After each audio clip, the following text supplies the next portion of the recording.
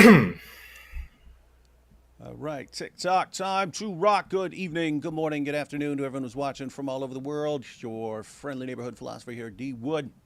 And with me now, got a Muslim that I um, was interacting with a little bit on Twitter. And then I forget if someone, I think someone suggest. Whoa. Yo, Yassine, do you remember if it was it someone else who said, why don't you guys just discuss it? Or is it one of us or something? No. I made the call to have a discussion. It was a little deep into our back and forth on Twitter. Me and you were having a back and forth, and somebody asked if I would have a debate with IP, and I told him that I don't think I would be knowledgeable enough or learned enough to have a debate with him. And I you came in and you said you would never have a debate with anybody, and I said we could have a discussion. We could get things going maybe that way. So yeah. Yeah. Well, I was thinking on this particular issue just because I've only seen a couple Muslims ever who were willing to debate what kind of what we were going back and forth on for a while, and so I was just thinking very slim chance that that's going to be up for debate. But then you said discussion, which is I don't know, it kind of depends, but lots of times I just prefer discussions to debates, but I also like debates too. So it's yeah, so it's a Yeah. weird situation. Now, your name is Yassine, but in the tweets we're going to look at, you've got your screen name there, and people in the chat are saying a Chinese Muslim. So what's is there a background? You don't have to share anything you don't want to, but is there a background to the screen name or? Yeah, no. So I'm half Chinese. I'm half Mediterranean. I was born into a Muslim family. Zhang Yang is just kind of my Chinese name, but I go by Yasin. That's Oh, my okay, that's my name. Yeah. okay, all right. No, that'll I didn't know I didn't know if that was like a manga character or something, or something. No, no. I had zero clue. I had zero clue what the background was.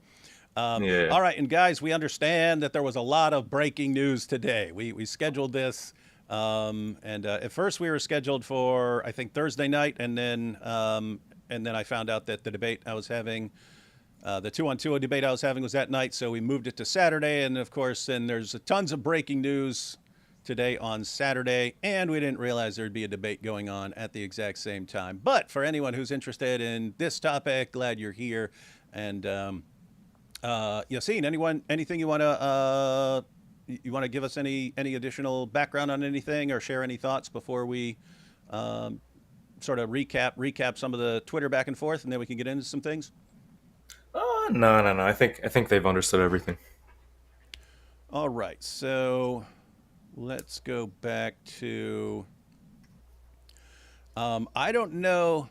It was interesting. It was the that particular day. I don't know who started it, but someone took a reply to a Muslim, and then it like went viral because I started getting like thousands of messages about that. So someone apparently with like a big following shared that, and then everyone started sharing it. But we'll actually we'll go through.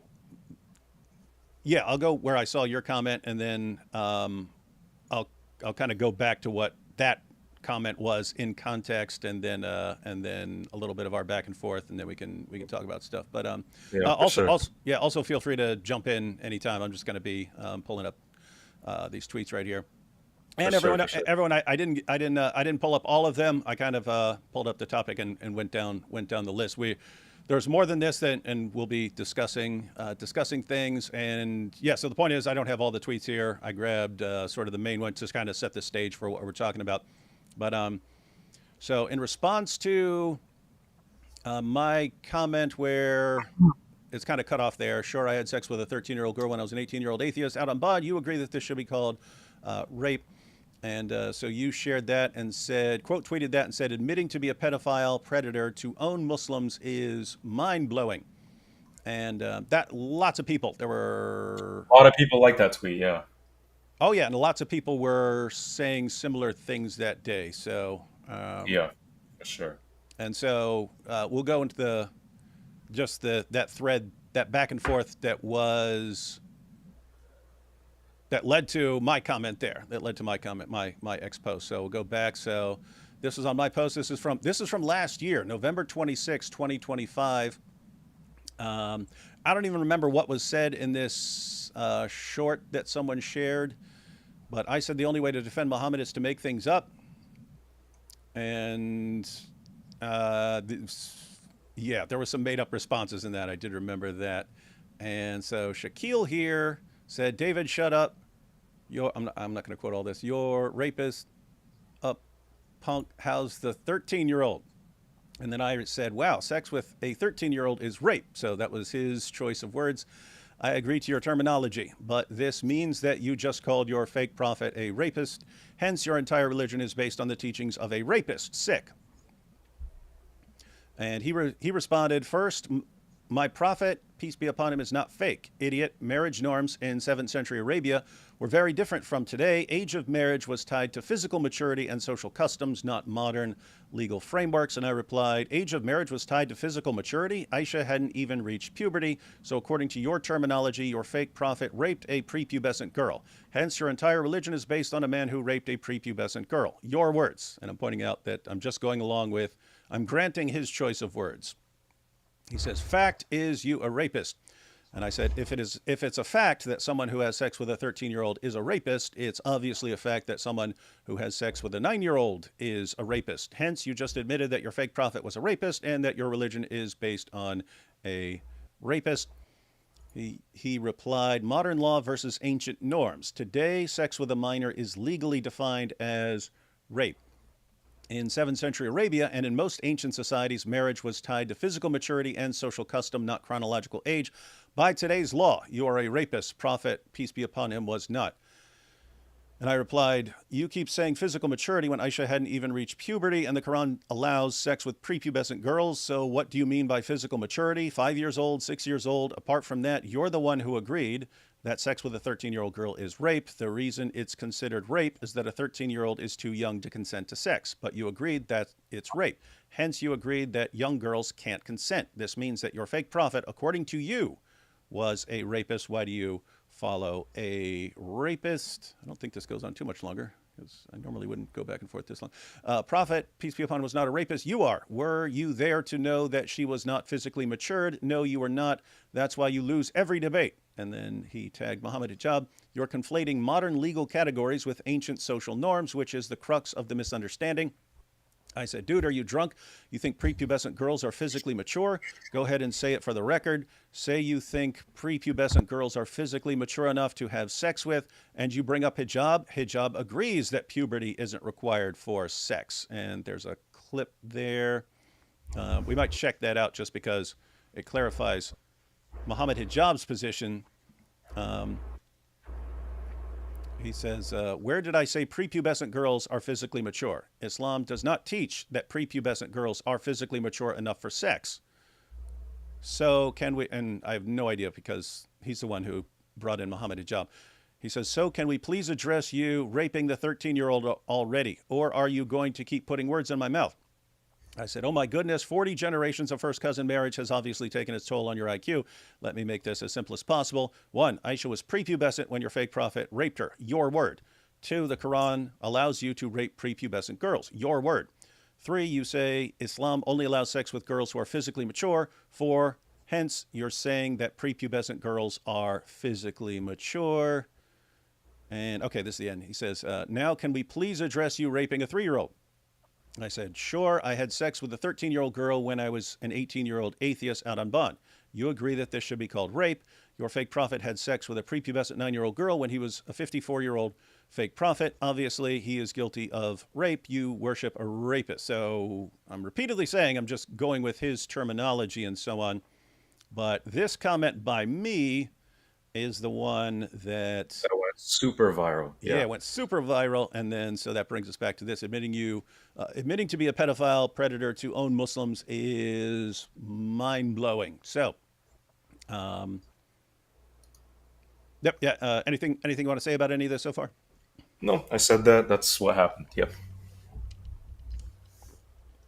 All right, so might want to check out Hijab's little clip just so people understand Hijab's position. And this clip, which is cut from a longer discussion. In context, it's Muhammad Hijab. Muhammad Hijab's responding to Quran only Muslims, and he's pointing out that if you just go with the Quran, you get a certain idea. But if you go outside of the Quran to other things Muhammad said, you get a bit of a different perspective. But he does comment on 65.4, which is what the clip I shared with that guy. What was his name? Shaquille or something like that.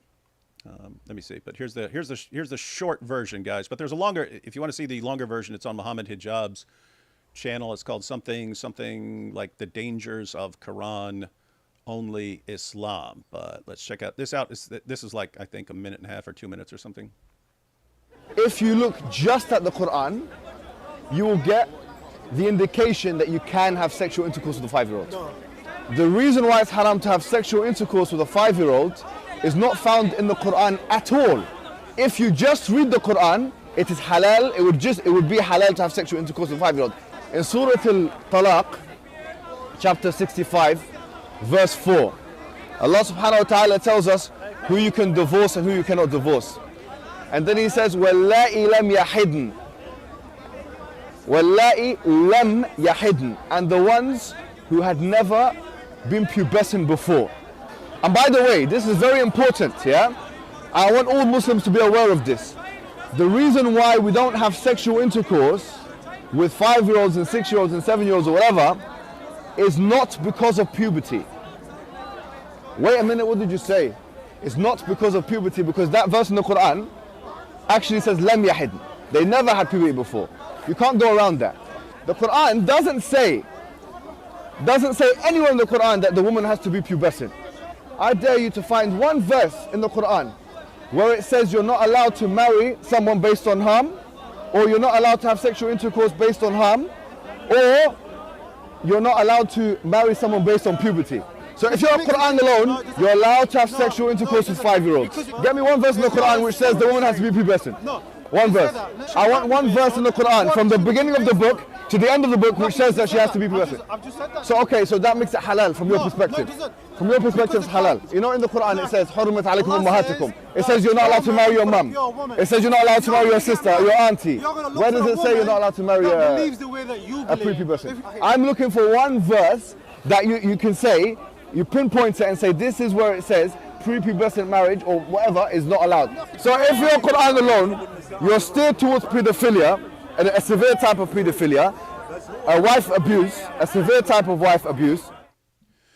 So again, everyone, that was just that's not Muhammad Hijab defending sex with 5-year-olds. He's saying if you were to just go with the Quran, you'd be stuck with Surah 65, verse 4, which gives divorce rules for girls who haven't reached puberty. And so since that's not setting any sort of minimum age, but is allowing marriage and divorce for prepubescent girls, if you were just stuck with the Quran, there's no kind of minimum age. So it could be even like a 5-year-old or something like that. And so he goes on to say that based on Muhammad's claim not to harm people and so on, then you wouldn't want to do something with a 5-year-old. You'd want to wait until you're sure that you're not going to physically harm the girl. But he was talking about the Quran allowing marriage to prepubescent girls. So anyway, I brought that up as a response to someone who was saying that puberty is a requirement and so on. But in his comment, he brought up Muhammad Hijab. So I was like, well, Muhammad Hijab disagrees with you. So anyway, we kind of, that was the back and forth with him, and then Yassine posted this, and so do we want to go through? Again, you can respond to anything we're talking about. Other than that, I'll just go through some tweets. No, you can go through the tweets. It's fine. I do have a little bit of comments on what Muhammad Hijab says on the verse itself. So the verse itself, according to Sahih International, the standard translation would be, and those who no longer expect menstruation among your women, if you doubt, then their period is 3 months.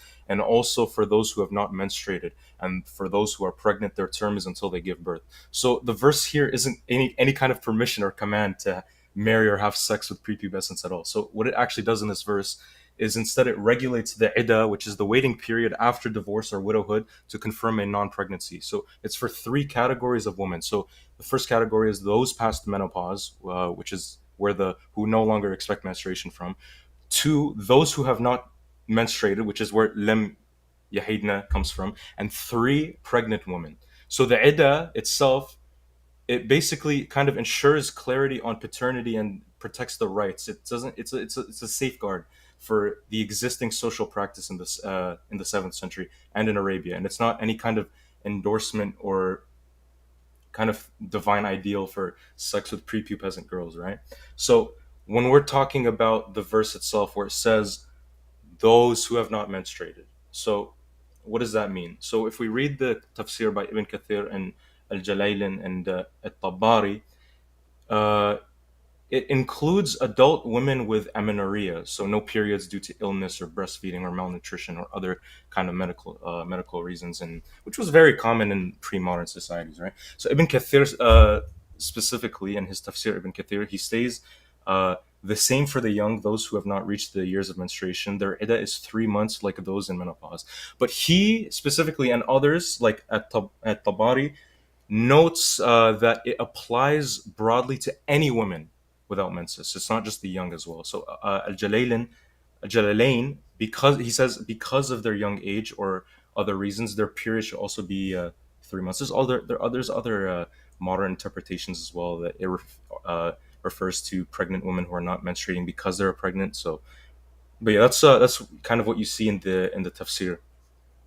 Um, In yeah, yeah, let's just go ahead and we'll look at the verse and then yeah, yeah. check those commentaries real quick. So this is a verse that Hijab was bringing up, guys. This is Surah 65, verse 4. And so the historical background of this is that in earlier in the Quran, it had given the iddah as 3 monthly menstrual cycles, so three monthly periods.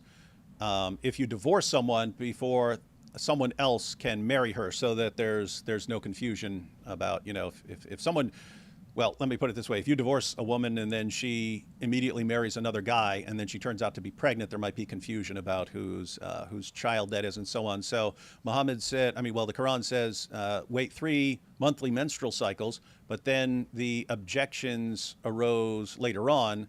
What about wives who don't have a monthly menstrual cycle? So that could be people who are too young, or people who have some sort of, medical condition, or women who are too old, so they've gone through menopause, or women who are pregnant. But the verse says, and this is Haleli Khan, and those of your women as have passed the age of monthly courses, so those who've gone through menopause, for them the iddah, prescribed period, if you have doubt about their periods, is 3 months. And for those who have no courses, and so they put in brackets here, i.e. they are still immature, their iddah, prescribed period, is 3 months likewise, except in case of death. And for those who are pregnant, whether they are divorced or their husbands are dead, their iddah, prescribed period, is until they lay down their burden, so until they give birth. And whoever fears Allah and keeps his duty to him, he will make his matter easy for him. And let's see, commentaries, you brought up Jalalain, let's see. So 65:4, and as for those of your women who no longer expect to menstruate, if you have any doubts about their waiting period, their prescribed waiting period shall be 3 months. And also for those who have not yet menstruated, here he says, because of their young age, their period shall also be 3 months. Both cases apply to other than those whose spouses have died. For these latter, their period is prescribed in the verse, they shall wait by themselves for 4 months and 10 days, and so on. Then it goes on to talk about pregnant. And Ibn Kathir, the iddah of those in menopause and those who do not have menses. Allah the Exalted clarifies the waiting period of the woman in menopause, and that is the one whose menstruation has stopped due to her older age. Her iddah is 3 months instead of the 3 monthly cycles for those who menstruate, which is based upon the ayah in Surah Al-Baqarah 2:228. The same for the young who have not reached the years of menstruation. Their iddah is 3 months like those in menopause. This is the meaning of his saying, and those who have no courses. As for his saying, if you have doubt, there are two opinions. And then he goes on there, and this is Ibn Abbas. And for such of your women as despair of menstruation because of old age, if you doubt about their waiting period, their period of waiting shall be 3 months, upon which another man asks. So that this is what I found. He gives a historical background. I think you have the same thing in the Asbab al-Nuzul of Wahidi, but he says, upon which another man asked, so someone actually asked, O Messenger of Allah, what about the waiting period of those who do not have menstruation because they are too young? Although, along with those who have it not because of young age, their waiting period is 3 months. And then it goes on. Someone else asked about women who are pregnant. So, yeah, as far as I'm reading this, the commentators are pretty consistent that this applies to girls who are too young to have a monthly menstrual cycle. Now, you're responding that this is just pointing out that this is a thing kind of that happens, not that this is being endorsed. But as I'm reading the verse, it's talking about, it's saying that you've got the iddah, and so how long does she have to wait before someone else can marry her? And it's not saying, well, what are you talking about? You shouldn't be remarrying a girl who's too young to have a monthly menstrual cycle. It's saying, oh yeah, she can marry again in 3 months. So it sounds like Muhammad Hijab was saying, if you just read that, then it sounds like it's talking about that it's saying you can do things with young girls and so on. But yeah, so well, let me put that back up there. So how are you reading this again? Yeah, so the verse itself is about iddah, which is the waiting period about after divorce and widowhood. So it's not a command, right? So when we read 65:4, it regulates the iddah for women who do not menstruate regularly. So the postmenopausal woman, which is 3 months. Those who have not menstruated, again, lem yahidna, also 3 months to confirm that there's no pregnancy, and pregnant women until the delivery. It does not mean that the Quran permits or encourages sexual intercourse with prepubescent girls, right? So the verse itself regulates an already existing practice because pre-Islamic Arabia had child betrothals and early marriages. So what it does here is it's providing legal protection, for example, paternity clarity or rights of any potential child. It does not necessarily command or idealize marrying or consummating with young girls. So let's look at similar verses. We have chapter 4, verse 92 and chapter 24, verse 33, or the verse about polygamy in chapter 4, verse 3. So we have the verses about slavery, the ones I mentioned.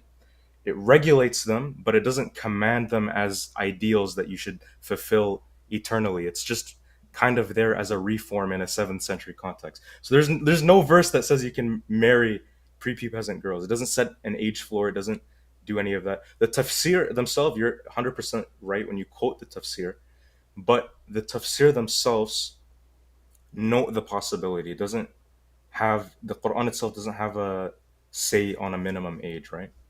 So let's go to chapter 4, verse 6 of the Quran. I already mentioned this to you, and you had something to say about it on Twitter. Oh yeah, yeah. That actually, I think I screenshotted that, so I think we've that'll be coming up. But you can talk about it now if you want. Yeah. So let me just pull up your tweet so I can see exactly what you said because I. Oh, okay. So do you want to go? You want to go through the tweets? Yeah. I want to see what you said about 4:6 because you did have a comment on it that I did want to talk about as well.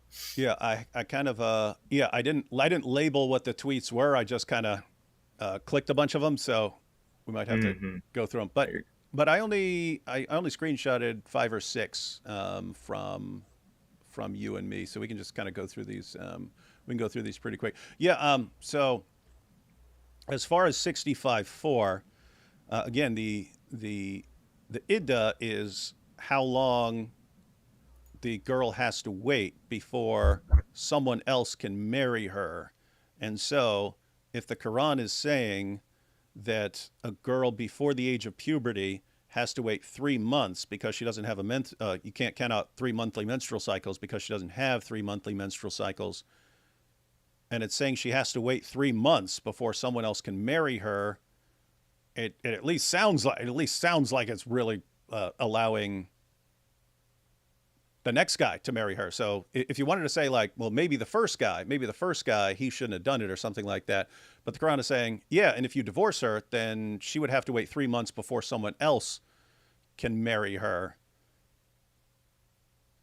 That sounds like it's saying, in other words, that verse could have gone completely differently. It could have been, what are you talking about? If someone has married a prepubescent girl and she gets divorced, she needs to wait until she grows up or something like that, or Yeah, until this she was goes through puberty. yeah, I believe this was talking about existing marriages. It's talking about the post-divorce procedure. It's not anything about premarital waiting time or permission to marry with or consummate with prepubescence, right? So the verse itself it assumes a prior marriage has already happened. No, I agree with you that you could interpret the previous marriage like that. But I'm saying the idda is how long you have to wait before you can marry someone else. So that's why it's looking like it is saying you can marry a prepubescent girl. So it's someone divorces a prepubescent girl, how long does she have to wait before someone else can marry her? And the answer is 3 months. Do you see what I'm saying? Yeah, no, I totally see what you're saying. I understand, yeah. So you're right, it does set the iddah at 3 months. But the verse itself is saying if such a girl or woman is divorced or widowed, she has to observe a 3 month waiting period before she can remarry. But let me just give you a clarification. So Sure. the iddah of 3 months is prescribed after a marriage has already ended in divorce. So for the iddah rule to apply at all, the marriage must have been consummated because iddah exists to confirm there is no pregnancy from the previous husband. So Mm-hmm. therefore, the verse here presupposes that a consummated marriage with a prepubescent girl could have existed in that society. Otherwise, there would be no need to specify an iddah for her case of divorce. So it's not saying you must wait 3 months before marrying a prepubescent girl. It's saying if somebody already married and consummated with a prepubescent girl and then divorced her, she must wait 3 months before remarrying to rule out any kind of pregnancy. Okay. Um, all right, let's jump into our exchange here. So you said, again, admitting to being a pedophile predator to own Muslims is mind blowing. And then again, guys, I didn't screenshot all these. I tried to get the main ones here for this topic. And I said, more like in a long live stream, I admitted to all kinds of evil things I did when I was 18 years old, out on bond between mental hospitals. One of the things I admitted was having sex with teenage girls. Muslims saw an opportunity to condemn me for my evil behavior, and this allowed me to show them that they should also condemn their prophet. And if you posting this helps people realize that Muhammad was a false prophet, I hope people will keep sharing. And I also replied down at the bottom there, let it be known that Zhang Yang has declared that any adult who has sex with a teenage girl is a pedophile and a predator. This means he would obviously agree that a 54-year-old man, Muhammad, having sex with a 9-year-old girl, Aisha, was a pedophile predator.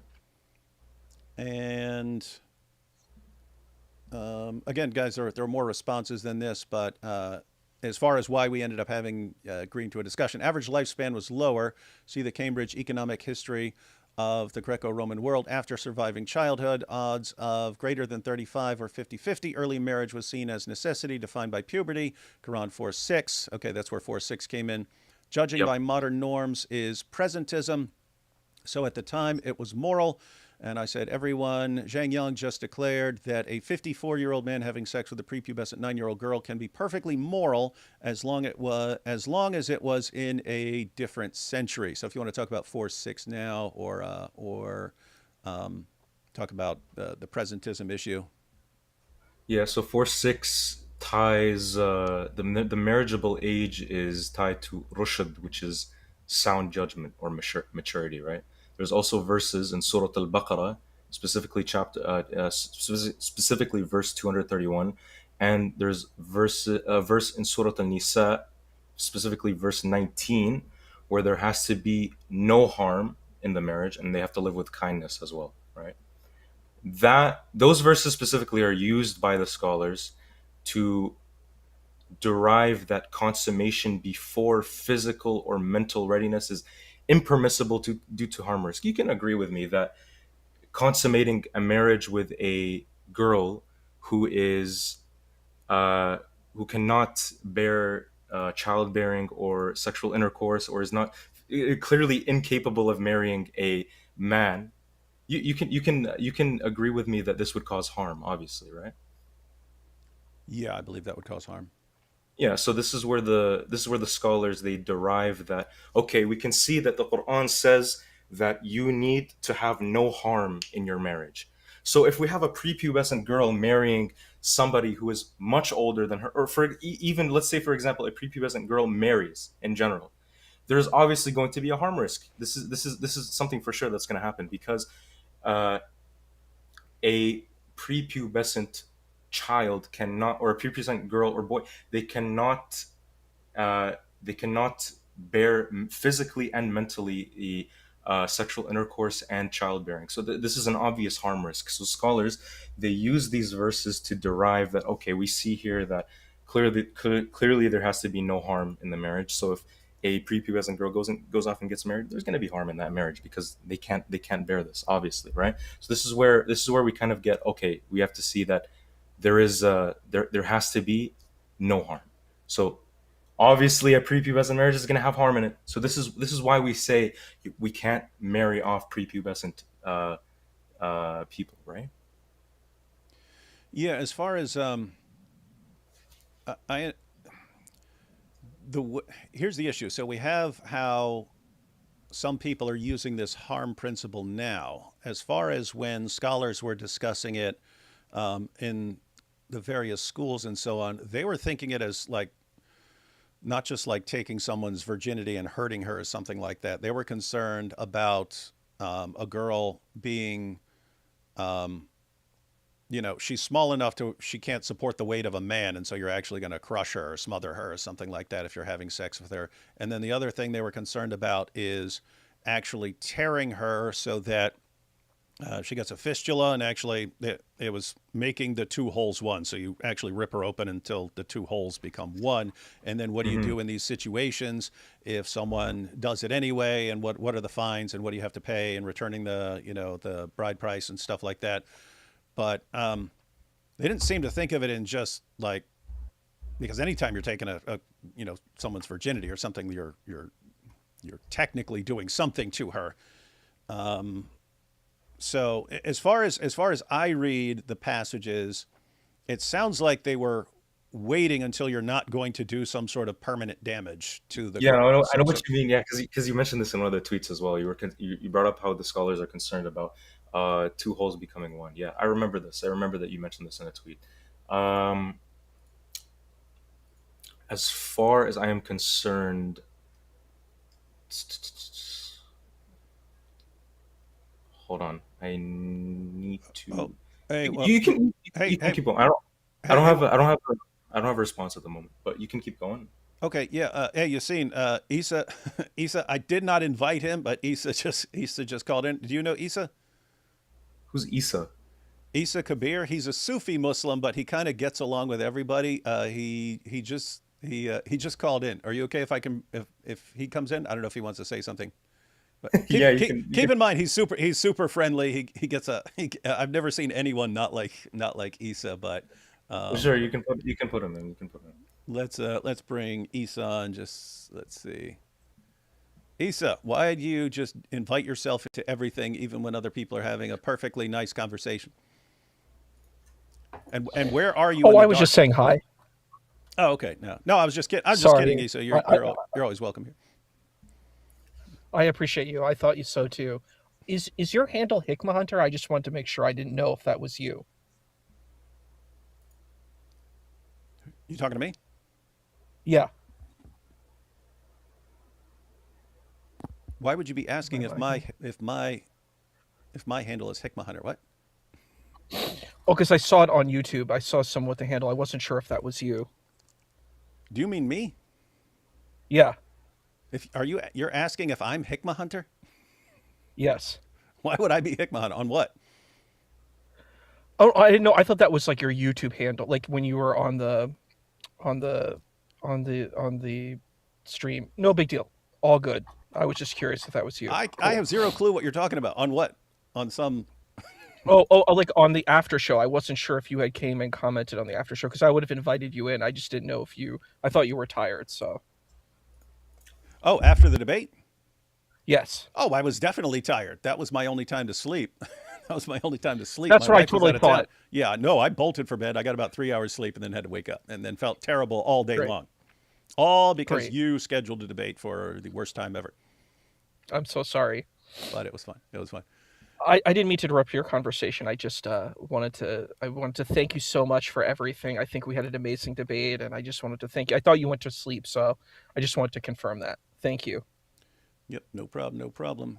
And yeah, you can hang out if you want. You're a nice guy. You can share your thoughts as long as I was about to say unless you're not going to be friendly, but that's just I've never seen that happen with you. So, all right. So I think there's one or two more. Hey, Yassine, you okay if we go through these super chats real quick? Because some people had some questions on things for both of us. Yeah, for sure, for sure. Of Let's course. check Go out. ahead. So, why is that all the way up there? Let's see. Inspiring philosophy. I'm flattered, but also sad. What's he talking about? Flattered by what? I'm not. Hey, IP, what are you talking about? You're flattered. Flattered at what? No one said anything. We'll find out later. Yo, David, this stream's vid description is unfinished. It is?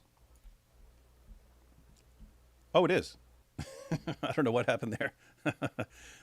But let it be known was not a lot of sleep this week, guys. So, yeah, I'll fix that later. Let's see. Ida says, "Oh, hello, my dear friend. Watching you the other day debate Junior on James's channel was like watching an exorcism. By the way, thank you for mentioning me on the paying you. I hope they want to dox me as well." Yeah, they said, Junior said I get paid. And I said, yeah, if you mean Ida and Mosh Cohen on Super Chats, yeah. Said, sorry, David, I'll be watching God Logic tonight. Well, you're commenting here, though. So, Lamb Apologetic says, I have a video on this very subject of Islamic morality and have a paper in the works. It's pretty bad. Your paper's pretty bad, or you're saying Islamic morality is pretty bad? Because if you're saying your paper's bad, that's not a good endorsement for us to read it. They also appeal to legality often. Yeah, that's one of the things I want to talk about, because it is kind of an issue where it's true, and it's true that you can't just always judge the past, people in the past, by our rules in the present. We know things that people in the past didn't know. And so you can't just say, we condemn them for not knowing this thing, or for not following this rule that was invented later, or so things like that. But at the same time, it's like, if there are objective moral obligations and so on, those should apply. Even then, though, even if there's some moral obligation that is kind of universal, and that should be universal in its application, that doesn't mean you can't give people leeway because they didn't know any better, right? So if you know that something is harmful, but someone before you didn't know it's harmful, then you have a moral obligation not to do something that's harmful. But if it's someone who didn't know it's harmful, then you don't hold them to as high a standard, because sometimes people just don't know things. But we'll be talking about that, because that's kind of, I'm kind of wondering that on a lot of this discussion, because it's very common now to say, well, Muhammad was in the 7th century, and so our rules now didn't apply to them. But then it's like, okay, so is it even a rule now, or is it just something that society's telling me, but that is not like objectively wrong? So yeah, we're gonna try and get everyone's ideas on that. And Mr. Yassine, the Quran says that the Jews say Ezra is the son of God, but no Jew ever said Ezra is the son of God. How do you reconcile this error? Yassine, I'm not gonna. You're under no obligation. This is completely off topic, so you're under no obligation to answer it. If you do want to answer it, you can answer it. But other than that, it's pretty off topic, so totally up to you. Yeah, I'm not learned enough to give an educated response to that question, so I'd have to read a little bit more, to be completely honest with you. I don't want to give any answers to any questions problem. I'm not learned. No problem, and I respect that. That's people kind of make fun of you when you say that, but that's me. It's like, if I haven't really studied something, I don't want to comment on it. Like, people are asking me all the time, David, why don't you make a video about Hinduism? Well, I haven't really studied Hinduism, so I'd probably be really wrong if I started talking about it. And Pendragon said, technically 11 to 14 is hemophilia. Yeah, so pedophilia technically is like pedophilic disorder in the DSM-5. That's someone being sexually attracted to a prepubescent girl, and it also has to be someone who's at least who's more than 5 years older than the girl, because you don't want to say like a 12-year-old being attracted to an 11-year-old is a problem, or a 10-year-old falling in love with a 9-year-old means that he's some sort of pervert or something like that. So it has to be like significantly different age and so on. But yeah, but then there's like the colloquial use where we say, hey, if someone's an adult and he is attracted to, even if it's not a prepubescent girl, if it's too young, more colloquially people say like pedo and stuff like that. So let's see, norms of society change, but objective morals don't. Yeah. So the question is like, what's the connection? How do they overlap and so on? Lowell, gotta love the gymnastics. They hate the book. I'm not sure what you're pointing to there. Tafsir, agree with David, and there's other chapters that claim you have to have consummated the marriage to get a waiting period for the next one. Yeah, so just to be clear, Yassine was pointing out that the Quran doesn't need to be affirming that the first marriage, which was obviously consummated, was good or right. And so the question is, where does the next marriage come in? But anyway, we can talk more about that in a bit. If all Muslims go to hell and the only way out is for a Christian and Jews to take their place, what happens if they convert all the Jews and Christians? So that came up in the debate with Junior, but it's off topic now, so we won't talk about that. But anyway, if anyone's wondering what this is about, this is that in 4 hadiths in Sahih Muslim and then some others scattered around in other places, Muhammad said that on the day of judgment, Allah will hand every Muslim, a Jew, or a Christian and say, this is your ransom for the hellfire. And then in one of the other hadiths, even if you have sins as heavy as a mountain, Allah will take your sins and put them on the Jews and Christians. So the question here is, what happens if Jews and Christians convert? What would happen if Allah ran out of Jews and Christians, basically? And yeah, I don't know. It kind of we'll worry about that when we're addressing that topic specifically sometime. Let's see. Here's the problem, guy. Muhammad is best moral example of all people. He married a child, and this verse makes it more likely to be allowing that. Yeah, that's going to come up that is one of the things that we need to discuss. Like best moral example of all time. That's a huge thing that we have to discuss. Yeah. Yeah. So yeah, that is an issue because again, I agree that people in previous generations, like you can look at medical journals now and they'll talk about all the harms of having sex with a girl who shouldn't be having sex. Her body hasn't fully developed yet and so on.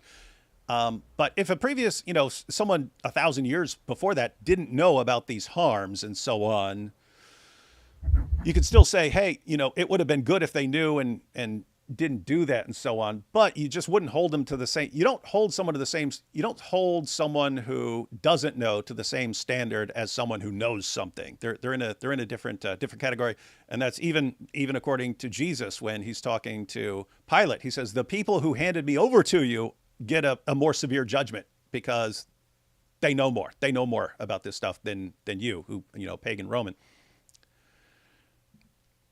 Mr. Yassim, do you believe in Quran 929? Why or why not? Not going to hold him to anything off topic right now. But again, Yassim, if you want to jump in to respond to anything, even if it's off topic, you can. Yeah. I need Hatun's brick wall right now. If the Tabi'un are the best generation according to Muhammad, then why couldn't you imitate their marriages? It would seem reasonable that it is good.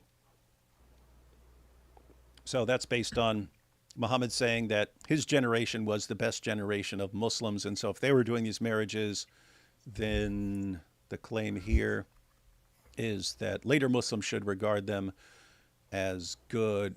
Yassine, you can respond to that. But if I were to take the Muslim position, I might say something. Just because they're the best, that could be, I guess, the best in faith and in other ways, and not necessarily that everything they were doing was always the best. Do you want to leave it at that or comment? You can leave it at that. I'm not going to say anything. Okay. And then IP jumping in again. Why would you have to worry about a prepubescent being pregnant? Why is Surah 65:4 worried about something that is beyond exceptionally rare? The verse assumes these men can have sex with girls. The issue is the Quran says something, and Muslims always use some other interpretation that means the exact opposite of the Quran. A couple more almost done here. For Islamic dilemma, Quran clearly talks about the current Gospels. Since we have Gospels from before, they don't need to be scripture for dilemma. Since we have Gospels from before, they don't need to be scripture for dilemma. We'll talk about that when we're talking about Islamic dilemma sometime.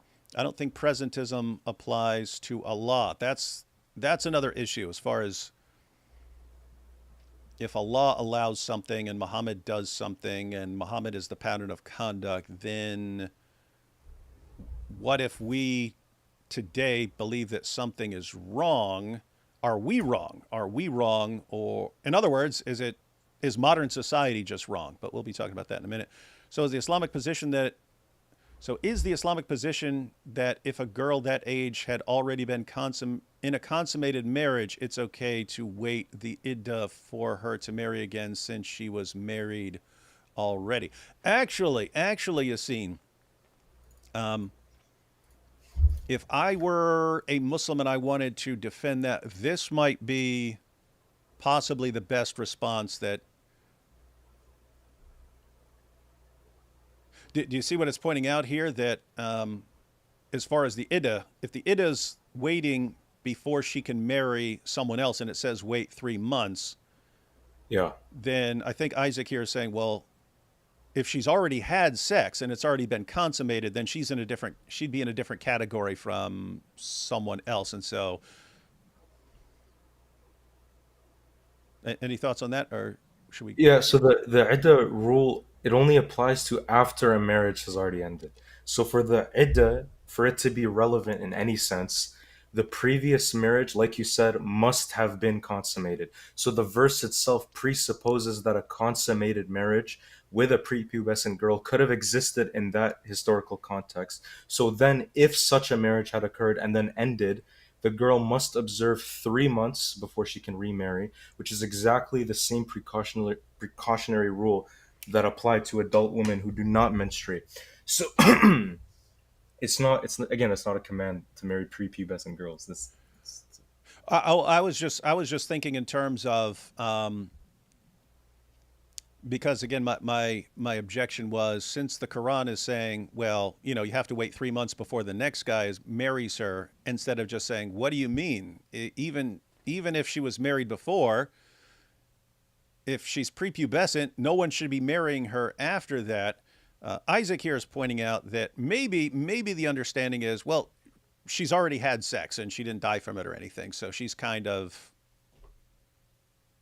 in the category of people who have been having sex, and so she would be open for another marriage.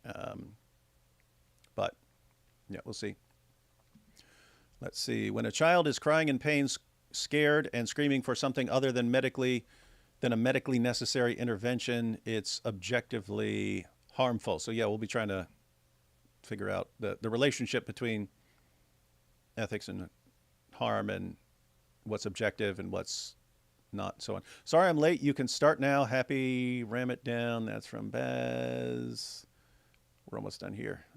I know you're busy, but have you looked into the Talmud?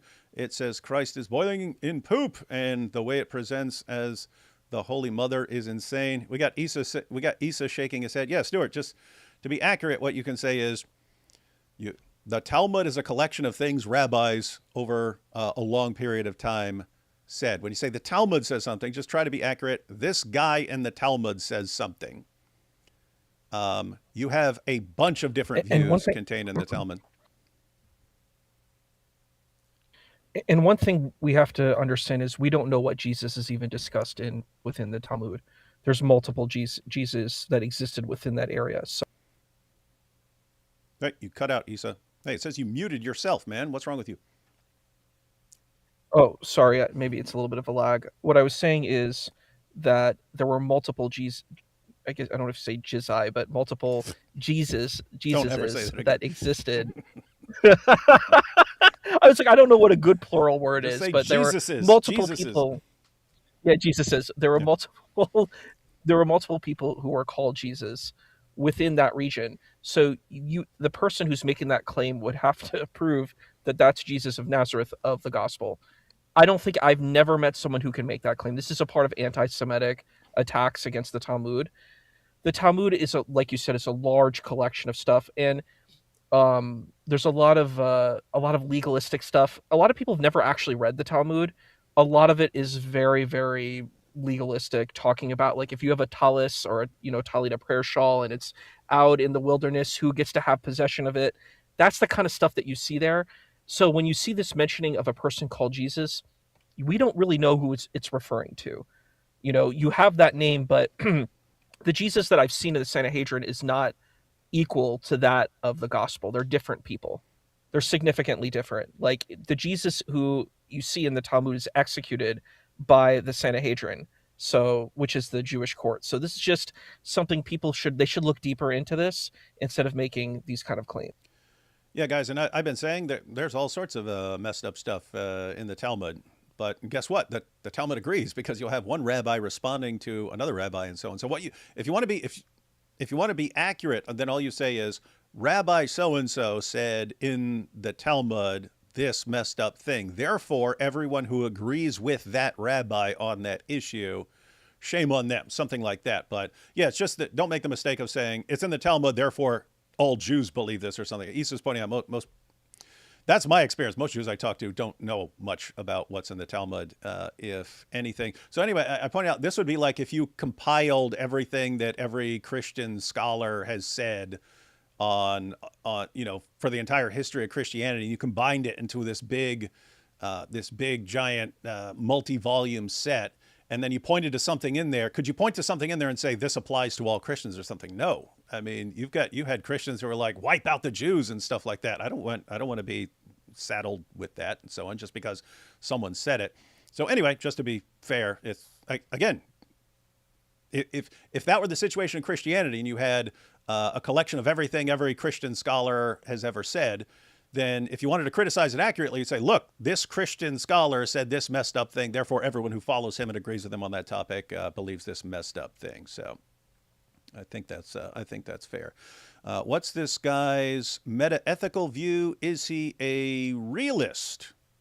Now that's an interesting question. So I would assume if you're a Muslim, you have to be a moral realist. So a moral realist for everyone is what? That's just someone who believes there are actual moral facts, because there are people who don't believe there are moral facts. Like when I was an atheist, I did not believe there were any moral facts. I believed it was all a bunch of idiotic nonsense made up by society and made up by people who were inferior to me, and therefore I did not have to follow anything that they said. Yeah, and that's so funny, because Christians and Muslims will go back and forth about their faith, but as soon as an atheist comes into the chat, it's like it's 2 against 1. They team up, and that's it. Like, what are you talking about subjective morality? Why are we even bringing this up? It's like, this is at least something that they can agree about. Like, I agree. There's objectively things that are morally wrong. Like murder is obviously morally wrong, right? Objectively. Mm-hmm. And then an atheist would argue, well, actually, in some societies, it's okay to murder people. So that's a subjective view, right? So I completely disagree with subjective morality, and I actually find it really funny that that's actually one thing that Christians and Muslims will actually team up on when they're debating in general. And if the Quran was divine truth, Muhammad would have known better, because Allah knows all the science and facts of the situation. Therefore, it wouldn't matter in the least what century it was or what the populace understood. So there it's that's pointing out that, like, even if what I'm saying is correct, that if someone doesn't know that something is bad or harmful, and if someone grows up in a society where something is just normal, like even if it's something that you think they should recognize that it's bad, don't underestimate the power of just like being raised in an environment where something is perfectly acceptable and everyone's doing it on, like, that has an effect on you. It's like everyone you know and respect in society, all the people you look up to, they're all doing this thing. So you grow up thinking that's perfectly fine, and therefore you'd want to take that into account if you're condemning someone from the past. But there is this extra issue that Allah is not in that category of someone who's in a state of ignorance. Allah would know, and Muhammad kind of having Allah's stamp of approval kind of sounds like he should be held to a high standard, but we can discuss that here in a bit. We got two more: Pakistan, Afghanistan, etc., celebrating Ramadan in the traditional manner. Yeah, I haven't been following what's going on there. I know, like, what, Afghanistan launched an attack or something. They've been fighting. Yeah, well, I'm sure we'll have some live streams about that once we figure out what's going on. That's a fair argument. I have little knowledge, so I'm speaking a little out of ignorance. My apologies. Oh, this is the guy who brought up the the Talmud. And one more. Lamb Apologetic said, if you're a realist, then how can objective claims by Allah entail immoral actions such as 65.4? Are Allah having contradictory moral claims? Now, I disagree with how Yassine is interpreting 65.4, but as far as how he understands it, Yassine, you don't think it's saying that, hey, it's perfectly fine to have sex with a prepubescent girl, right? No, I don't think it says that at all. Okay. So, and all right, so just the last couple back and forth. Let's see. We already read that one. Okay, so this was me responding to 4.6. I said, first, 4.6 is about giving orphans their inheritance. 65.4 is about marrying, having sex with, and divorcing prepubescent girls, so lie somewhere else. Second, what does average lifespan... Hang on, let me go back to your comment just so people know what I'm responding to. So average lifespan was lower. See Cambridge Economic History of the Greco-Roman World After Surviving Childhood. Odds of living past 35 or 50-50. Early marriage was seen as necessity defined by puberty. Surah 4, verse 6. Judging by modern norms is presentism. So at the time, it was moral. And then I responded, 4.6 is about giving orphans their inheritance. 65.4 is about marrying, having sex with, and divorcing prepubescent girls, so lie somewhere else. Second, what does average lifespan have to do with a 54-year-old man having sex with a prepubescent 9-year-old girl? Are you seriously pretending that he left her as a childless widow for the rest of her life because of average lifespans? Dude, you're exposing yourself like it's a sport. And now you're complaining about presentism. This means you think right and wrong are determined by which century someone lives in. So there's nothing inherently wrong with a 54-year-old man having sex with a prepubescent girl. It's just wrong based on the century. Yeah, guys, just so you know, this was kind of in the heat of the moment here. So, as far as saying lie somewhere else. And then we were like, hey, why don't we have a discussion about this? And so we're nice, being nicer now. And then the final one was yours. You said 65.4 addresses waiting periods, not endorsing child marriage. Presentism means judging the past by today's standards, not denying objective ethics. You're also projecting modern labels onto 7th century Arabia. Those 8 years in uni really didn't do much for you, huh? That was a little bit in the heat of the moment as well, yeah. Yeah, just so you know, I'm totally fine with all that. If you can. Yeah, Totally it's all fine with banter. It's all banter. Yeah. I did see a comment that I did find interesting, right? Somebody said, as an atheist, I would say I don't need a book or a commandment to know that murder is bad. I want to give up an example, okay? So, let's say, okay. So to an atheist, harm is a subjective concept completely. So what you think is good could be different to another person's view of what good is. So how do you define what good is? And most people follow up with, well, just do to others what you would want done to yourself, or the idea that you can do anything so long as you don't harm anyone. And to both of these things, what if I want somebody to punch me? Can I go around punching people? And then what is harm? We've essentially just circled back, as this is also a subjective concept as well that differs from person to person. And some people may say, well, follow the law where you live. But again, laws differ from country to country and they can be flawed. So again, most importantly, they're also constantly changing. So let's give you an example. So suppose that I'm a member of the Italian mafia. I have people who work for me that kill people and deal drugs and buy and bribe the police. And I'm so rich that no one can oppose me and that the law is in my pocket and I'm able to feed my family, provide jobs to everyone that works for me so that they can feed their families, and now I believe I'm a good person. Why should I change? You might think that, oh, I'm not a good person. I kill people, I'll do this, but I think I'm a good person. That's your opinion. I provide jobs and food for more people than you do. And so, as you can see with this example, the idea of being a good person is completely subjective here. So, and again, so the idea that there's an objective moral framework or any of this has absolutely nothing to do with the existence of God as well. This doesn't disprove or negate the idea of God's existence, right? Yeah, and for I didn't see the comment, but yeah, that's very common for atheists and to say things like, "I don't need God telling me something is wrong to know that it's wrong." But yeah, again, if you're, I'm thinking of my perspective at when I was an atheist. I would have thought to myself, "You're just told all your." Let me put it differently. There's actually a parallel I see between rejecting the existence of God and rejecting objective moral values. So, if you look at what lots of atheists don't flip out. We get along here. We all get along here. We have fun here. Um, but there is an issue here. So, when atheists reject the existence of God, it's normally along the lines of, I don't see any reason to believe in God. I've never seen God. I don't see any good evidence to believe that God exists. So I'm not going to believe that God exists until I see some compelling reason to believe in God. That's sort of a very common um, atheist explanation of why they lack belief in God. But then Yeah, they don't apply that same reasoning to like objective moral values. I did. I applied the exact same reasoning. What this rule that I'm supposed to follow. Where did I get that from? I heard it. I heard it from a bunch of people my entire life.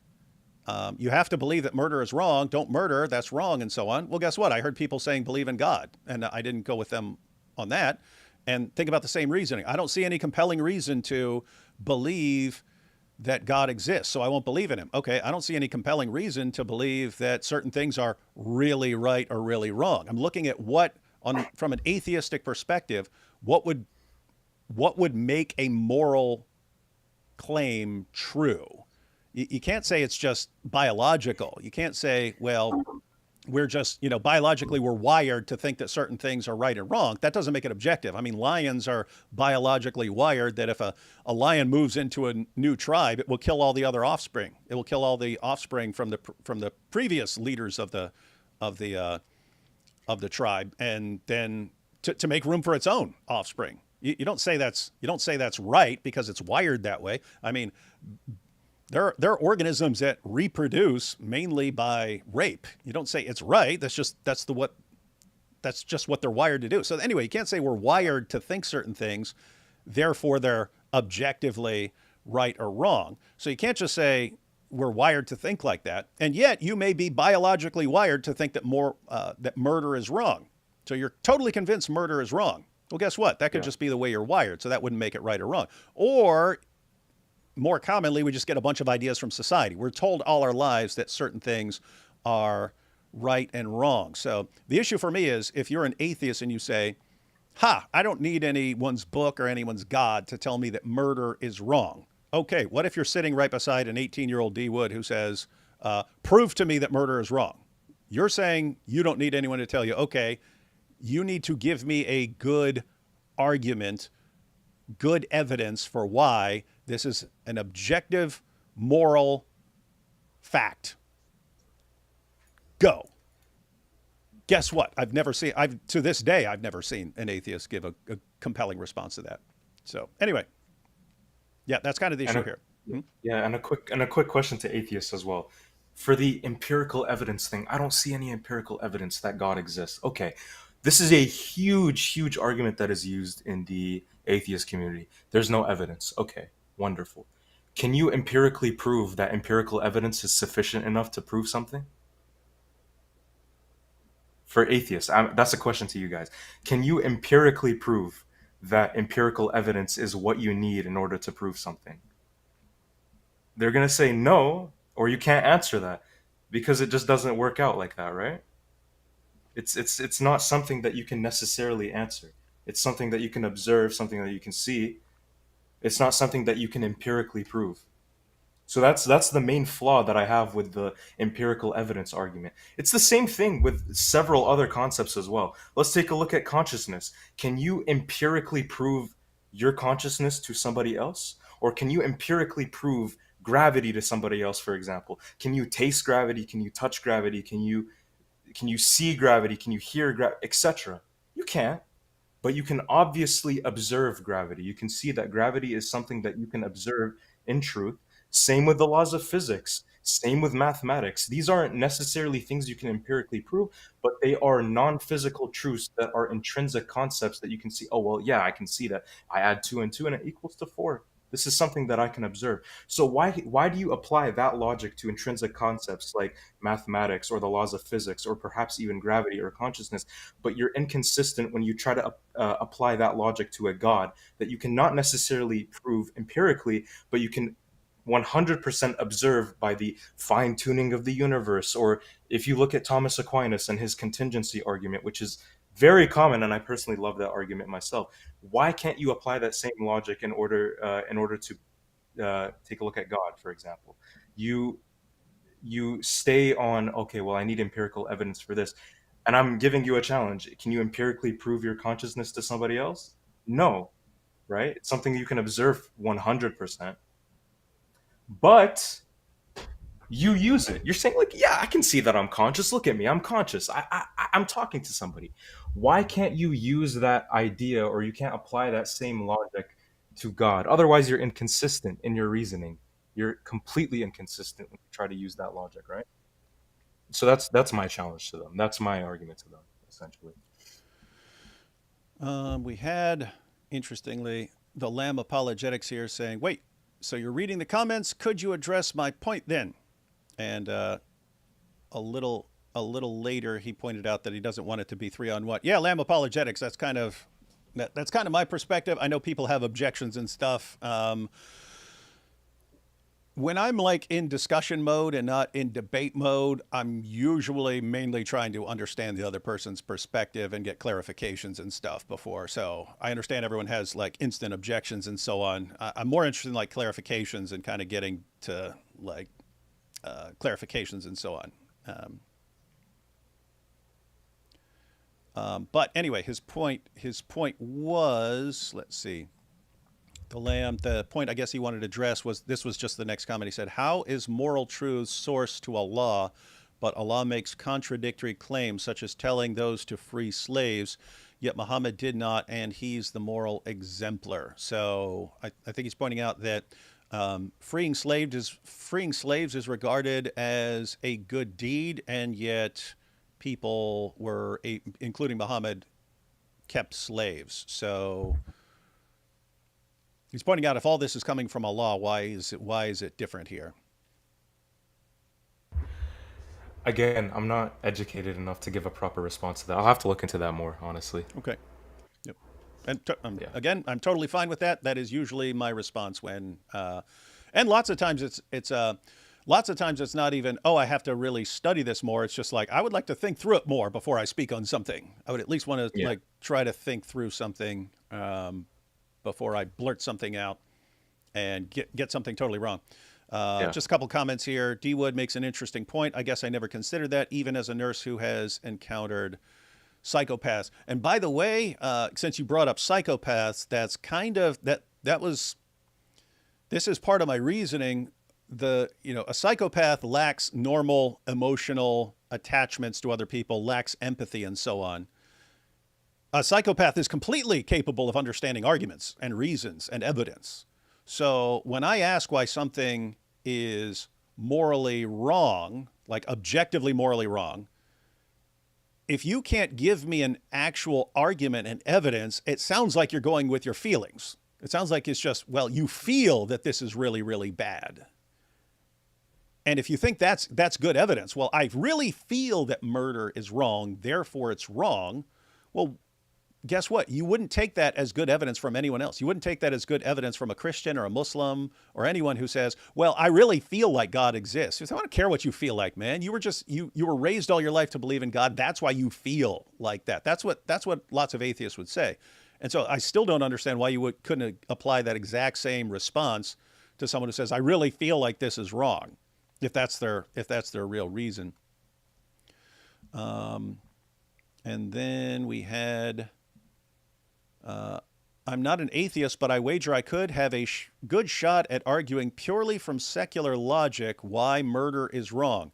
You could, I have no reason to think you couldn't argue from purely secular reasoning why murder is wrong. I'm pointing out that at some point you would have a premise in there that you could not defend. So at some point you would have a premise in your argument that an atheist could not defend. That would be my perspective on that. And then, well, I do not need Allah, the Quran, or Muhammad ibn al-Zut to validate human life, human existence, and human consciousness. We had gone past that, and he is still arguing about it like it's valid. Now look what you just said. Validate human life, human existence, and human consciousness. If you're talking about from your own perspective, what do you say to someone who, again, thought like me? My perspective when I was 18 years old was, here's this giant universe, here's this little speck that is our galaxy. It's the Milky Way. It's a pathetic little speck of dust in this giant universe.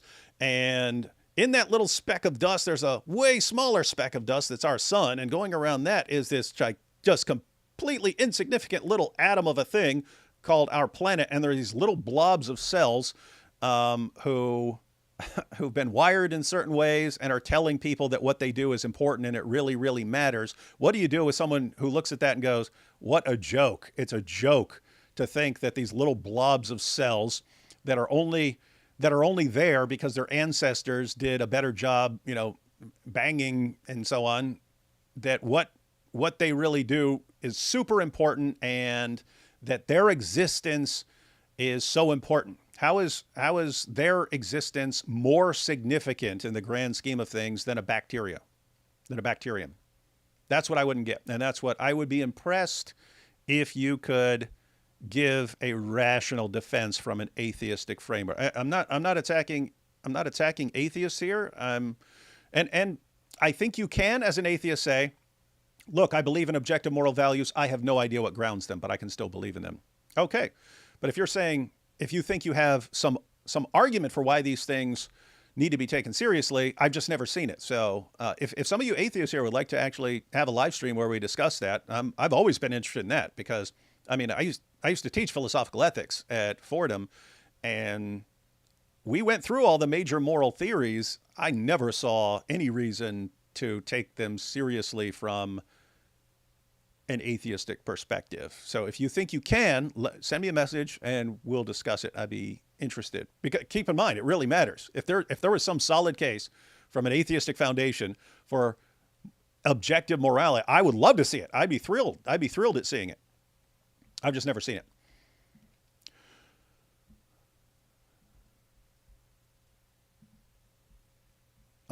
Let's see. Okay, so I guess we'll get back to the discussion here. So let me go back. So Yassine. Yep.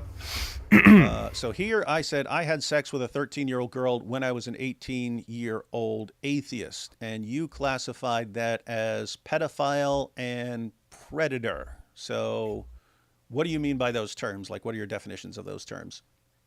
A pedophile is somebody who is attracted to a prepubescent individual. Well, how would that apply to me and a 13-year-old? Was the 13-year-old prepubescent? Definitely not. I believe on the live stream where you admitted to it, you said she had big boobs and wide hips, right? Yeah. Yeah. So And keep in mind, because people Yeah. people saw that clip and they're like, "What? He's objectifying this girl." I said that specifically in response to a clip that we'd watched a while back from Muhammad Hijab, where he was saying, he was saying something along. He was defending it to Sneeko, I think, before Sneeko converted to Islam, but he was saying that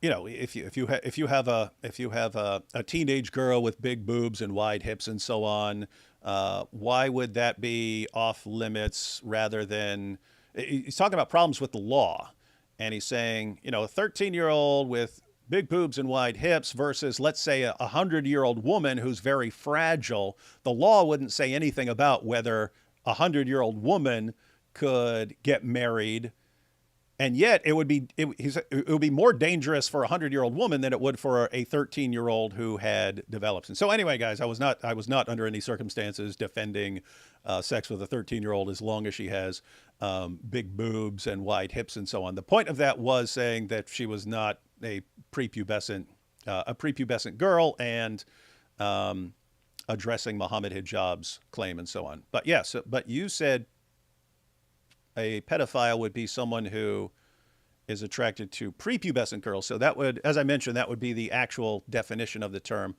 But so yeah, I said 13-year-old girl. So what definition are you using? Yeah, so pedophilia would have to be a person who is attracted to a prepubescent individual, yeah. Oh, so would you withdraw that then, since she wasn't prepubescent? I would honestly say this was something that was in the heat of the moment, but I will say it's still wrong. Why? So let's just bring in your main argument essentially. You say you had sex with a 13-year-old girl.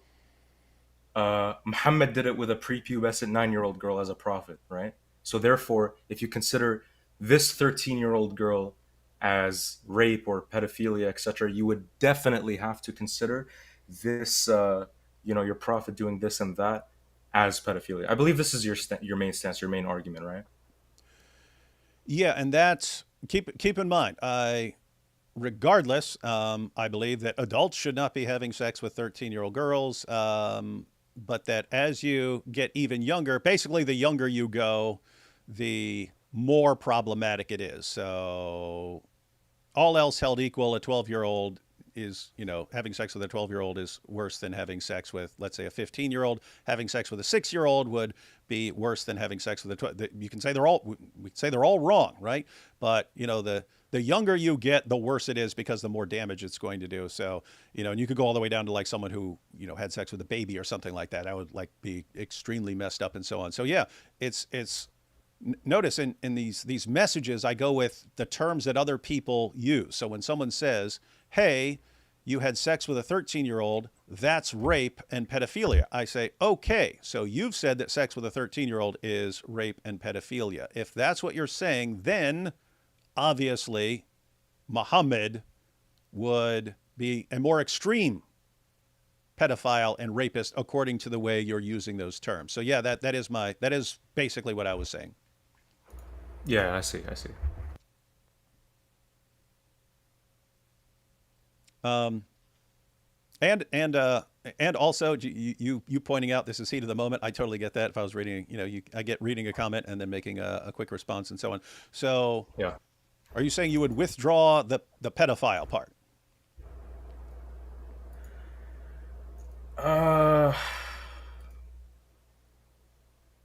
So you would say that she was definitely post-pubescent? She was absolutely, definitely 100% post-pubescent. Okay, would you think she was mentally like, how do I say this? Do you think she had sound capacity for sexual intercourse? The only thing I would say about that is if a 13-year-old or a 14-year-old is trying to have sex with someone, I would think like, it's like a peer pressure thing. Like girls at that age are trying to be with older guys and stuff to like Yeah. impress their friends and stuff like that. And so I don't think that's like I don't think you're in your kind of in your right mind when you're thinking along those lines. That you've been just pressured by your friends and stuff to do things. But no, she wasn't like mentally. So she doesn't have any mental capacity to be having this sexual intercourse with you. You would say.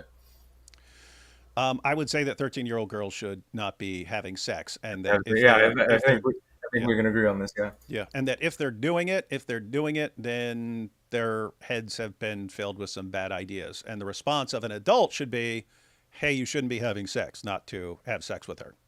And you still say it's still wrong, right? Oh, absolutely. Yeah. And Okay. and I did repeat it. I did repeatedly in the actual live stream where we were discussing all of this stuff. So, yeah, there was no point where I was affirming that is acceptable. Yeah, so she's post-pubescent biologically because she reached thealarchy and menarche. Obviously, she had breast development, and I'm assuming she also had her period as well. So let's bring in mental competence. In this society, I don't think a 13-year-old lacks any rational autonomy and foresight for any kind of sexual intercourse, right? You would say did you say a 13-year-old doesn't lack She autonomy? lacks she lacks essentially what I'm saying, she lacks the mental capacity to be consenting to sexual activity. Well, I mean, there is a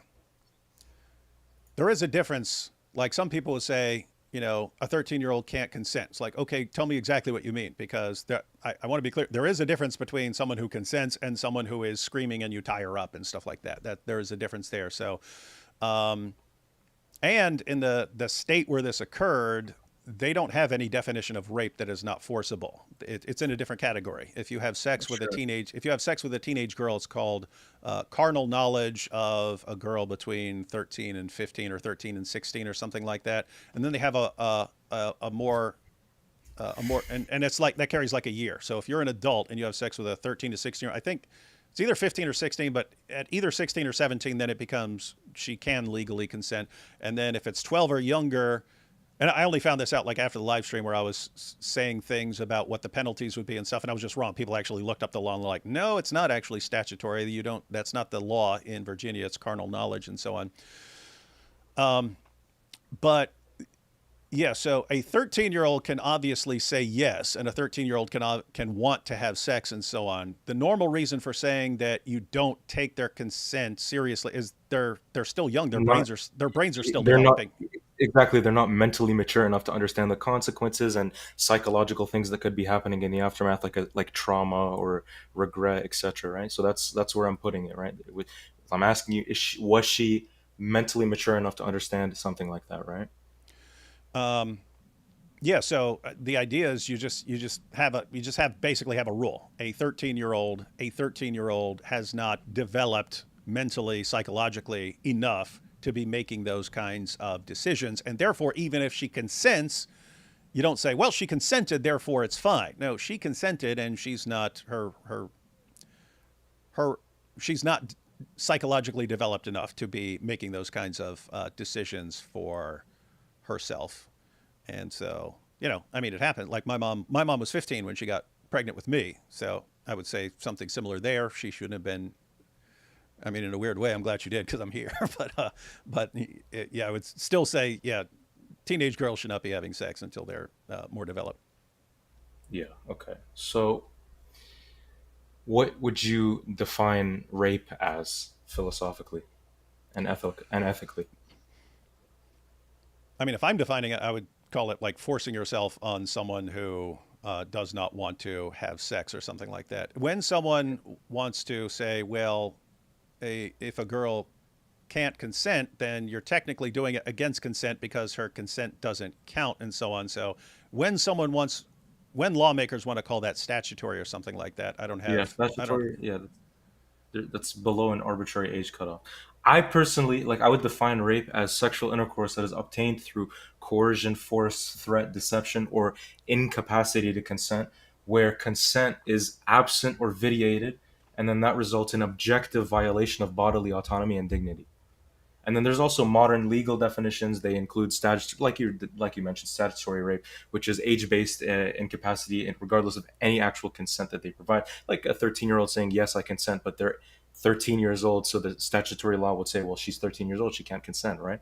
So we have to distinguish uh, between the criterion here. So there's force and coercion based rape, which is violent assault, and there's also incapacity based rape, which is drugged, unconscious, severely mentally impaired, and there's also statutory.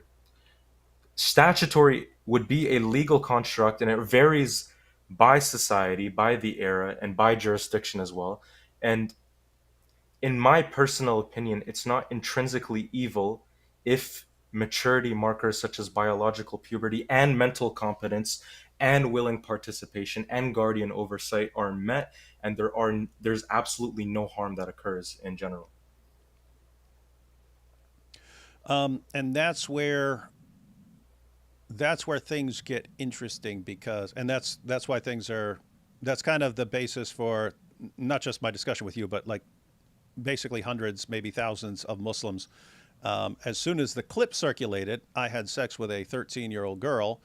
Then when I was 18, then it was this guy's a rapist, he's a pedophile, but they're just laying these claims down. This is a pedophile. Yeah. And it's just, Yeah. okay, if that's your standard of a pedophile, or if they're saying that's rape, and okay, then you are saying that a 13-year-old cannot consent, and therefore it needs to be in the rape category.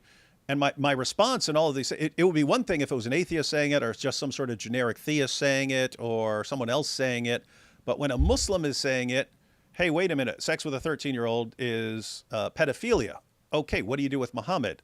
Or if you say a 13-year-old cannot consent, well, why do you think that a 9-year-old can consent? And so it seems really, I don't know. It seems like I'm just gonna tell you what it really seems like to me. It seems like when you criticize Muhammad, there's this natural inclination to defend it. And yet, if anyone outside of Islam, especially someone that people don't like, especially someone that Muslims don't like, does something, suddenly they just instantly know it's wrong. And it's like, how do you know it's wrong when we're talking about your prophet and you're saying it's not wrong, but if someone outside Islam does it, then you seem to understand this is wrong. And it's like if I said, if I said one day during a live stream, hey guys, I found out there was this guy and we weren't getting along, but I found out he knew where some money was hidden. So I tortured him and to tell me where the money is. And then I chopped his head off. And then I took the guy's wife back to my tent and had sex with her. Every Muslim who saw that would instantly condemn me. But if I point out that Muhammad did that with Kanana and Safiya, that Kanana knew where some money was hidden, and Muhammad had him tortured and then had his head cut off and then took the guy's wife back to his tent, suddenly none of that is wrong. And or if I said, hey, I had an adopted son, and I was checking out his wife, and then he divorced her because he saw me checking her out, and then I took her for myself. I have no doubt I would get thousands of condemnations from Muslims.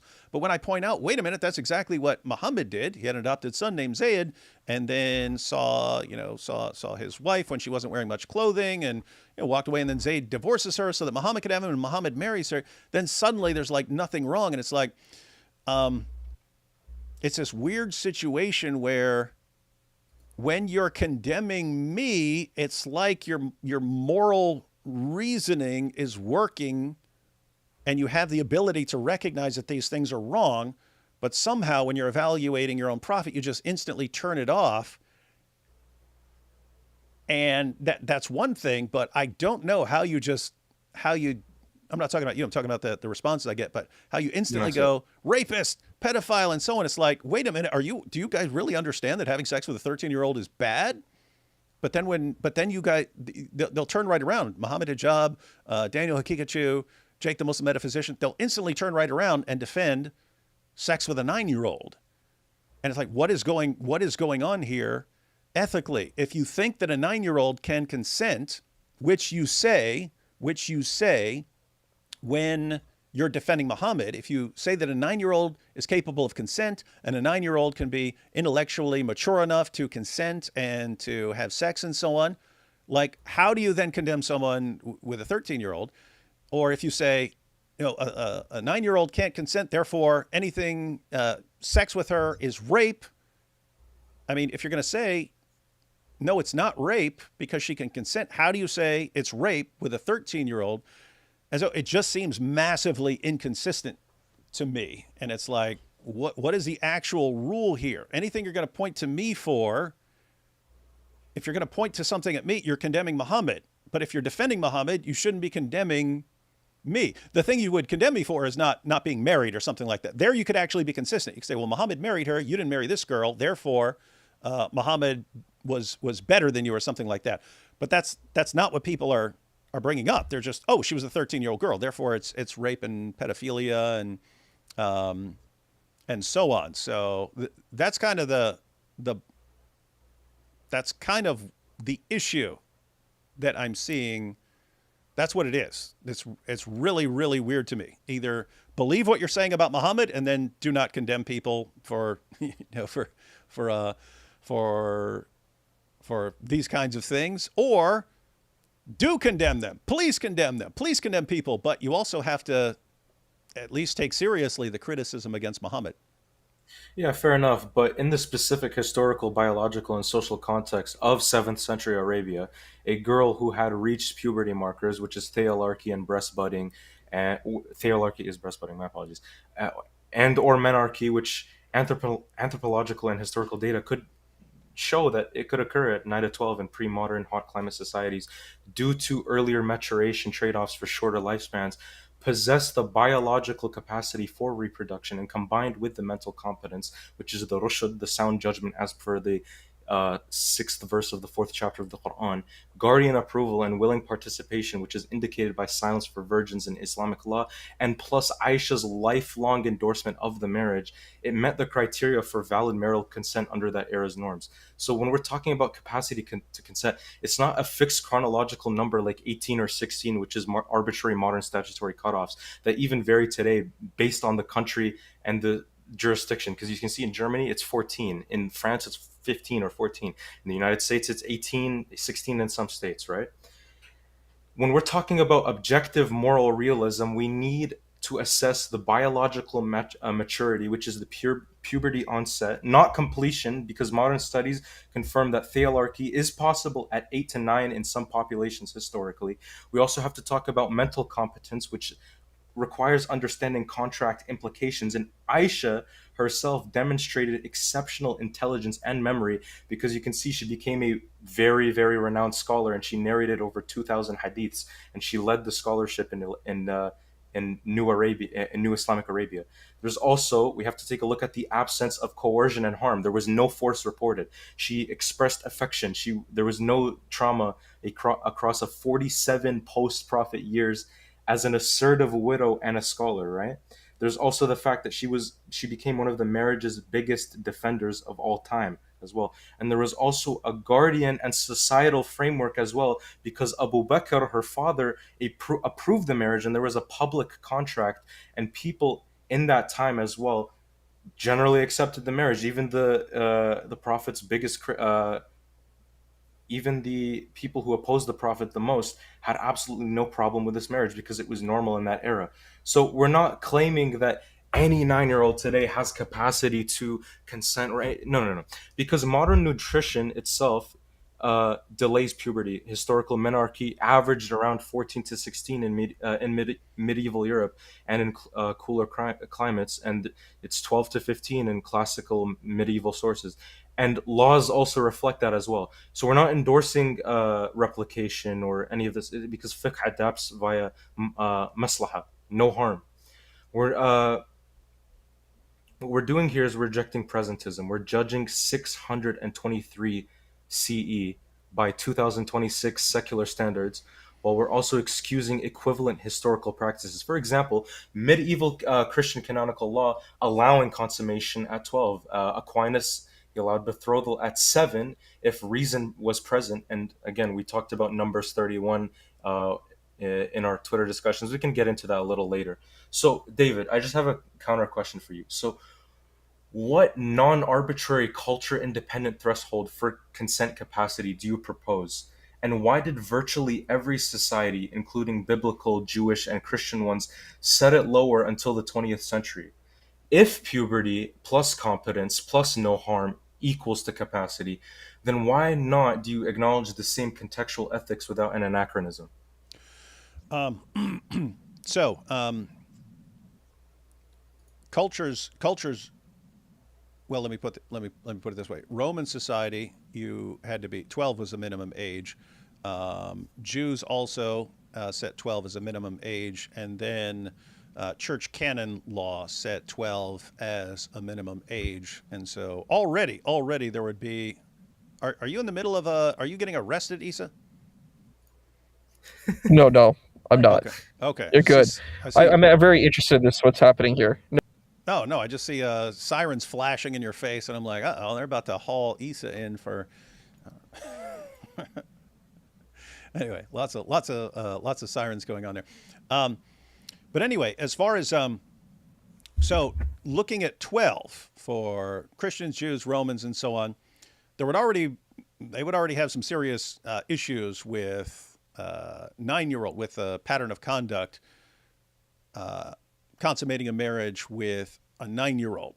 But as to what you're pointing out here, we have better knowledge now of problems that arise.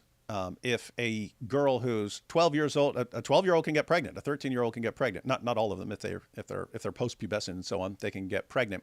But a 12-year-old can get pregnant, a 13-year-old can get pregnant, 14-year-old can get pregnant, 15-year-old can get pregnant, and so on.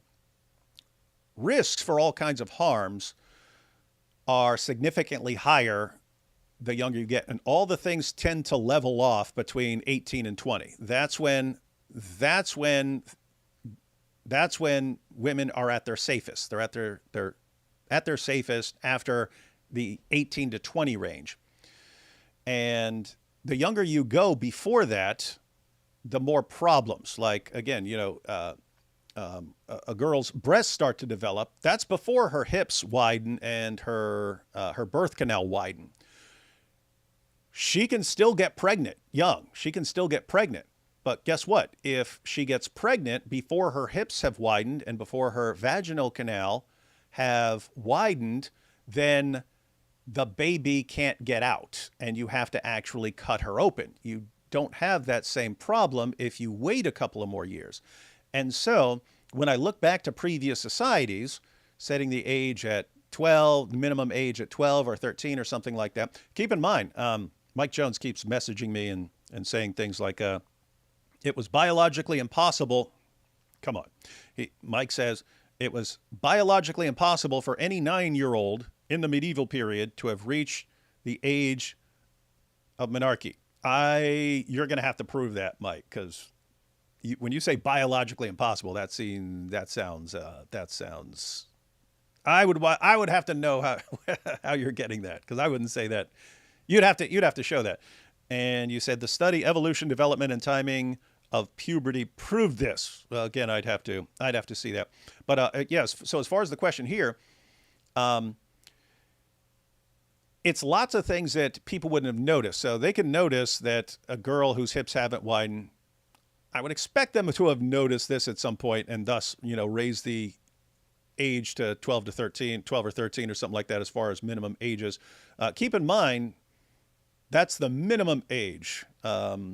Mike has shown that average age of first marriage back then was, I think, 19 or 20 or something like that. So people weren't just pouncing on 12-year-olds as soon as they reached the age of 12. They tended to wait. Several more years before they actually got married. But anyway, here's the issue. There's other things that they wouldn't have noticed. It's if you're a 12-year-old or a 13-year-old, you're still growing, you're still developing, which means the food you're eating needs to be going to developing your body. The calcium you're consuming needs to be going to developing your bones and so on. If you're 12 and you get pregnant, then all of a sudden now your nutrients are going to developing the baby, and you need those nutrients for yourself. And so that's something they they wouldn't have known back then. But those are actually like serious. I mean, those are serious issues that they wouldn't have known about. So I can look to people in the past and go, okay, why are you coming up with the age of 12? Well, you're looking at girls and saying, okay, that's when lots of girls are pubescent. And so let's make that some sort of minimum age. That doesn't mean it's the best practice. You can learn more.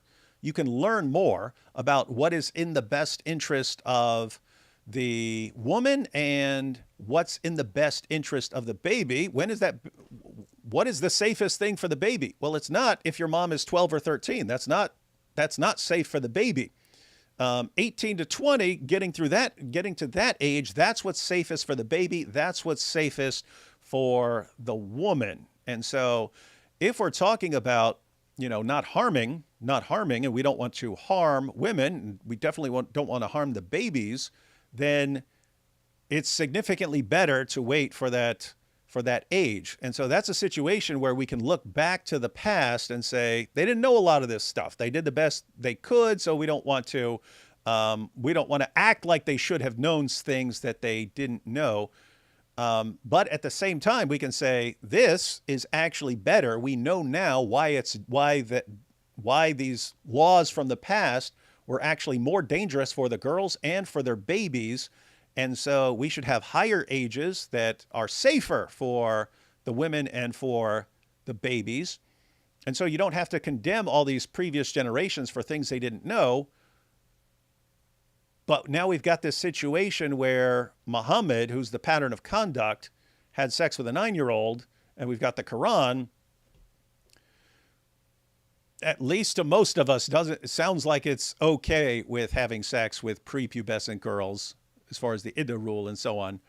And we say, wait a minute, seems like Allah and Muhammad should have known better. If Muhammad's the pattern of conduct. So that's kind of the issue.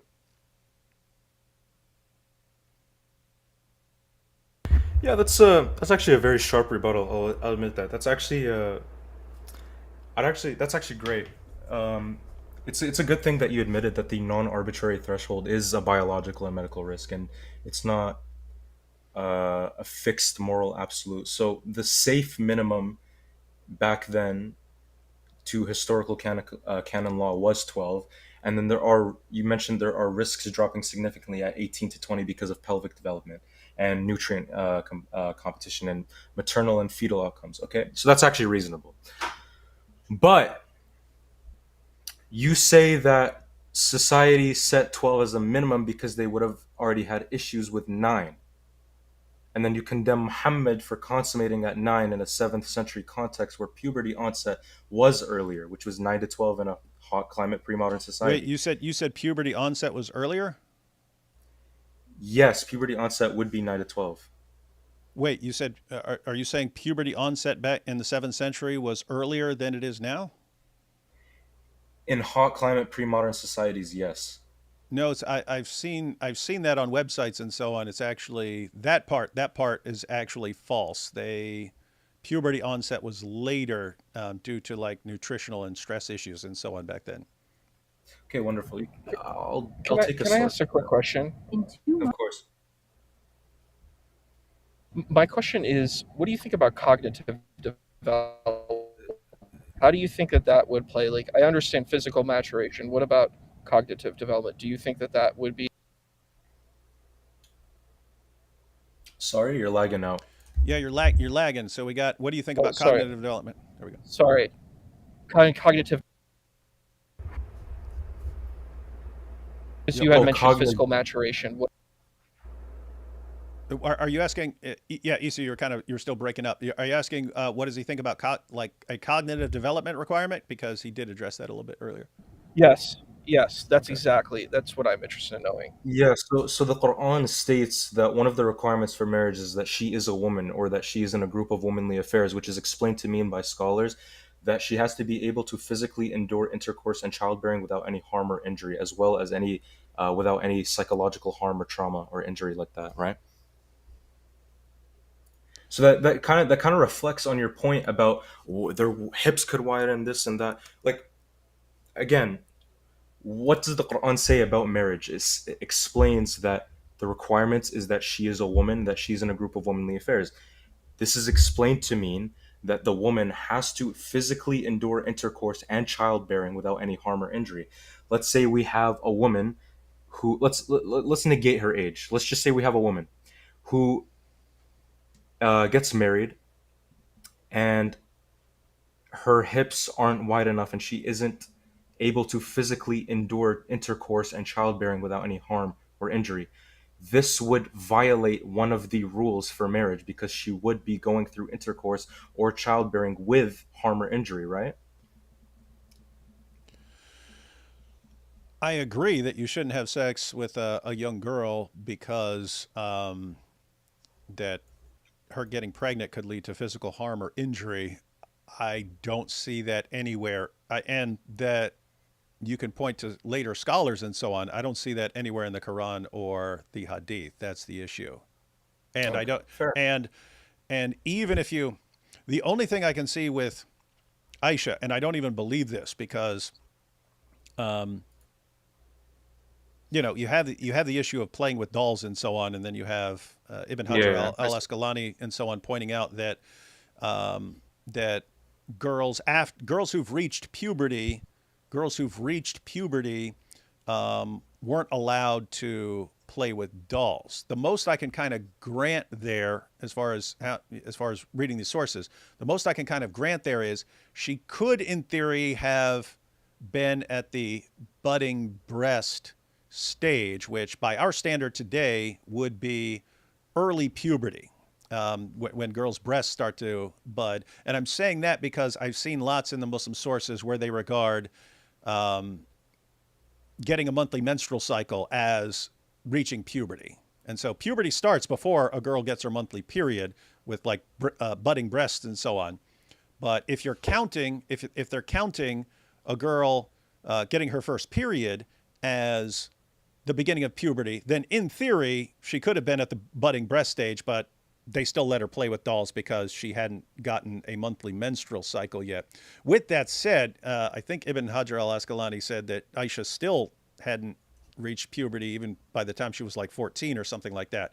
So that's why I have my doubts about that. But as far as you claiming that in Islam you have to wait until the girl can endure childbirth without physical harm or injury, I, I I don't think there is. I don't think you could ever safely say that a 9-year-old girl can get pregnant and not risk physical harm or injury. It may turn out that she has a baby and she's unharmed or something like that, but I don't see how you would be able to predict that she would be safe. It seems like it would just be just extremely dangerous to think that a 9-year-old is okay with is not going to be harmed if she gets pregnant. Yeah, fair enough. It's a good point. Yeah. Okay, so yeah, it's basically the situation I of. would, Oh, go yeah, ahead. I would say it is very dangerous for a 9-year-old to become pregnant, right? When we talk about modern obstetrics and epidemiology, it does show 100% that there are elevated risks at that age because there is maternal mortality higher. There's severe complications. I don't dispute that. I don't dispute that today pregnancy at 9 is gravely harmful. But when we're talking about Muhammad's marriage to Aisha, we have to also talk about the fact that the historical biology was different. Again, in 7th century hot climate Arabia and many pre-modern societies, menarche, theolarchy occurred earlier at 9 to 12. And Aisha's own narrations do confirm that she had reached menarche and had a full marital capacity. So No, pregnancy at where's that? Just to be clear. Yeah, I'll give you the source. Just give me a second. I have a notebook with this kind of stuff, so I'll just give you the source real quick.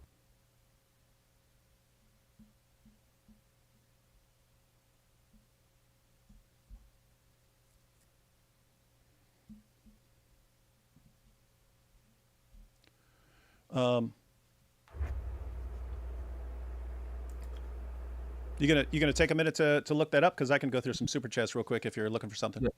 Yeah, of course. I'm just looking through my Okay. notebook real quick. Go ahead. Let's see. So the Lamb Apologetic said, if you're a realist, then how can objective claims by Allah entail immoral actions such as 65:4 or Allah having contradictory moral claims? So if you're a realist, then you would normally, especially if you're a theist, if you're a theist and a moral realist, then you would generally believe that moral obligations are grounded in God somehow, that right and wrong are somehow grounded in God. And so if you're a realist, then how can objective claims by Allah entail immoral actions such as 65:4?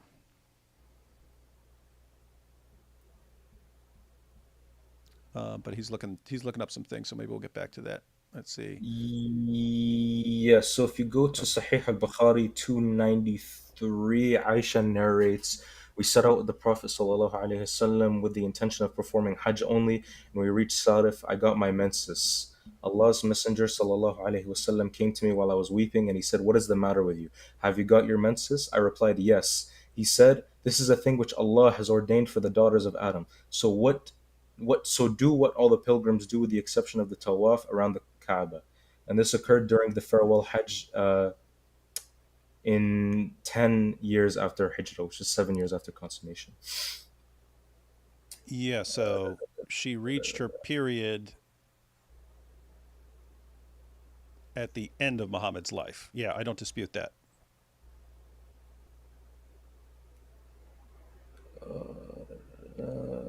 I have an okay. I'm just gonna send these in chat so you can see them easier. If you give me numbers, I can look them up. Yeah, so Sahih al-Bukhari 302, where she narrated that during her menses, the Prophet ﷺ would fondle her after she put on an izar. Sahih al-Bukhari Wait, what, 7540. what was that? I'll go ahead and what was the one you just quoted? Sahih al-Bukhari 302. 302. Let's see that, and what's the next one you're gonna bring up? I'm just saying because I can pull them up on the screen here in a second. Yes, Sahih al-Bukhari 7549. 7549. Let's see.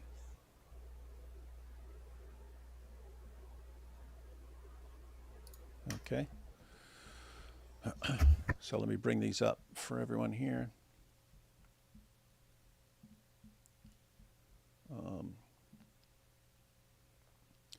All right, so this one, oops.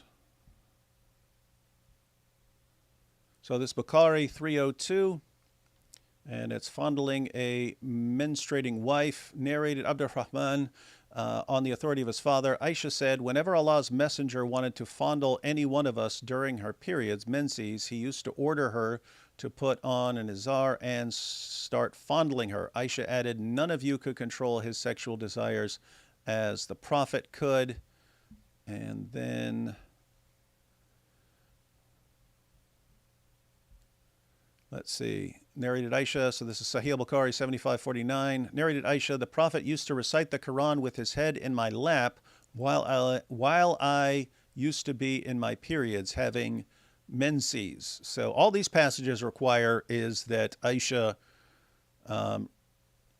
started having periods by the time she was 18, because Muhammad died when she was 18. So why are we thinking that this applied when she was 9 and not when she's 15 or 16 or something?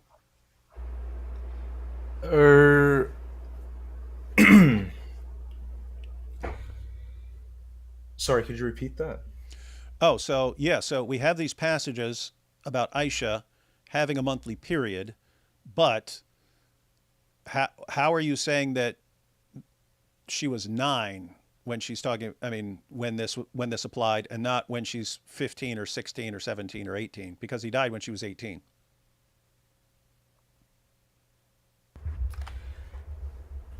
Okay, good question. We there's like no direct or there's no hadith that directly states that she got her menses at a specific age, right? Right, but you do have passages that at least strongly suggest that she hadn't gotten her monthly period at certain times, like when she went to Muhammad's house and was taken to Muhammad's house for consummation, and she was still playing with dolls, and then even later when she was like 14 and she was still playing with dolls.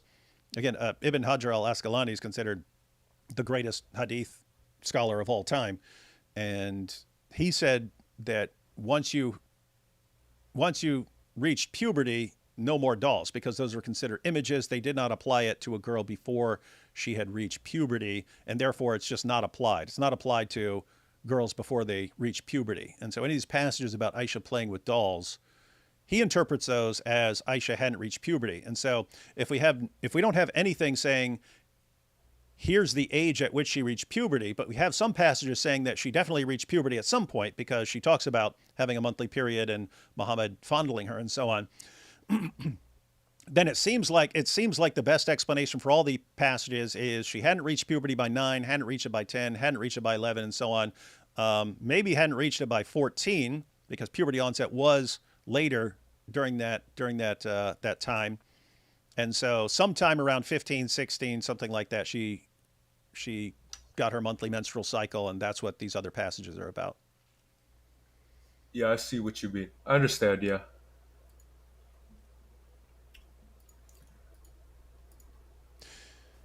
And that would seem to line up with that would kind of line up with with our interpretation of the Quran, that it's not actually requiring puberty to consummate a marriage. Yeah, I see And what you're talking. yeah, and others. Let me go back here. Let me see if I can find this passage. This is also Bukhari, but this is one that I've shared in response to things. But looks like Bukhari's interpreting it that way, because his chapter heading here is giving one's young children in marriage is permissible. And you say, why? Why is it permissible? He says, by virtue of the statement of Allah, and for those who have no monthly courses, i.e. they are still immature. Surah 65, verse 4. He Yeah. says, in the iddah Yeah. for the girl before puberty is 3 months in the above verse. And then he goes on to Muhammad's marriage to Aisha, narrated Aisha that the Prophet wrote the marriage contract with her when she was 6 years old, and he consummated his marriage when she was 9 years old, and then she remained with him for 9 years, i.e. till his death. Yeah, I see that.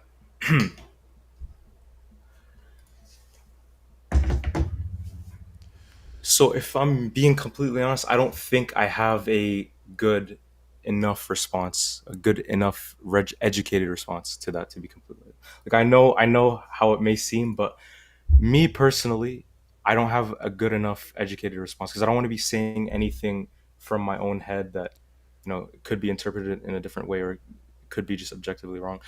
I'm not educated enough to give you a good response to that, to be completely honest with you.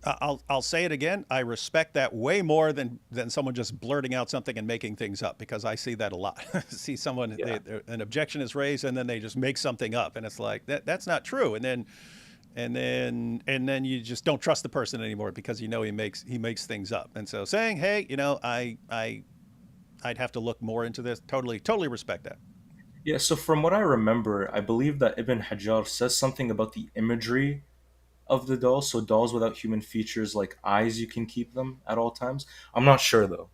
This is I'm not completely sure. Like I again, I'm not very educated enough to give you a good response to that. Like I'd have to look into it more, and I can come back to you a different time maybe. And I've seen things like that as well. Like there are different kinds of dolls, and that some may have counted as images, whereas others didn't. But um, the dolls in the passages where it says Aisha was playing with dolls, Ibn Hajar did interpret those to me. So like this is his commentary here. So Sahih Bukhari 6130 narrated, Aisha, I used to play with the dolls in the presence of the Prophet, and my girlfriends also used to play with me. When Allah's Messenger used to enter my dwelling place, they used to hide themselves, but the Prophet would call them to join and play with me. And then in parentheses there, that's Ibn Hajar, he says, the playing with dolls and similar images is forbidden, but it was allowed for Aisha at that time as she was a little girl not yet reached the age of puberty. So he's interpreting those dolls as in that category. Yes, I do see that. Yeah, so that's kind of the issue. It's I mean totally separate from Muslims saying, "Oh, you had sex with a 13-year-old, that's a pedophile, that's rape," and so on. It's like, okay, what do you do with this when it sounds like according to your sources that that she was prepubescent, but apart from people saying things about me, which is for me is just kind of an opportunity to raise the issue. Wait a minute, it seems like you understand that there is something wrong with doing this. Therefore, how are we not applying it to Muhammad? But yeah, apart from that, it's really people's main concern here is that this is the guy who has Allah's stamp of approval as the pattern of conduct. Surah 33, verse 21 says Muhammad's a wonderful pattern of conduct.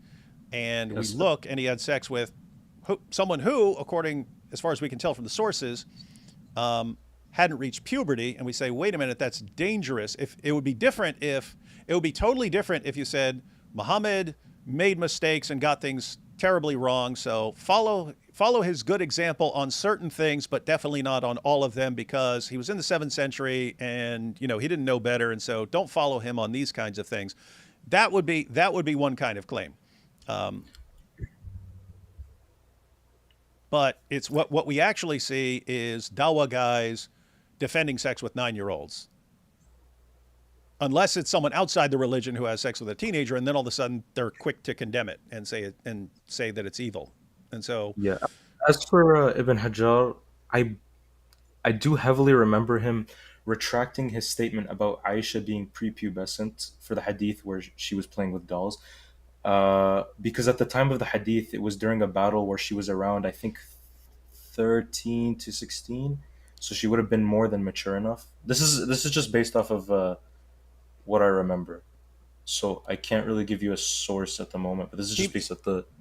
Yeah. No, you may be right. I don't know what I know he was. So that in that passage, it was around the time of battle, and yeah, she was 14 or 15 or something like that, and Muhammad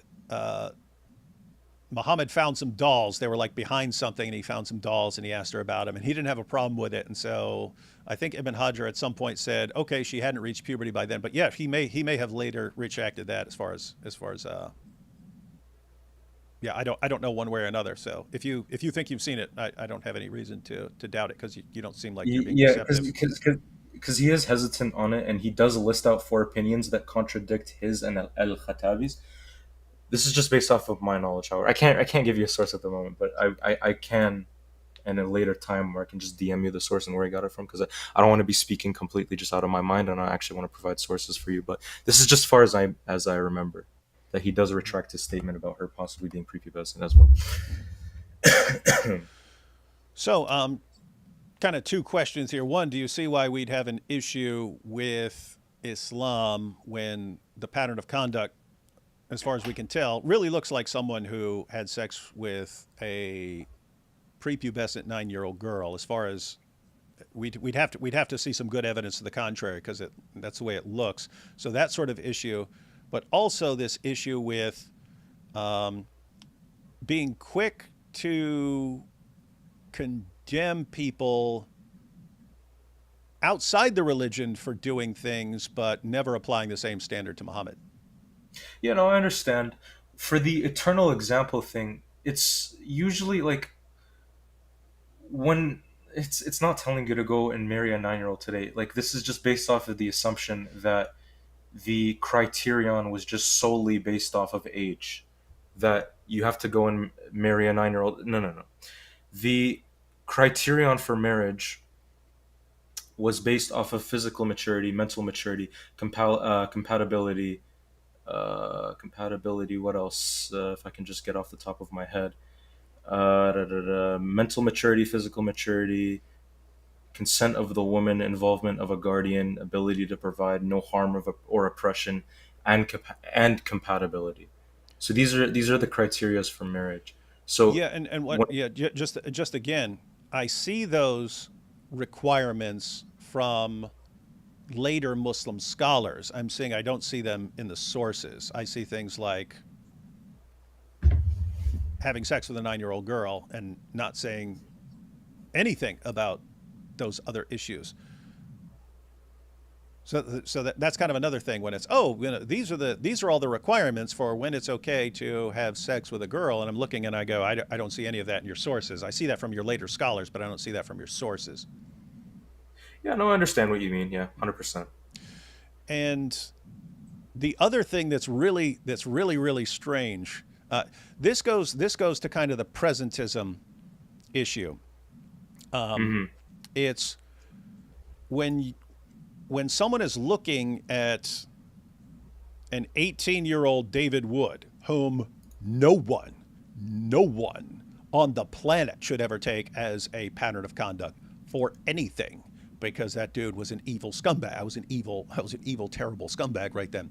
But when people are looking at an 18-year-old David Wood and saying, "Oh my goodness, look at the evil things this guy did. He bashed his dad's head in with a hammer.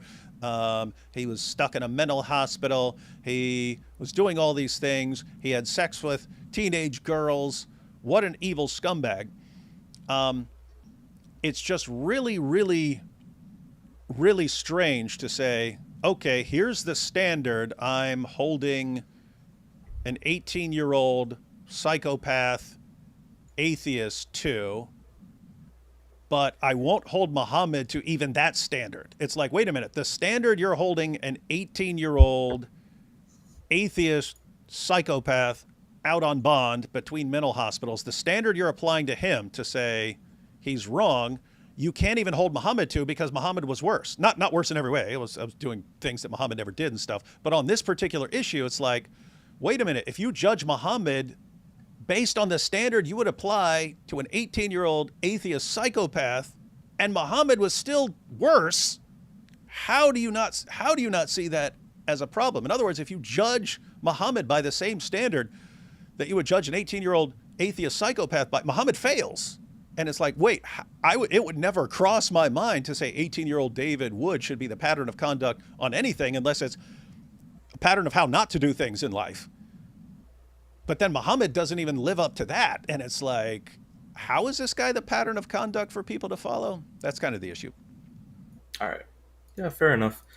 So, would you like to go on to our second point about the Bible, perhaps? Um, I do have church tomorrow, so you can kind of pick whatever you think you're. Are you cool with like making? In other words, I don't want to go to like 50 different points. So you cool like going with whatever you think your main one is?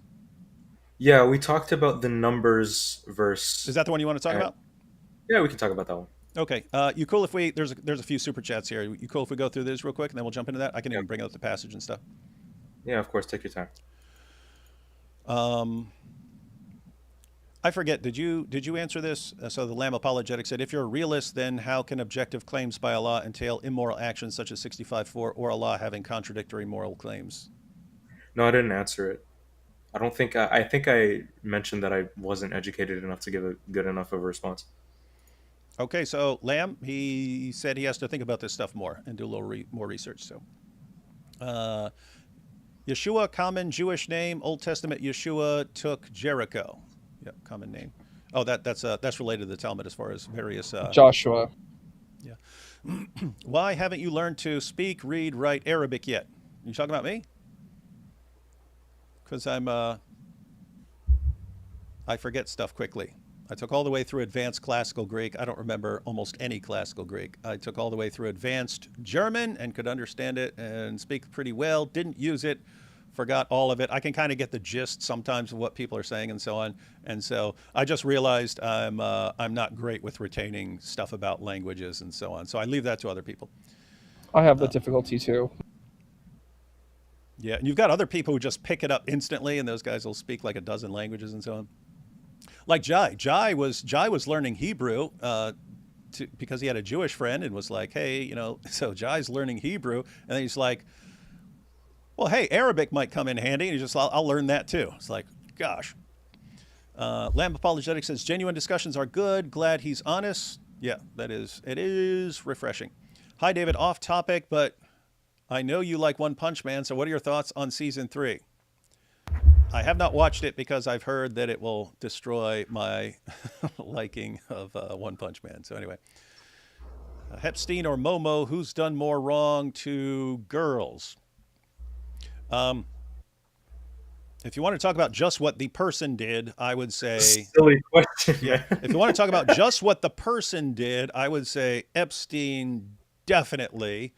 But if you were talking about like the impact or something like that, and then you tied Muhammad saying it's okay to everyone in the future, whoever, followed his example, then that would be a different story.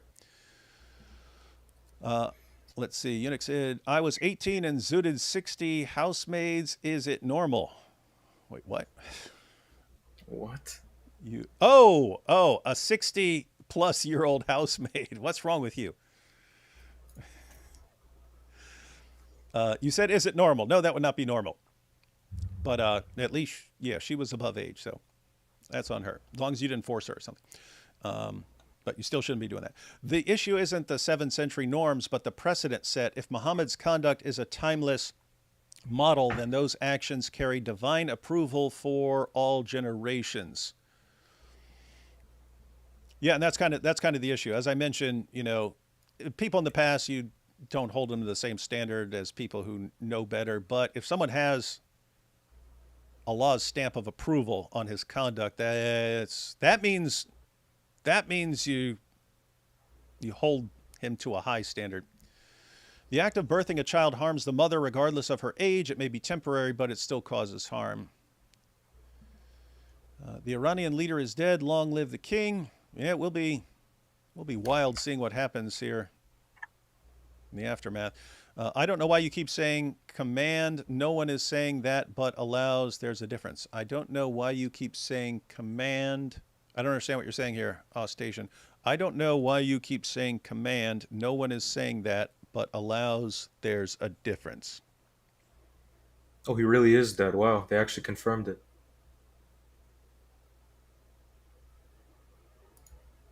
Yeah, that's why it's going to be interesting seeing what happens after this. It took a while because Israeli media and Donald Trump were the main people who were talking about it, but it actually took a long time. It was Iranian state TV. They confirmed his death. Wow, that's insane. Yeah, if you if you like blow up a building and you are confident that someone's in there, you still they're probably dead. Yeah, it takes a lot. Yeah, I mean you'd think that and you'd say it, but yeah, getting complete confirmation, like having a body or something like that, would take a while. But yeah, I've seen it a lot confirmed. You can't blame this on Muhammad's ignorance because of the hadith that show that Allah revealed to Muhammad to marry Aisha. Oh yeah, that's a different kind of issue. But yeah, Muhammad said that he had a dream or vision where Allah was giving him Aisha, and so yeah, you can't appeal to ignorance in those situations. So yeah, that is kind of the issue, everyone, with Muhammad on this issue. All right, so you want to go to Numbers 31?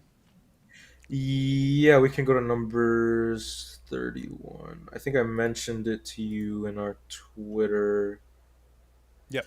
Replies. Let's yeah. see. So. Oh, go ahead. Yeah, my stance is.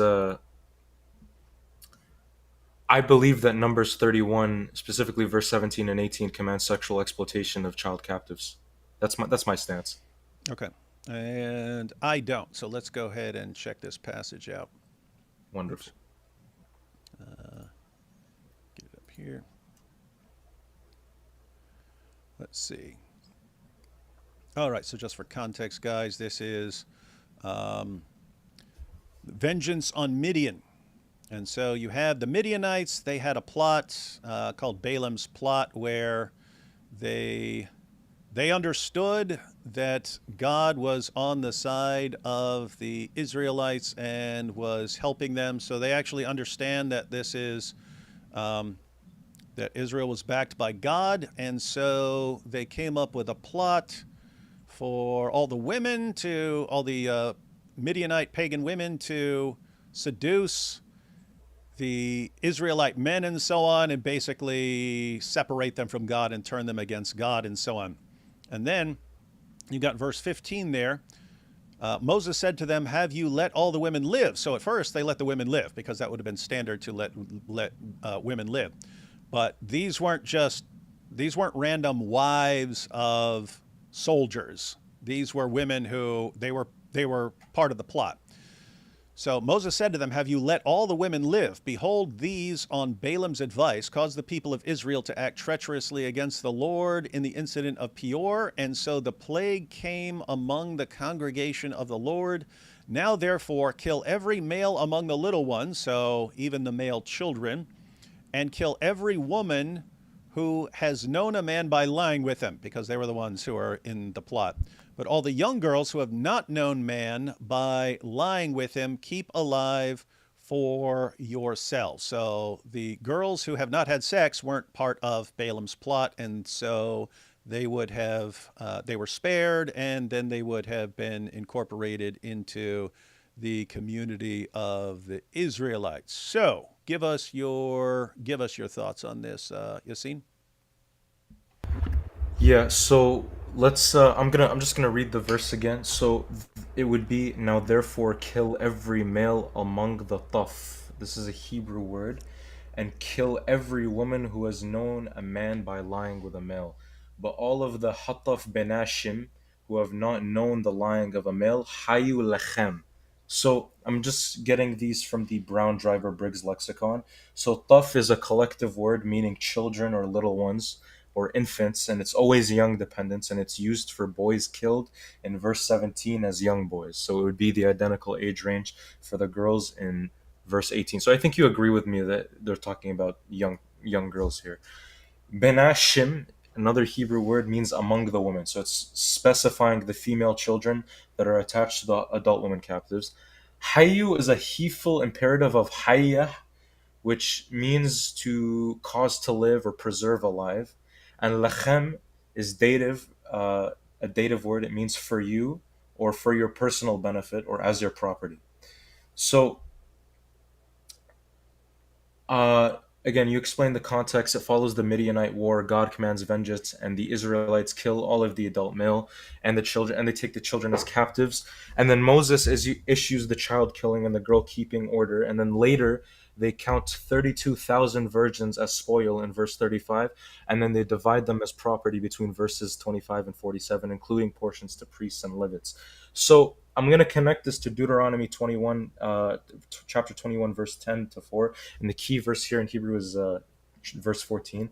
So the verse here reads as, "If you have no delight in..." One second. You want to pull it up?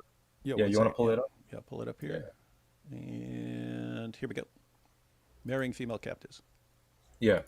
So the verse here reads, "If you have no delight in her, you shall not sell her because you have anatah," or as you would see in English, it would say, "Since you have humiliated her." So it's it's a good translation because anatah literally means humbled or afflicted or violated her. So anna in Peel means sexual violation in or rape in war captive context. It's the same root as afflict in rape laws. For example, in Genesis 34:2 or Deuteronomy 22:24, 2 Samuel 13:12 or 14. So the law assumes that you take the beautiful captive home, let her mourn for 30 days, and then you go into her, as it says in this verse, and make her wife. And if you tire of her, you free her, but you already humbled her sexually. And this is the only biblical regulation for female war captives, as far as I know. So Numbers 31:18 uses the exact same logic where you spare the virgin children for yourselves, which lechem, where that comes from, because they are pure, they have no prior lying with males, and thus they're the ideal for the same humble or go into her treatment. So in my conclusion, I believe that the text commands the sexual use of prepubescent and young female children captured in war. So If you read the, let me just pull the book. I think it's somewhere here. Just give me one moment, please. Yeah, so the lexicon understanding here uh, of the I'm just getting this from the Hebrew and English lexicon of the Old Testament. So the lexicon understanding here is their youth, the time of being young or a child, right? And the other word here we're looking at, the definition is, and I quote, the radical idea of this word may, I think, with the late learned professor Robert Robertson, be expressed by the Latin consurit, insert, and in English by insert, join, lay, put, or engage together, as the V, as the five likewise signifies in Arabic. So the commentaries do affirm that these were children. So Matthew Henry's concise commentary reads, and I quote, 31:13 to 18, the sword of war should spare women and children, but the sword of justice should know no distinction by that of guilty or not guilty. This war was the execution of a righteous sentence upon a guilty nation, in which the women were the worst criminals. The female children were spared, who by being brought up among the Israelites were not tempt them to idolatry. Keel and Delitzich Biblical Commentary on the Old Testament reads, and I quote, treatment of the prisoners, where Moses went out to the front of the camp with Eleazar and the princes of the congregation to meet the returning warriors. He was angry with the commanders because they had left all the women alive, since it was they who had been the cause, at Balaam's instigation, of the falling away of the Israelites from Jehovah to worship Peor. And he commanded all the male children to be slain, and every woman who had lain with a man, and only the young girls who had hitherto had no connection with a man to be left alive. Benson's commentary reads, and I quote, Numbers 31:17, kill every male among the little ones, which they were forbidden to do to other people, according to Deuteronomy 20:14, except the Canaanites, to whom this people had equaled themselves by their horrid crimes, and therefore it is not strange nor unjust that God, the supreme Lord of all men's lives, who as he gives them, so take them away when he pleaseth, did equal in excuse me, sorry, did equal them in the punishment, kill every woman, partly for punishment, as having in general either prostituted themselves to the Israelites, or some way been accessory in enticing them to idolatry, in which they were so confirmed that there was no hope of reclaiming them, and partly for prevention, like the mischief in the future, for had they been saved alive, they would have probably continued to lead the Israelites into the sin of fornication and poisoned their minds by their superstitions. The female children were to be spared because, being young, there was some hope they might be reformed from idolatry. And let's get some more lexicon understanding. This is from an English and Hebrew lexicon by Selig Newman. It's we agree that they're being referred to as children or infants, right? So, according to the Beginning of Jewishness by J.D. Cohen, we can read here that it says, Moses enjoins upon the returning of warriors to kill their Midianite female captives who have lain with a man, but spare for yourselves every young woman who has not had carnal relations with a man. We may be sure that for yourselves means that the warriors may use their virgin captives sexually. And the footnote here says, I do not know why the new Jewish versions omit for yourselves. The Hebrew lechem is unambiguous, that the intent for yourselves is sexual or matrimonial is obvious. The passage is clearly understood by R. Simeon and B. Yohai in the Citrate Adlock. And according to Christian Holiness, Human Sexuality by Marilyn McCord Adams, it reads here, quote, the one woman, one man relationship of Eve and Adam becomes one man and two women in Genesis 4:19, one man an untold number of prepubescent girl war captives in Numbers 31:18, and several other texts. It appears that God has left it to humanity to decide who are appropriate intimate partners and under what circumstances.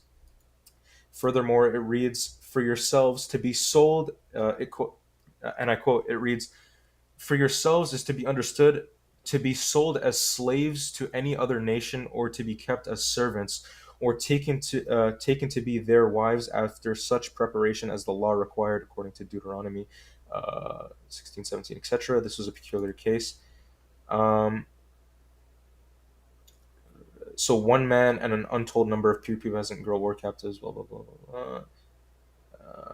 According to Reframing Her by Judith E. McKinley, it reads here, and I quote, concern regarding the potential mother. So in the war against Midian, Moses says to the people in Numbers 31:18 that of the captured Midian women, all the young women who have not known a man by sleeping with him keep alive for yourselves. At times, it seems as if the Bible wants to turn a blind eye to the matter altogether and allow romance a free hand. Joseph may marry Asenath, according to Genesis 41:45, and Moses himself chooses a Midianite, Zipporah, romantically met by a well in Exodus 2:21. Ellicott's Bible commentary reads, and I quote, the women, children, or the young females are spared and are taken as slaves or wives, being probably adopted into the Hebrew nation as proselytes, excuse my pronunciation, for the reason of such wholesale slaughter. And they cite Deuteronomy 21:10-14. According to the one volume complete Bible commentary, it reads, and I quote, the women, children, or young. Oh, I read this already. My apologies. So yeah, it reads, and I quote, only the young girls would be allowed to live so that they may be taken as wives or slaves by the Israelite man according to the principles of the Holy War, Deuteronomy 20:13-14 and Deuteronomy 21:10-14. By this they could be brought under the umbrella of the covenant, mutiny of faith. And according to the New American Commentary, it reads, and I quote, since they were the main instrument of Israel's demise at Baal Peor, only the young girls would be allowed to live so that they may be taken as wives or slaves by the Israelite men according to the principles of the Holy War. By this, they could be brought under the umbrella of the covenant community of faith. And furthermore, it reads, the females among the little ones that have not known a man by lying with him, which might be pretty clear and easily concluded from their age, for keep for yourselves, either to be handmaids or to them, or to be married among them who, when grown up, and become proselytes and initiated into their religion. And there's more statements here. So let me look at Deuteronomy to just specifically 10-14 to just kind of talk about this as well. So you can bring up the verse. It reads, and I quote, this is off the Revised Standard Version. It reads, when you go forth to war against your enemies, and the Lord your God gives them into your hands, and you take them captive, and see among the captives a beautiful woman, and you have desire for her, and would take her for yourself as a wife, then you shall bring her home to your house, and she shall shave her head and pare her nails, and she shall put off her captive's garb, and shall remain in your house and bewail her father and her mother a full month. After that you may go into her and be her husband, and she shall be your wife. Then, if you have no delight in her, you shall let her go where she will, but you shall not sell her for money. You shall not treat her as a slave, since you have humiliated her. So these young girls, according to other translations, it says they were forced to have intercourse with their masters. According to A Lily Among the Thorns by Miguel A. de la Torre, it reads, and I quote, condemned the institution of slavery, even the rape of female slaves found biblical justification and was considered to be ordained by God. Specifically, Numbers 31:18 instructs conquerors as follows, quote, you shall keep alive all young females who have not had sex with a male for yourselves. This passage is part of Moses' instructions for treatment of the conquered people of Midian who were now to be Israel's slaves. So that's basically just all the sources that I have for it. Are you raising your hand, Isa? Yeah, I was wondering if I could comment on that. Is that all right? No, you're not allowed. No, go ahead, and then I'll share my thoughts. Okay, I appreciate you. So these are ancient times, and there are difficult situations. I don't see why this is extremely problematic. If we look at the Arab populations, if we look at Muslim empires, they did things that were highly questionable too, like the Ottoman Empire, had janissaries where they basically conscripted children from other nations and put them as soldiers. People do complex things of all religions. I don't see why this is a problematic thing. And also, I think it actually ties deeply to what our debate David and I's debate was the other day. I think the Torah is a part of the Islamic canon. Yeah, these things might be problematic, but this is a part of the Islamic canon. I don't believe in phantom texts. I don't believe that there's corruption. I think that this is just something we have to kind of take, and it's difficult. There's difficult times, and we learn about our human condition, and that's what I see. And I think even if we look at the Islamic sources, we look at the Maghazi, we look at these things, we're going to find things that are problematic and complex for our perspectives. But that's it. Sure. And I just have a question to ask you then. So, if ancient times and cultural norms justify God commanding the Israelites to spare only the young virgin girls for themselves as personal property while killing all the boys and non virgin women, why does the Bible then present God as morally unchanging and timeless? I think that God is consistent in whatever God does. And I think we can say the same thing with the Nasikh wa Mansukh. Why is alcohol allowed and then alcohol is abrogated? I don't think this is problematic. As far Okay. as far as that particular question, if God is unchanging and so on, it's the human situation that would be changing.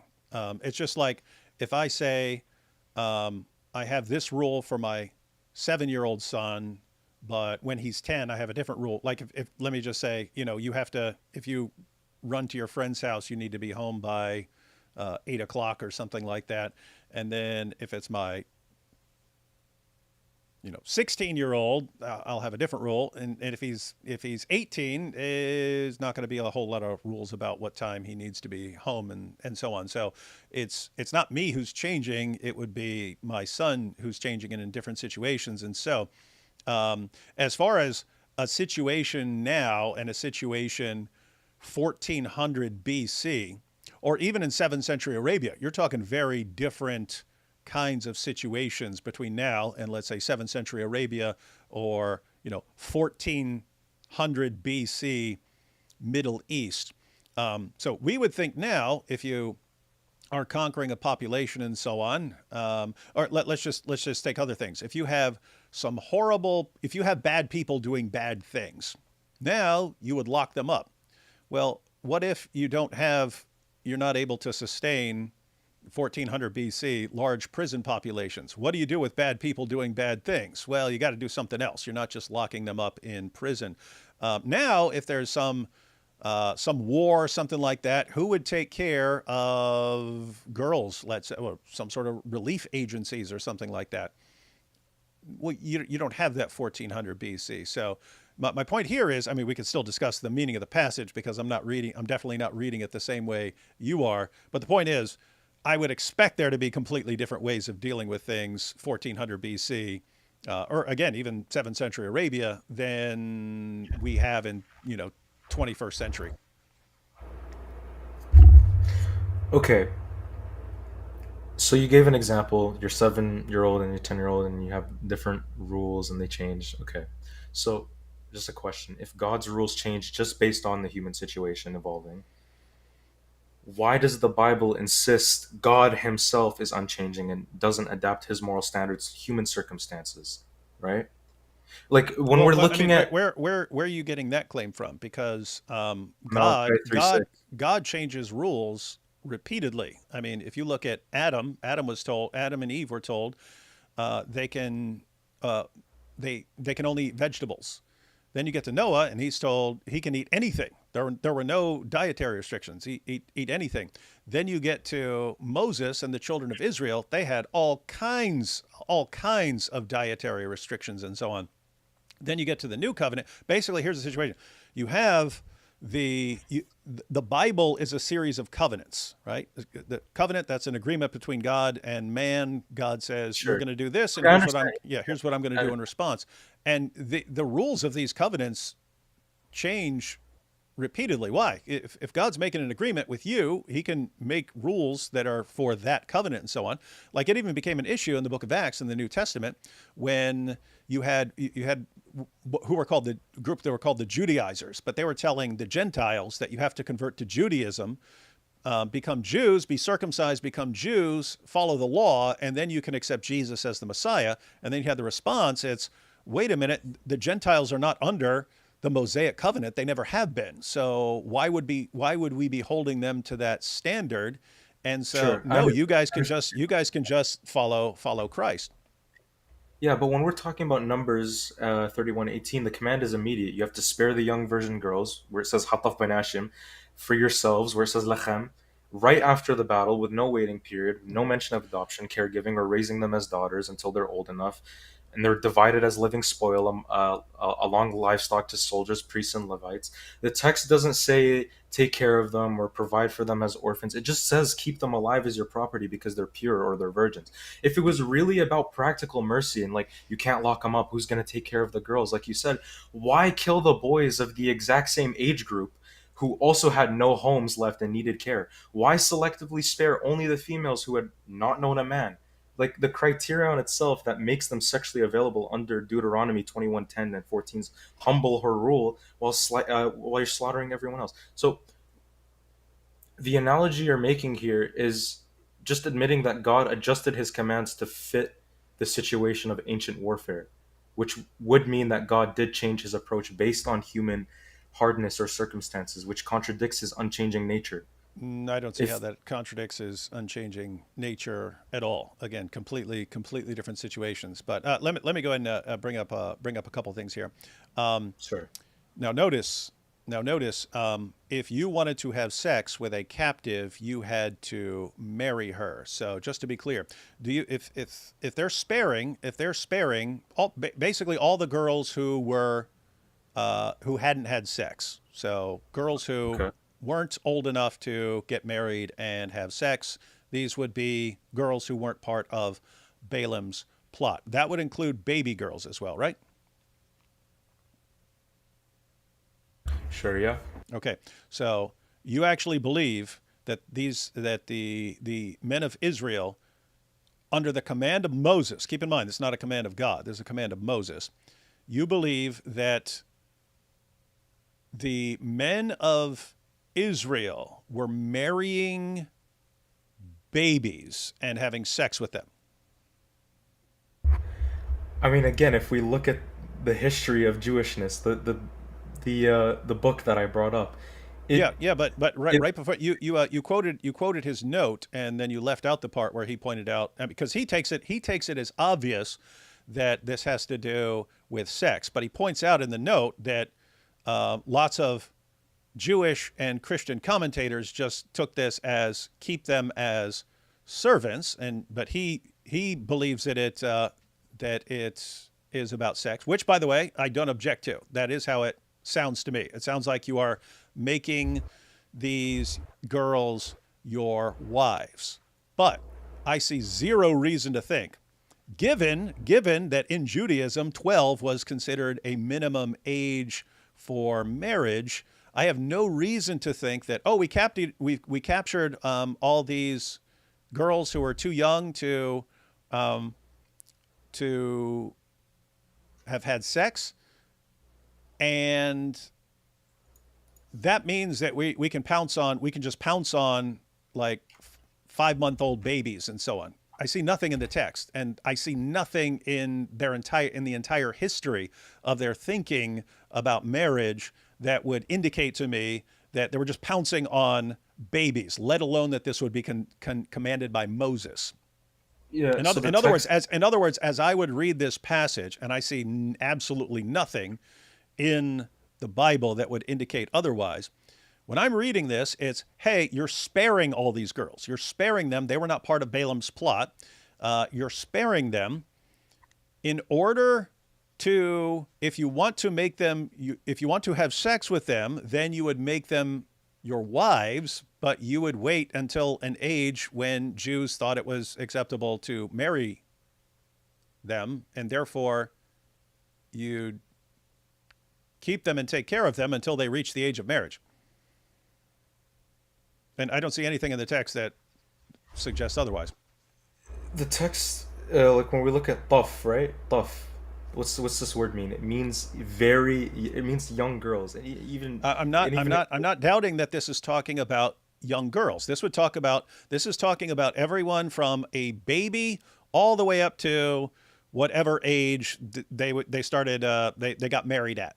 So these were Yeah. the girls. These were the girls who had not known a man, which means they were Yeah. not part of Balaam's plot to seduce Yeah. the Israelite men, and so on. So yes, this is saying keep all of them. As far as reading that as, oh, there's a 5-month-old baby, now I can take her back to my tent, and not, hey, these are the girls we're keeping for themselves, but we have to marry them, and therefore we have to wait for an appropriate age of marriage, and therefore we keep them. I see nothing in the text that suggests otherwise, and I see nothing in the text that's telling me, nope, they were pouncing on 5-month-old babies, and doesn't sound like something Moses would say, to have sex with the little babies. The word for the spared is hataf benashim, which means the little ones or the children among the women. I grant. Okay, just listen. Yes. Like. Yes. Suppose I have an army and I go out and I conquer people right now, and I say, hey, keep all the girls 12 and under, for yourselves. That could mean yourselves right that second, and we're all going to pounce on them, or we're keeping them to incorporate them into the community. They will eventually be our wives, but we're required to marry them, and we don't marry babies. And therefore, we would take care of them until they reach an appropriate age of marriage, and then we would marry them. There's nothing in the context that say, yeah, you have to pounce on them right. You have to pounce on them right this second, instead of like waiting until they mature to what they regarded as an acceptable age of marriage. So there's nothing in the text that says you have sex with them right now. We understand it's talking about girls, but as far as the command that you would marry them, I don't see like marry a 5-month-old. It seems you would wait until they're an appropriate age for marriage.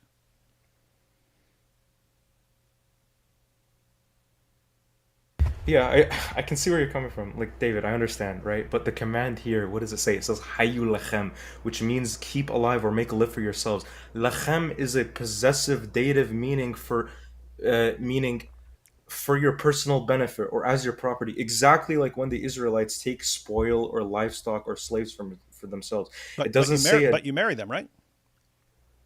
So they're Correct, becoming you your marry them. wives. And he even says if you change your mind, things don't work out and so on, you have to let them go as free people. That's not, if they're just your personal playthings to do with whatever you want, then it wouldn't be this, no, you have to let them go as free women. Look, I understand. You're right that the text doesn't explicitly say marry a 5-month-old or have sex with infants immediately, but also it doesn't say wait until they're at an acceptable age for sex or raise them as daughters until maturity, Yeah, or so it doesn't provide.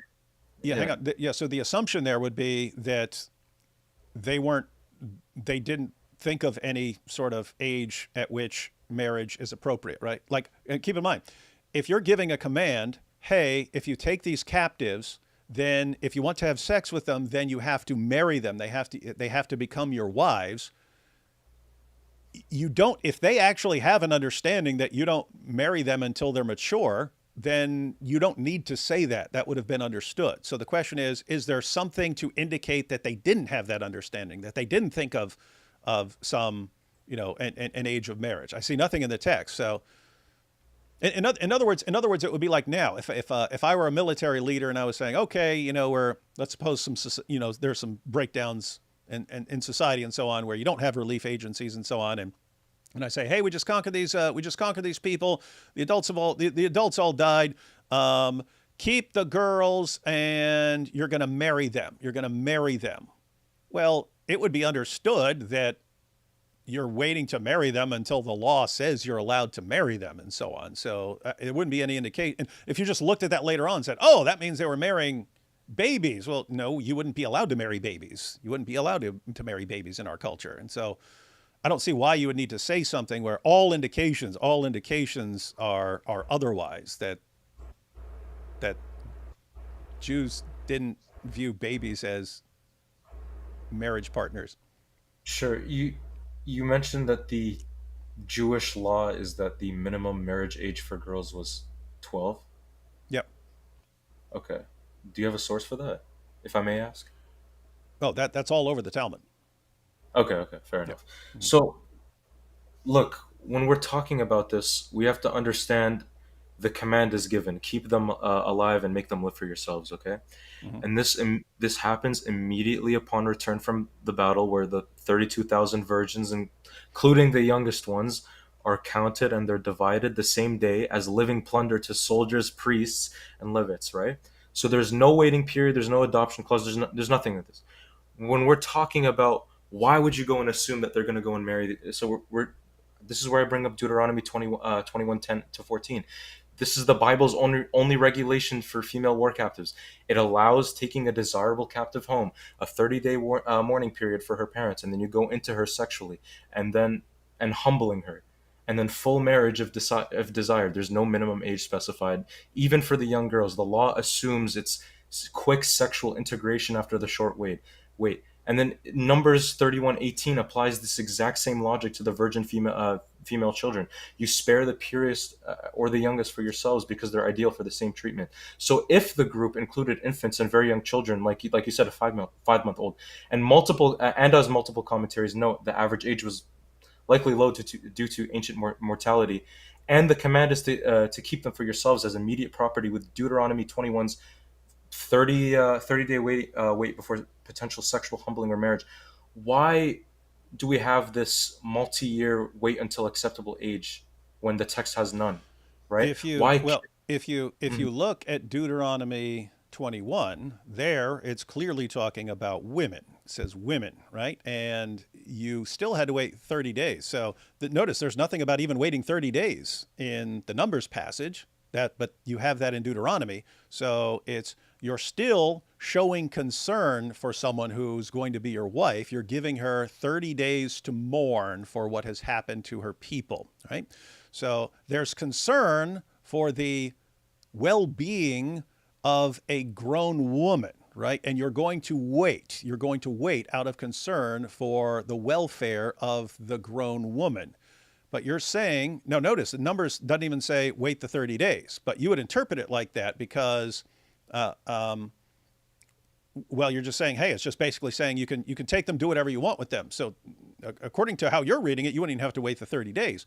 But if you're required to marry them and they didn't marry 5-month-old babies and so on, why would you go with that interpretation rather than one that actually makes more sense with everything we know about Jews in the age of marriage and so on? Why wouldn't you go with one that fits better with everything else we know rather than one that contradicts everything we know?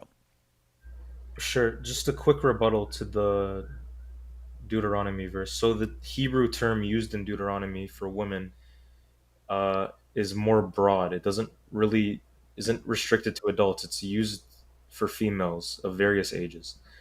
Deuteronomy 21 is the Torah's sole regulation for female war captives. So logically, it would have to govern Numbers 31:18's keep for yourselves virgins, including the young children, right? Numbers 31 doesn't have a separate waiting rule because it goes to Deuteronomy 21's framework. There's no contradiction. There's an application there. Scholarly sources confirm Deuteronomy 21 regulates captives without an age minimum, and Numbers 31 ties in via purity and possession. So there's nothing about this here, right? So, like, again, you're correct. You're 100% correct that Deuteronomy 21:10 to 14, it uses woman, a beautiful woman among the captives, but the word here simply means female or woman in a general sense. It doesn't strictly mean adult or post-pubescent. It's used very broadly in the Torah for females, including captives in context, without age specification. And so your conclusion is that they married babies. They would just marry a 5-month-old and have sex with a 5-month-old. No, allow me to finish. So the law, it never says only adult women, or it doesn't set a minimum age. It regulates any desirable female captives that the man wants to take as a wife. So Numbers 31:18, it doesn't. Again, you mentioned they didn't wait 30 days in Numbers 31:18. It doesn't repeat the 30-day mourning rule because it's not a separate law. It's applying the existing Torah framework for female captives in Deuteronomy 21 to the specific virgin girls or children spared for yourselves.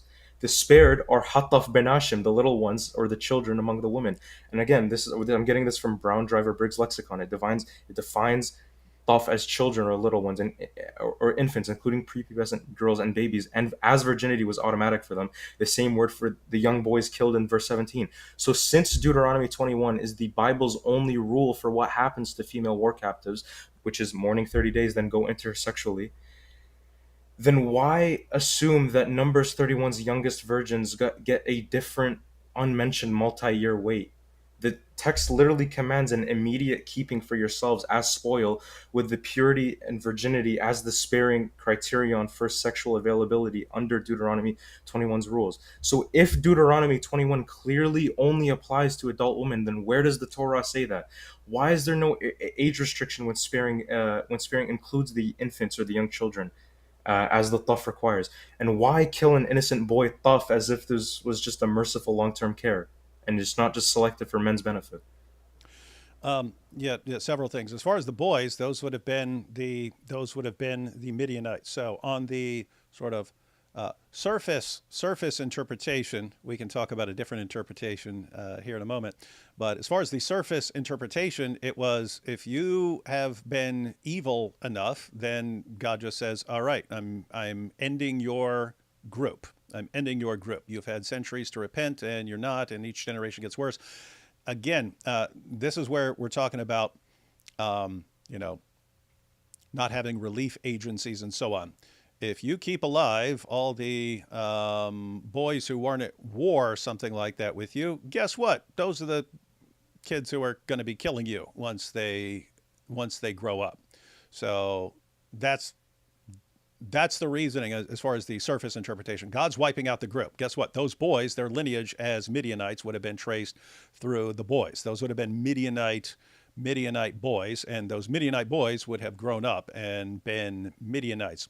The girls, they could be incorporated and so on. So as far as like on this issue, it's okay. You just don't see, you have tons of stuff. You have tons of stuff in the Torah about this guy married this guy married this woman, this guy married this woman, and then this guy married this woman, or sometimes multiple women and so on. You just never see marrying a baby. You never say, oh, my 5-month-old baby is ready for marriage. You never see that. And so the idea that just out of nowhere, they had this idea that you can marry 5-month-old babies or 4-year-olds or 6-year-olds or something like that. We just don't see it. And so the burden of proof would be on you. And you can't just look at the passage and say, well, I'm assuming since it doesn't say otherwise. No, all you have is you have no indication anywhere ever that they thought of a 5-month-old baby as someone you would marry. And by the time you actually get, by the time you get to the rabbinic rulings and so on, 12 is the minimum age for marriage. And so you can believe it. There's just no case for it other than saying, well, it sounds like that. But again, you've got the passage. It's not saying, hey, pounce on them, have sex with them right now. It's okay. Spare the girls who weren't part of Balaam's plot. They're going to be for you.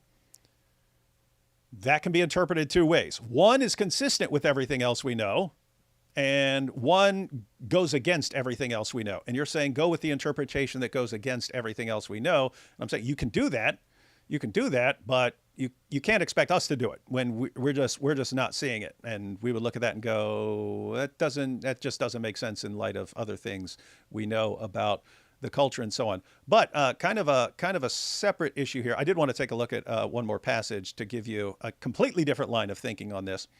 But just to be clear, so in Numbers 31, this is Moses issuing the command. And you had people who think that you've had commentators who think Moses just was enraged and and ordered them to do things that were beyond what God commanded. I'm not taking it that way, but it is Moses ordering this. All God does is he says get vengeance against the Midianites, and then you had what the people did, and then Moses said no, go further than that.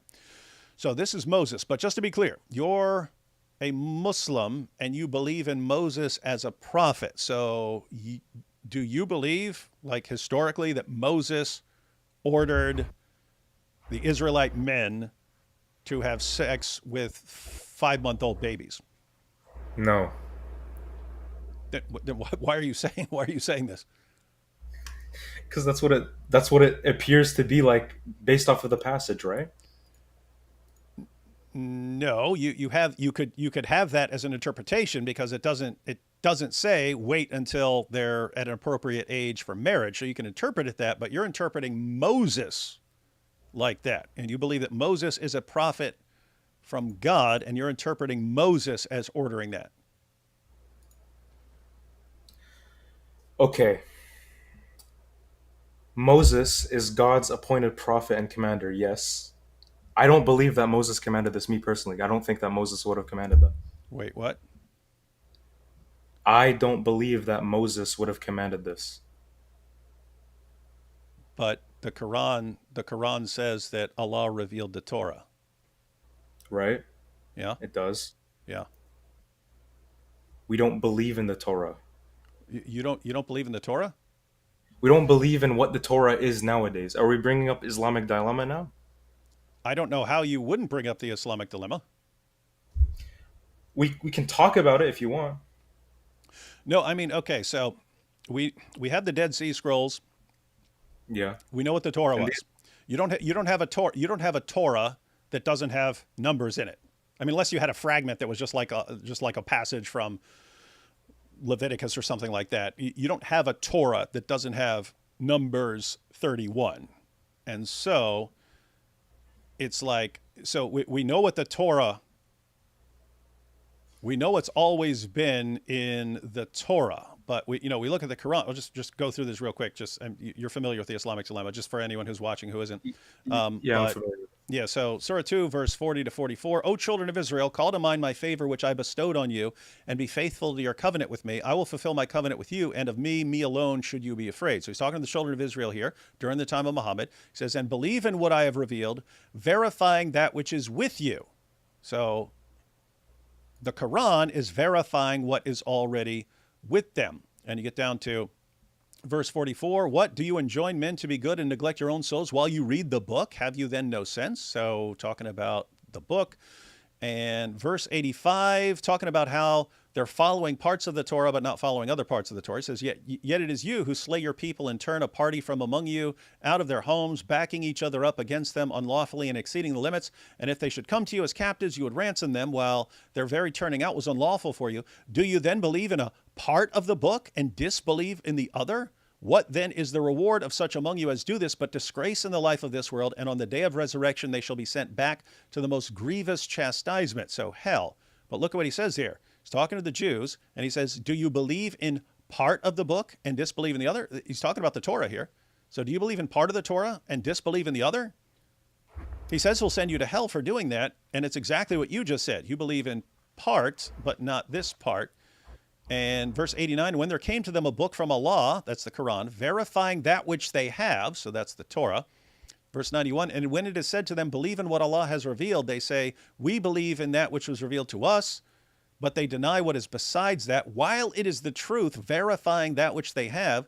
So over and over again, he says he's confirming what they have, that's the Torah.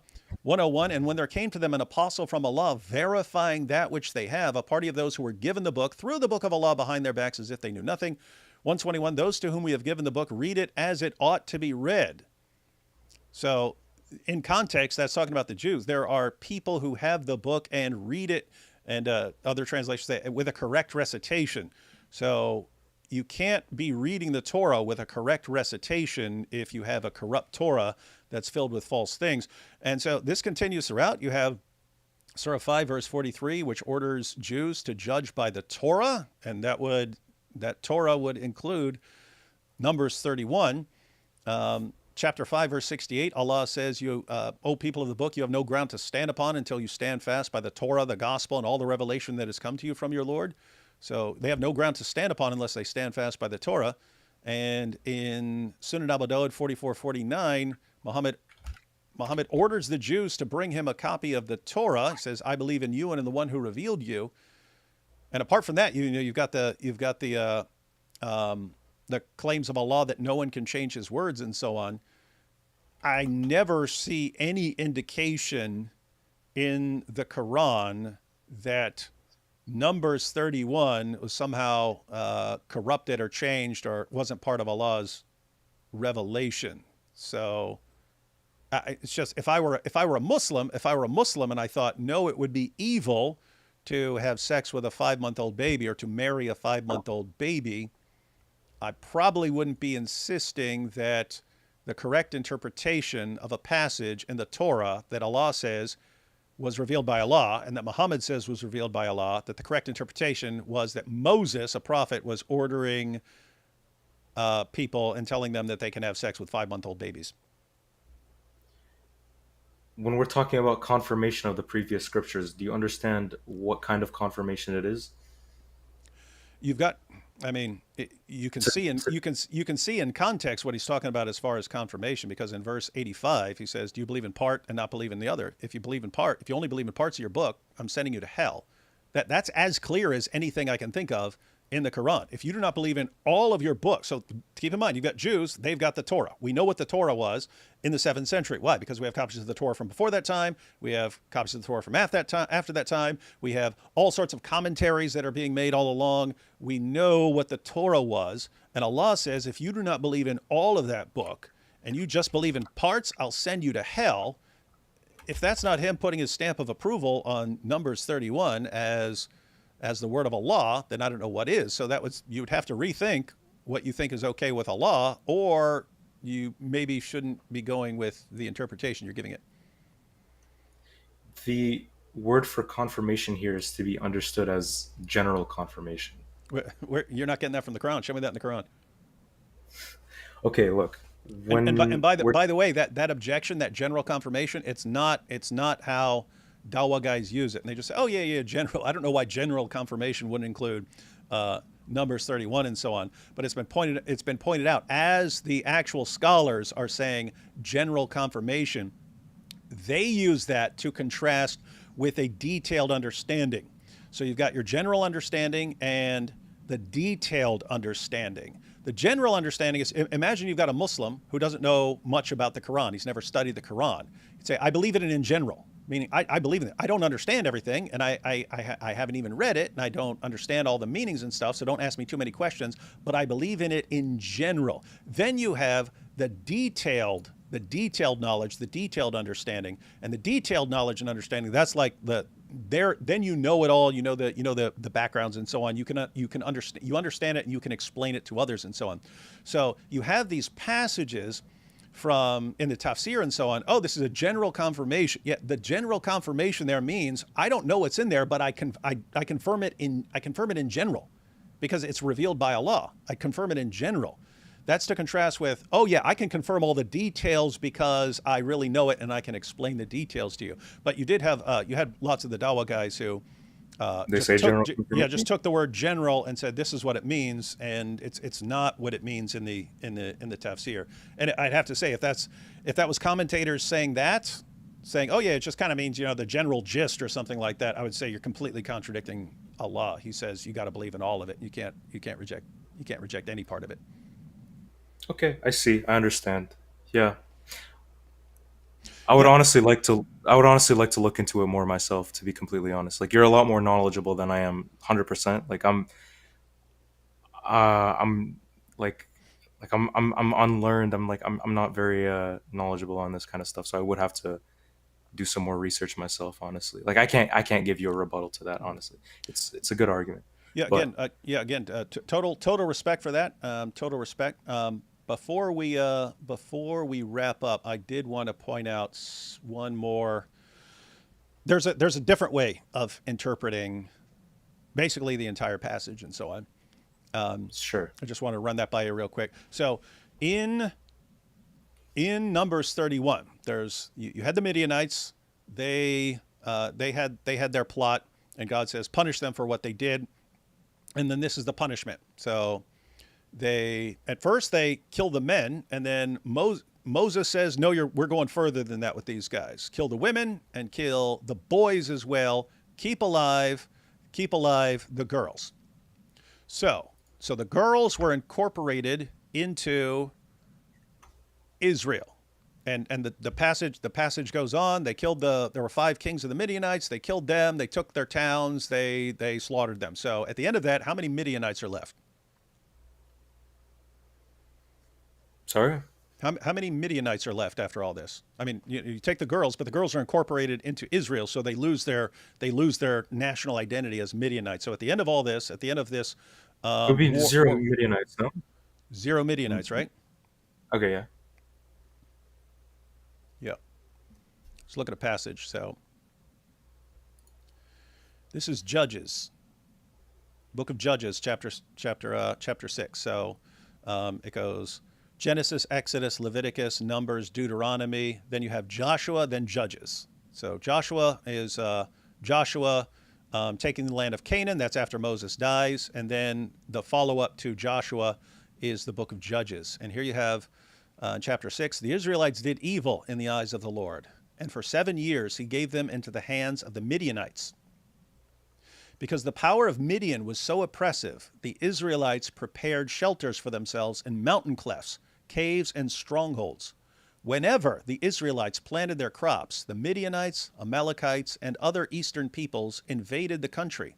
They camped on the land and ruined the crops all the way to Gaza and did not spare a living thing for Israel, neither sheep nor cattle nor donkeys. They came up with their livestock and their tents like swarms of locusts. It was impossible to count them or their camels. They invaded the land to ravage it. Midian so impoverished the Israelites that they cried out to the Lord for help. So the Midianites invaded, and they were so numerous that it says the Israelites prepared shelters for themselves in mountain clefts, caves, and strongholds. So they have to go hide in little cracks and rocks and stuff from Yeah, I see that. the I can Midianites. understand. Okay, What's that? great. That makes a lot of sense. Yeah, I can see that. Wait. What makes sense? What you're describing. What? Because most people don't understand it when you read that. They go, wait, I thought the Midianites were wiped out, and here's a bunch of Midianites. Yeah, no, like I can see your point of view. Do you mind just explaining a little bit more? Yeah. So again, I'm not confirming that this is the correct interpretation. It's you have some issues that arise from the text. Namely, you basically have a couple of groups that are said at some point to be wiped out. So you have some of the Canaanites and so on. Before that, you have the Midianites. The Midianites are supposedly wiped out. Hang on, Issa dropped real quick. He's back. So you have the Midianites. All the men, women, and boys are wiped out. All that's left are the girls, and the girls are incorporated into the population of Israel. There are no more Midianites as far as a people. Couple books later, the Midianites show up and conquer the Israelites, and the Israelites are all hiding. So that causes kind of like a mystery. What's going on? Thought these guys were wiped out. You have the same thing with you have the Canaanites. And it's clear later on that a bunch of Canaanites live and so on, but there are passages in Joshua where the various groups have been conquered. And then after they've been conquered and completely wiped out, they've been wiped out, there's none remaining. Then right after that, it says, okay, who's going to go up and fight these guys for us? And it's like, wait a minute, you just said they're wiped out. And then right after that, you say, okay, who's going to go up and fight them? You even have, like when they conquer Jerusalem, it says they killed them all and set the entire place ablaze. And then they have to figure out who's going to deal with the Canaanites in Jerusalem that they just conquered and killed everyone and set the whole place ablaze. And it's like, what is going on here? You have the same thing in 1 Samuel 15:3, where God says, completely kill them all, men, women, and children, kill them all, and their animals too. And so the Amalekites are completely wiped out in 1 Samuel 15. Later in the book of Samuel, later in the same book, David has to go out and fight the Amalekites. And so this keeps on happening, that you have these groups that are supposedly like completely wiped out, and then they're there again later. And so that's kind of one issue. A separate issue is when you read, you have these commands in the Torah to completely wipe out the Canaanites. Just kill them all. Don't leave alive anything that breathes. And yet these commands to kill them all, completely wipe them out, are used interchangeably with commands to drive them out of the land. You're gonna drive them off the land and make them go live somewhere else. And it's like, wait a minute, those are two different things. It's one thing to completely exterminate a population. It's something else to drive people off the land and make them live somewhere else. But you had the same thing from God in the same passage. So look at this. God's talking about how he's going to deal with the Canaanites for them. So he says, my angel will go ahead of you and bring you into the land of the Amorites, Hittites, Perizzites, Canaanites, Hivites, and Jebusites, and I will wipe them out. So he's going to completely wipe out these groups. Do not bow before their gods or worship them or follow their practices. You must demolish them and break their sacred stones to pieces. Worship the Lord your God, and his blessing will be on your food and water. I will take away sickness from among you, and none will miscarry or be barren in your land. I will give you a full lifespan. So God says that he's going to wipe them out, and this is in the context of him saying he's commanding them to completely wipe out these groups. Now, what's it mean? What's it mean to completely wipe them out? Well, look what he says right here. I will send my terror ahead of you and throw into confusion every nation you encounter. I will make all your enemies turn their backs and run. I will send the hornet ahead of you to drive the Hivites, Canaanites, and Hittites out of your way. But I will not drive them out in a single year, because the land would become desolate and the wild animals too numerous for you. Little by little I will drive them out before you until you have increased enough to take possession of their land. So God says, I'm going to wipe them out. Oh, okay, God's going to wipe them out. These guys are toast. And then he says, well, what's he mean? I'm going to drive them out little by little over time. I'm going to drive them off the land little by little, and they're going to have to go live somewhere else. So we interpret those things completely differently. Wiping people out, exterminating them, and killing everything that lives, that's something completely different from driving people off the land and so on. Anyway, All right. so yeah, you have the fact. So that's one mystery. One mystery is, why does it use drive people off the land as interchangeable with wipe them out? Those are two different things to us. They're the same thing somehow in the Bible. It uses them interchangeably. And you have this mystery of, you have all these groups that are wiped out, and yet they show up again later. I mean, in 1 Samuel 15, he killed everyone. They killed all the Amalekites, and you got down to one Amalekite, the king. But it's actually interesting because when Samuel talks to the king, he says, just as you have made other mothers childless, I'm going to make your mother childless. Now, wait a minute. Every last Amalekite had already been killed, and you were down to one Amalekite, the king, King Agag. And then when Samuel is telling him that he's about to be killed, he says, your mother's going to be childless. Now, wait a minute. So they're all dead, and yet this guy's mother's still alive. And then again, later in the same book, David has to go fight the Amalekites. And then centuries later, you have a guy you have the Agagites. These are the descendants of Agag. Who, wait a minute. Agag was killed, and all the other Amalekites were dead, and yet you have their descendants in the future.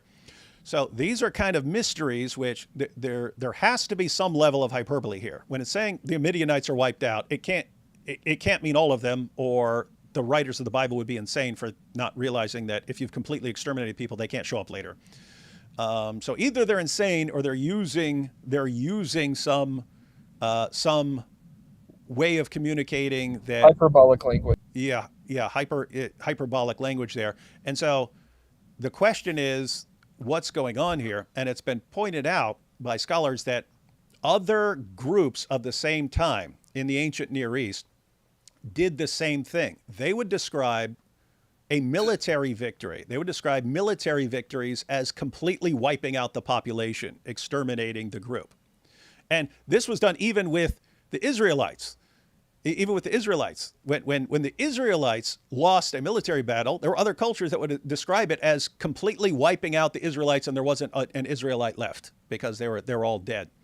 So I don't know if this is correct, because I look at it, I see the issue.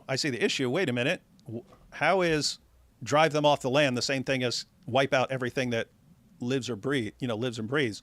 How is that the same thing? Wait a minute, these guys were wiped out. The Midianites were wiped out. How are the Midianites there a couple books later? What's going on here?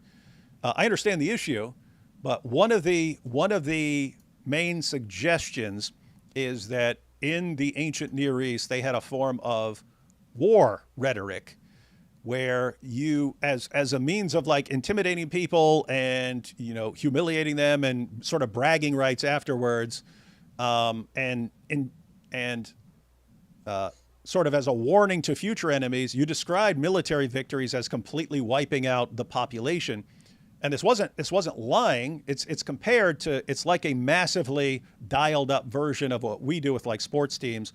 My team just slaughtered your team. Well, look at that word slaughtered. No one got slaughtered. No one got actually slaughtered. We crushed you. No, zero people got actually crushed. What are you doing?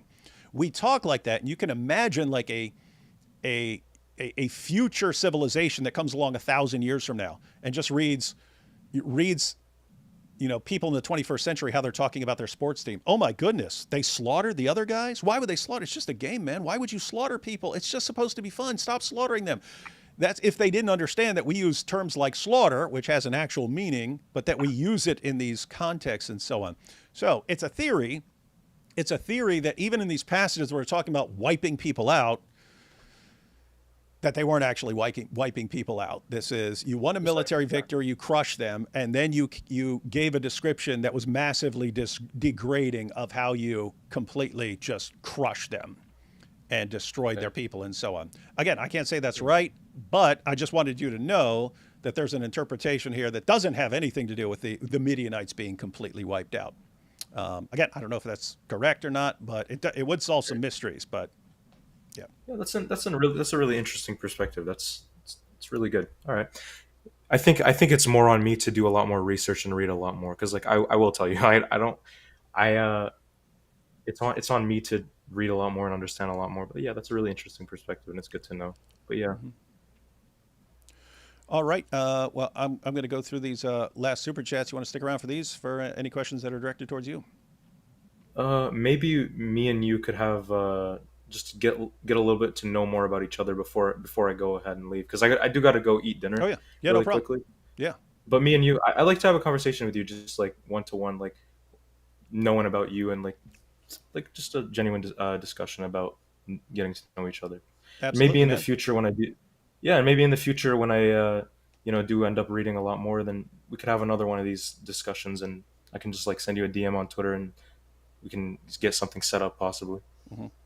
No, and no, you seem really cool. You seem honest, even where we're disagreeing about interpretations and so on. Doesn't you don't come across as someone who's making things up and just lying and so on. So yep, that's totally cool. And even again, when you're saying I don't know enough about this to comment, so I'd like to study it some more. That's lots of people don't want to say that. They don't want to say, "Oh, I don't know enough about this." They feel like that's hurting them somehow or making them look bad. In my book, honesty makes you look good. I feel like it looks a lot worse if you say something and then somebody ends up disproving what you said, and you just look like an idiot because you said something and you didn't even know what you were talking about. You're just talking out of your butts, right? Like that's why I tend to just avoid saying thing or giving my opinion on stuff that I'm not very learned about. That's my perspective on things.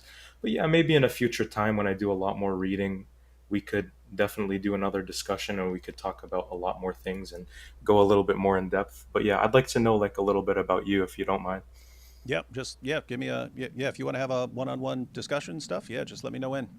Because in other words, the point of me saying all that was to let you know you're the kind of guy I don't mind. There are lots of people, if you come across as a liar, I'm not interested in really.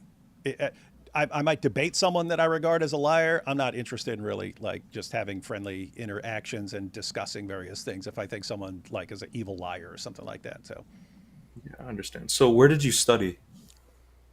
Study what? Philosophy. Started in college. This was at Old Dominion University. That's where I met Nabil, and I'd been reading like philosophy, like works, dialogues of Plato and stuff like that in jail and in prison. Never crossed my mind that you could do that like academically. So when I got out, went to school, I was a biology major, and philosophy was just assigned as a gen ed requirement. And it was like on like probably the third class, I was like, no, I like this. I like this way more than other stuff. So so I switched to Yeah, I don't. I'd already done a bunch of biology classes, so I was like, I don't want to just drop biology. So I ended up doing a double major, biology and philosophy, and then when I finished that, went on to graduate school at Fordham. So that's where I did my master's degrees and PhD. Yeah, I don't really tend to do a lot of interfaith dialogue or debates. That's why I didn't really want to agree to a debate between me as a Muslim to a Christian, because I can admit that, despite me feeling like I know, like, a lot of things, I'm still kind of ignorant, and I feel like a lot of people in debate, they can be ignorant about some certain stuff. So when I really do debate, it's mostly between me and atheists, and that's basically what I debate about. So I I could tell you have an interest in discussions with atheists. I could tell that from earlier.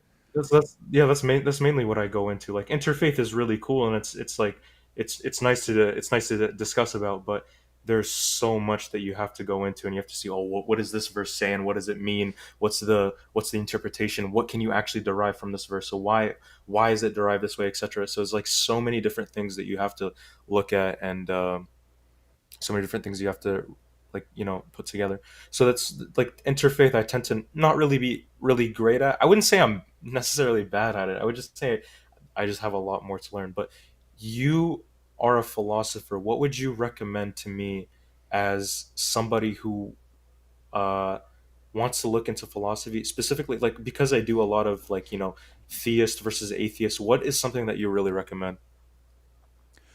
Um, yeah, you have lots of like books that are giving like the history of philosophy and stuff like that, and um, then you have books that are kind of like, this is just like analytic philosophy, and this is continental philosophy, and so on. But looking back, the stuff that kind of had like the biggest impact were the things that always stuck with me the most were dialogues of Plato, like Plato's Republic.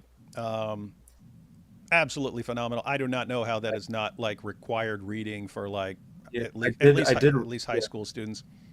I did really like when you're talking to an atheist, the main question they ask, how do you know, your God is real? How do you know this and that? When I looked into, evidence for God's existence, philosophical arguments, one thing that really struck with me, I really love Thomas Aquinas's argument on contingency. It's a really great argument. So do you know of any, like, other arguments that would be similar to such, or something that is just as substantial as that argument? Um, yeah, you have lots of variations on that kind of argument. I mean, he gives multiple versions of arguments, um, but you do have modern people who uh, you do have modern philosophers who like have attacked versions of the argument, and those who kind of tweak the arguments and so on to make them more and more solid. So I can actually send you some. I can ask around to people who are more interested in like the contingency arguments and so on, as far as what the best stuff. I know Cameron Bertuzzi loves that argument and so on. So he could probably recommend some people some modern people who deal with that.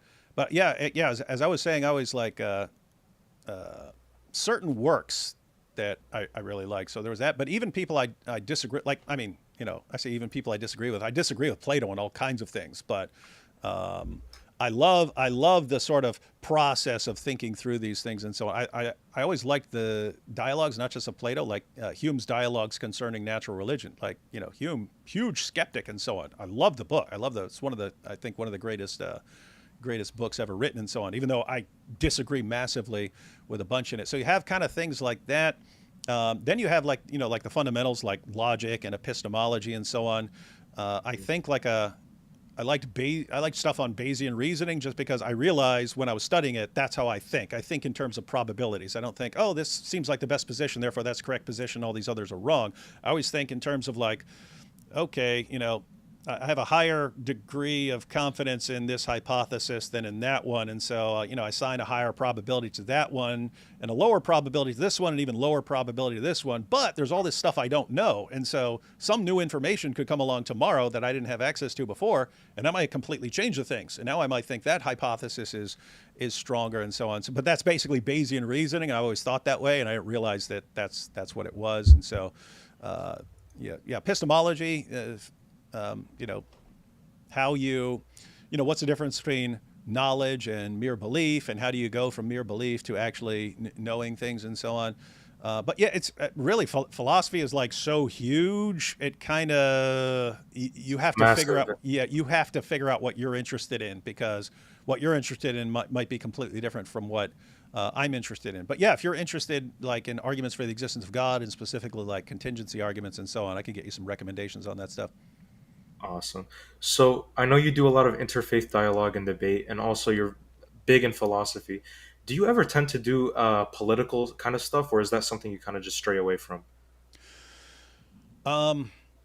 Yeah, on some like on certain issues and stuff, but really, at the end of the day, like people ask what's my political position and stuff. I usually say like I'm an I don't care-itarian, and it's just like whatever the rest of the population comes up. Like if they want to go big government, great. The government can take care of lots of people and so on. You want to go small government, fine. Fine. Then you don't have to tax people as much and so on. But it's like that kind of comes. I think that kind of comes from like upbringing. Like I grew up in a West Virginia trailer park. Everyone was poor, and it didn't matter who was in power. Everyone was still poor, and so it's like, okay, we're survivors here. We're surviving no matter what the rest of you guys do, and so you guys go do your thing, and we'll make it.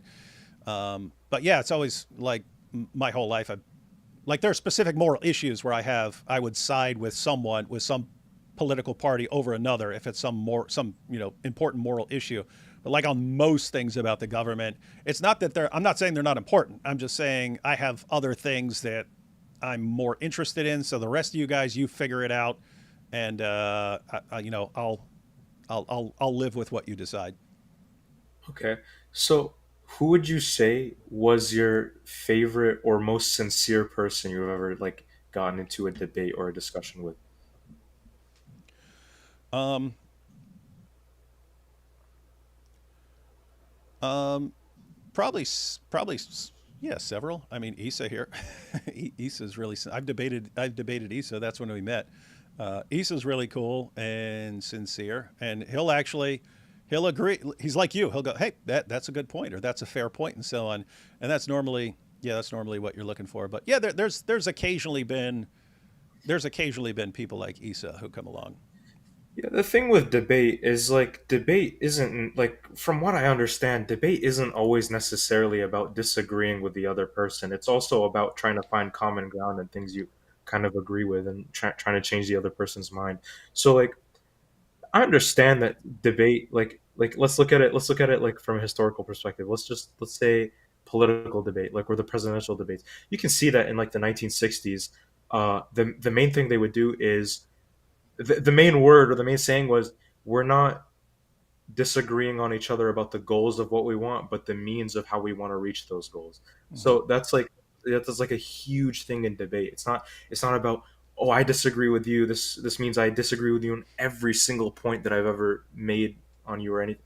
It's like there's some like common ground that people reach, and like whenever I see a sincere debate, it's always like one person or the other agreeing with the other person on some kind of point that they made. But yeah, Yeah, and uh, that's something that as people get more polarized, they kind of lose that. Like if you go back like not too far, you had the left and the right and so on. You had progressives and you had conservatives. A healthy society will have like a conservative force because you want to conserve what's good about your society and not change it, but also like a progressive force in the sense that you're not a perfect society. So if you can improve it, you should be taking steps to improve it.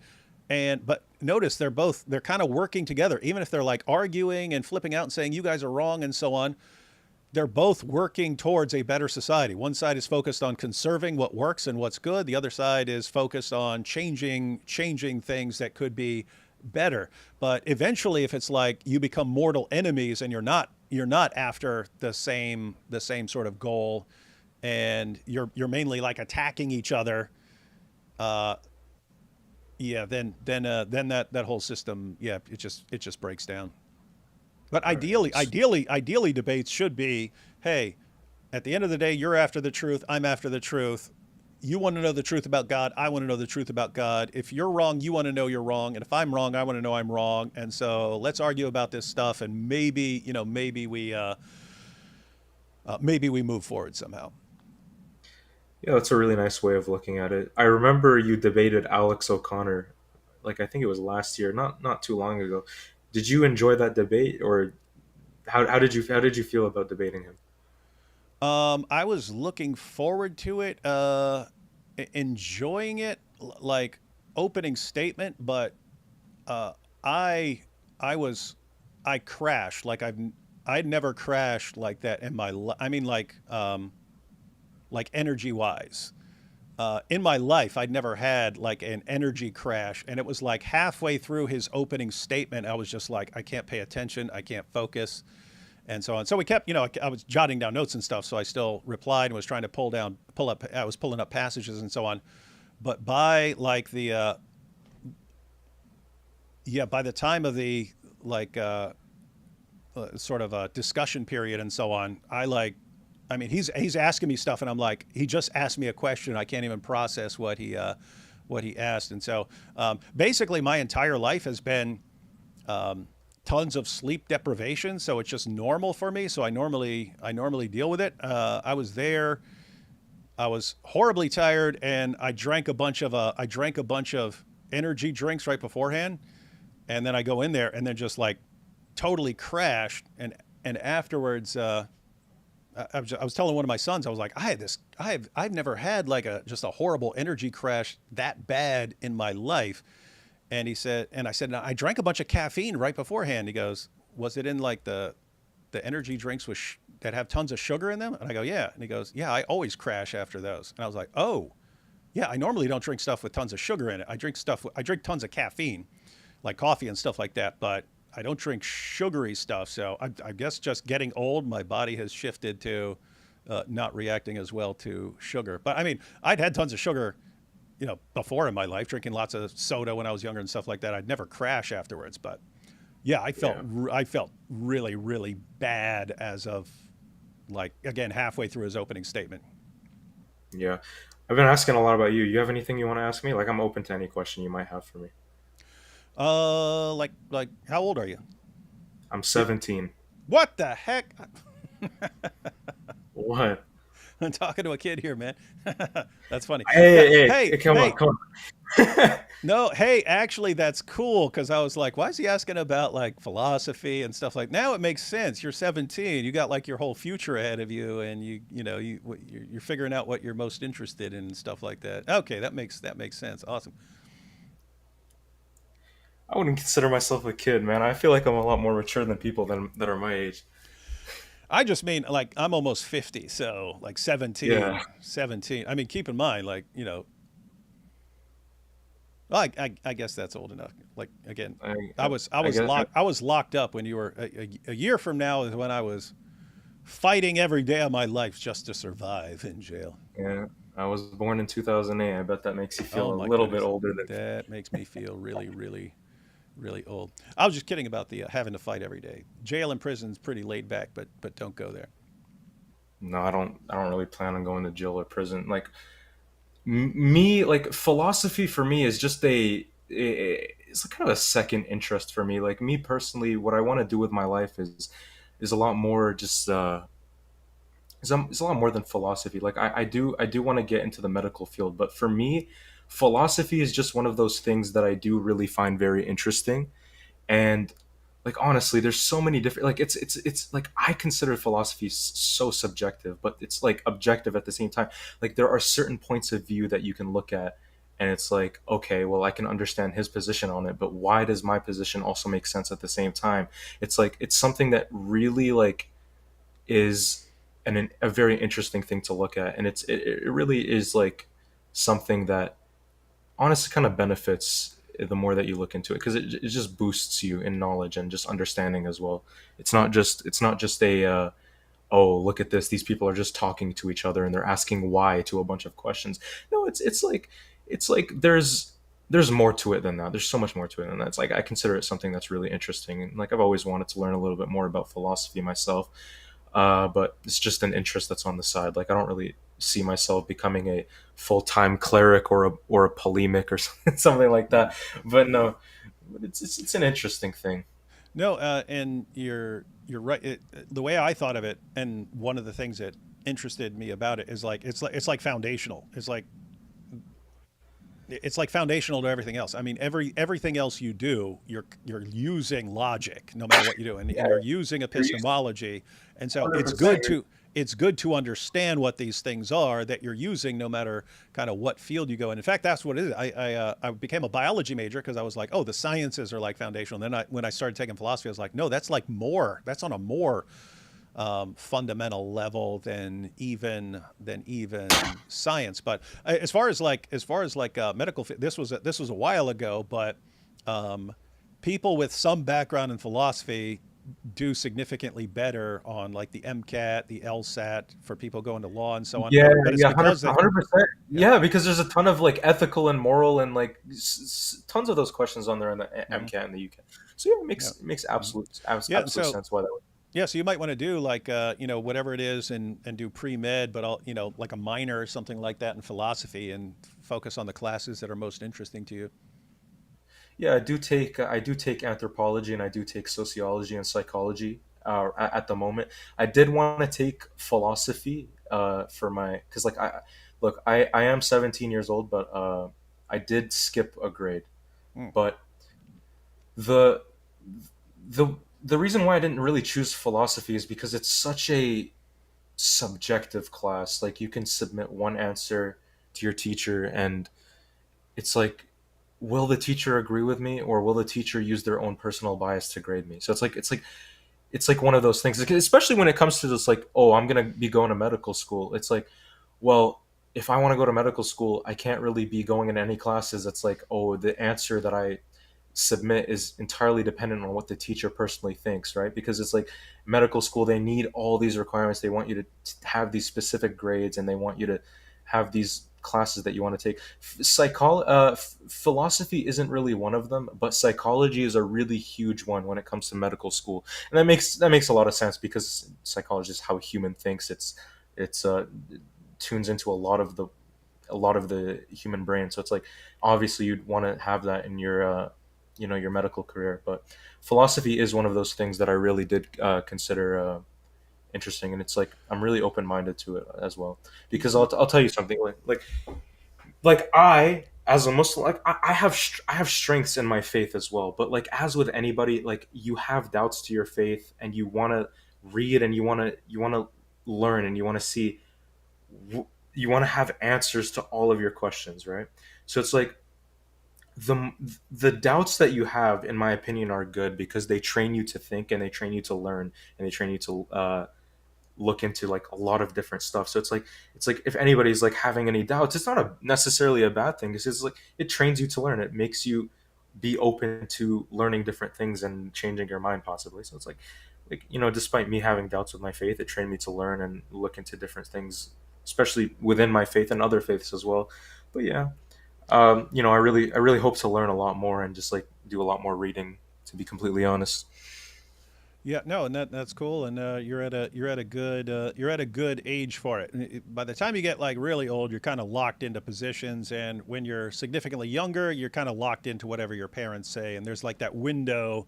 There's like that Yeah, one window hundred where you're percent. not you're not as attached to what your parents thought, but you're not completely settled for the rest of your life, and so you got like a window in there. But no, philosophy is you're talking about being subject. You're talking about worried like the professor's bias or something like that. And if you get a philosopher a philosophy professor who's deciding based on like his or, and I've seen some, who's grading you, or grading you based on whether you agree with them, you kind of got a crap philosophy professor, Yeah. because the good philosophy professors, they're way more concerned with, um, are you making a solid case for whatever you're arguing, and it could be the exact opposite of everything that philosopher believes, and they're still looking at it going, he put together a solid, well argued case there, and so he's getting an A. So you can actually look up reviews of professors and see anyone who's got a bad reputation for giving people bad grades because of not agreeing with them or something. Sure. Do you have any other questions you might want to ask me? Like I said, I'm open to anything you might ask. Um, no, not really. Just like in the future, you ever wanted to discuss anything more, and I will get you some recommendations on learning more about arguments that you're interested in. And if you ever something else we could do if you're ever interested, since you have a liking for arguments dealing with atheism, stuff like that, we could always just like, if you find a video that you like sometime, that someone's making some interesting point or something like that, we could check it out and share our thoughts on it, what we thought were good points or weak points, and ask atheists for their response, and even get some atheists on with us and stuff to see what they think. That honestly be really nice. Like what I usually do right now is there are like certain places where you can enter chat rooms or like voice chats, and you have a discussion or you have a certain topic that somebody presents, and they have their own independent like chat room or voice chat, and they have I have a they have a topic here. It's like, I am an atheist, I don't believe in God, change my mind, blah blah blah. And like a lot of my time does end up going to like those specific chat rooms where I'm just like, I'm trying to change these people's minds, I'm trying to give them my arguments. It's like, maybe you could do that in one of your future live streams, or maybe you could join me in doing it in one of your future live streams. It's a good possibility, honestly, since you are really big in philosophy. It's like, it's a really good thing that you could probably do. And I honestly think that it's something that people would be really interested in seeing, just like you joining different voice chats, and you see what they have to offer and arguing with them on what they got to say. I feel like it'd be really interesting, to be honest.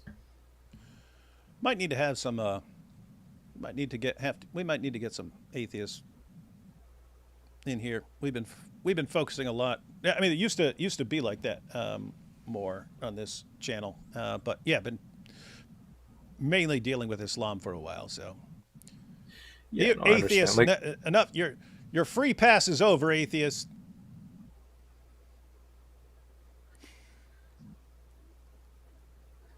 you what is it? Yeah, you do a lot of uh like videos on and live streams on Islam. Like I noticed that it's a really huge theme of your channel.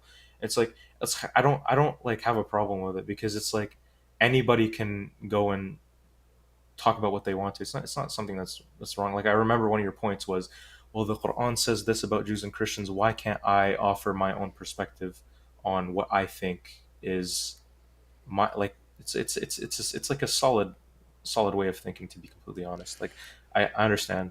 But on the issue, like, um, as far as going back and forth on Islam, it was I'm more, because my background as an atheist, I'm more interested in arguments dealing with atheism, as far as like, Yeah, like I would assume that's like more interesting to you, especially because you used to be an atheist. Like, you definitely have a lot of fun arguing with one and just like giving your arguments, and like yeah. a So lot of. yeah, no, I'm more interested in philosophy. I'm more interested in um, objections of atheists and so on. I'm more interested in psychology. More interested in science, although I've kind of never gotten back to science after I graduated. But I'm more interested in these things than I am arguing about hadiths and so on. It's like I ended up here because my best friend in college was a Muslim, and um, so I started going into the sources for that. I'd interacted with some Muslims, and I had a good Muslim friend in prison for a while. But I only read I read one book, and then I read like the tracts, the pamphlets that they would give me and so on, and read a little bit of the Quran, but that was it. But it was like in college where my best friend was a Muslim, and if he'd been something else, if he'd been a Buddhist or something and was giving me, Buddhist points, I'd have been examining those and so on. But it was mainly just he's giving me arguments for Islam, and I'm going and looking them up and so on. But that was the reason I was studying Islam. It was just my friend is telling me that Islam's true, and I'm disagreeing with him, and we're going back and forth and so on for years. Like after he left Islam and became a Christian, I actually thought, oh, cool, I'm done with Islam, because the only reason I was studying Islam is because my friend was a Muslim, and then he wasn't a Muslim anymore. And it was like a month later. It was like a month later he got his first death threat. It was attached to his car, and then it became like, well, he's getting threatened right now because, after years of discussions, he agreed that I'm right on this, and so like I played a role in him being threatened with death right now, and so I can't just like be done with that when now he's being threatened for being an ex-Muslim and so on. So first I was just kind of like, okay, well, if you're going to come after him, you're going to be coming after both of us, that sort of thing. And then later on, still after that, I concluded, a little after that, it was, maybe I need to focus on dealing with Islam, because almost all Christian apologists deal with atheism. And back then, at least, almost no one was dealing with Islam. So maybe it's just, if you've got almost a quarter of the world's population who believe in Islam, and most Christian apologists don't want anything to do with it, like, okay, maybe I need to do this because someone needs to do it. And then a little after that, it was watching Nabil, and it was like, Muslims make really cool Christians. Like he was ready to stand to the death. And it was like lots of people who convert to Christianity just don't go that hard that quickly. And it took me a while to figure out, like, why does this guy make such an awesome Christian? I realized it after a while. It's because Islam puts these psychological barriers on leaving Islam. Most Muslims know that, like, it's really going to mess up their family if they leave Islam. So it's a huge pressure. Like, okay, if I reject this and I go believe this, then my family might say they never want to talk to me again. Or they might still want to get along, but the relationship is going to be strained, and they're going to be trying to convert me back and so on. So, but they understand, like, okay, this really, really messes up my family.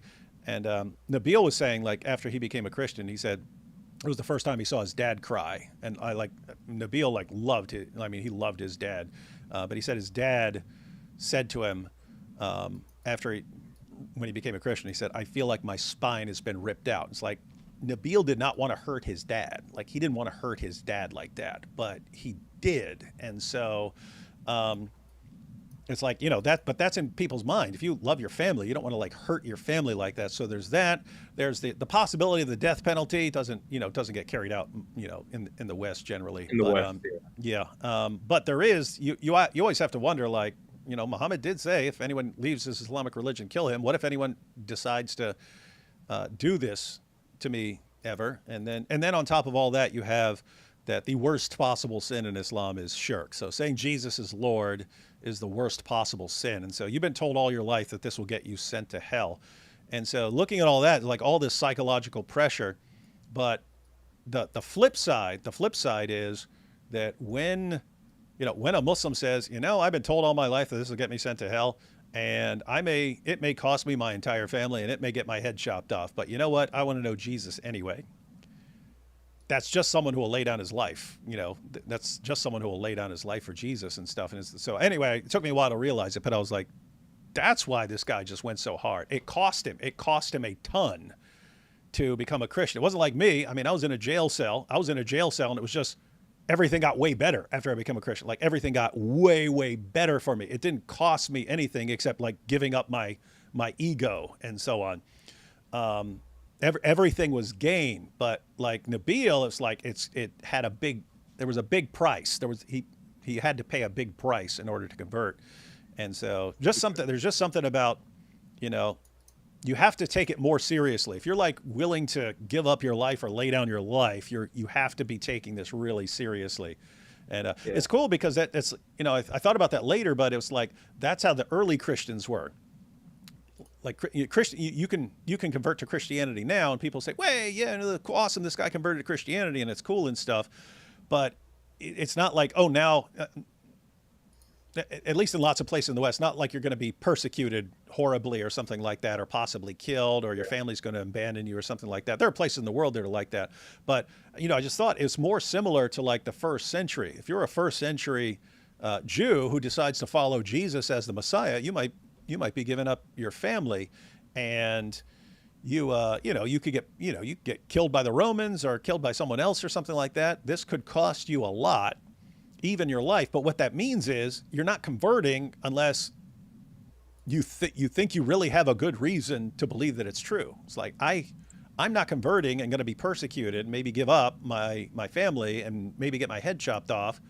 I'm not going to do that. I'm not going to make that decision unless I am really convinced that there is a solid case for Christianity, which meant that the people who were converting were people who took it really, really seriously, and not just people like, hey, I'll try this out real quick. Yeah. Just a quick question. Like, I know one of the more popular arguments you use is is the Al-Zut argument. Like, is that a genuine argument that you use? Is it like something that you use genuinely, or is it just something that you use to banter? Because I remember when you were talking about it with IP, you used it. You said that you knew that it had a different interpretation, and you knew this, but you only used it against people who would take the Bible out of context or misinterpret it. So I'm just asking you, like, this genuinely. Do you genuinely use it as an actual argument, or is it just something that you use to banter? It's, I would say, more the bantering. I'll say that the passage does sound bad, and it just It sounds does like, sound bad. yeah, it sounds Yeah, like it's a something messed up. With that said, you can't really tell exactly what's happening. So normally you'd give the benefit normally on something like that, you'd give the benefit of the doubt. You'd say, okay, this sounds really bad, but I can't say definitively what that means, and it could be talking about something else, and could at the end of the day be something that someone made up, and so on. So it's kind of a situation like you've got this story about Muhammad. Sounds like something really weird is going on. The responses when we actually look at them, like, oh, this word means crowding around. We go to the lexicons, like, no, that response doesn't work. So I look at the responses, and the responses seem weak, and so you're kind of just left with a story that sounds weird. But at the end of the day, it's a situation where I told the Dawa guys for a couple years to stop making just stop making like terrible arguments that seem like they're just it seems like lying. Like when they say Rebecca was Rebecca was 3 when Isaac had sex with her. It's like, no.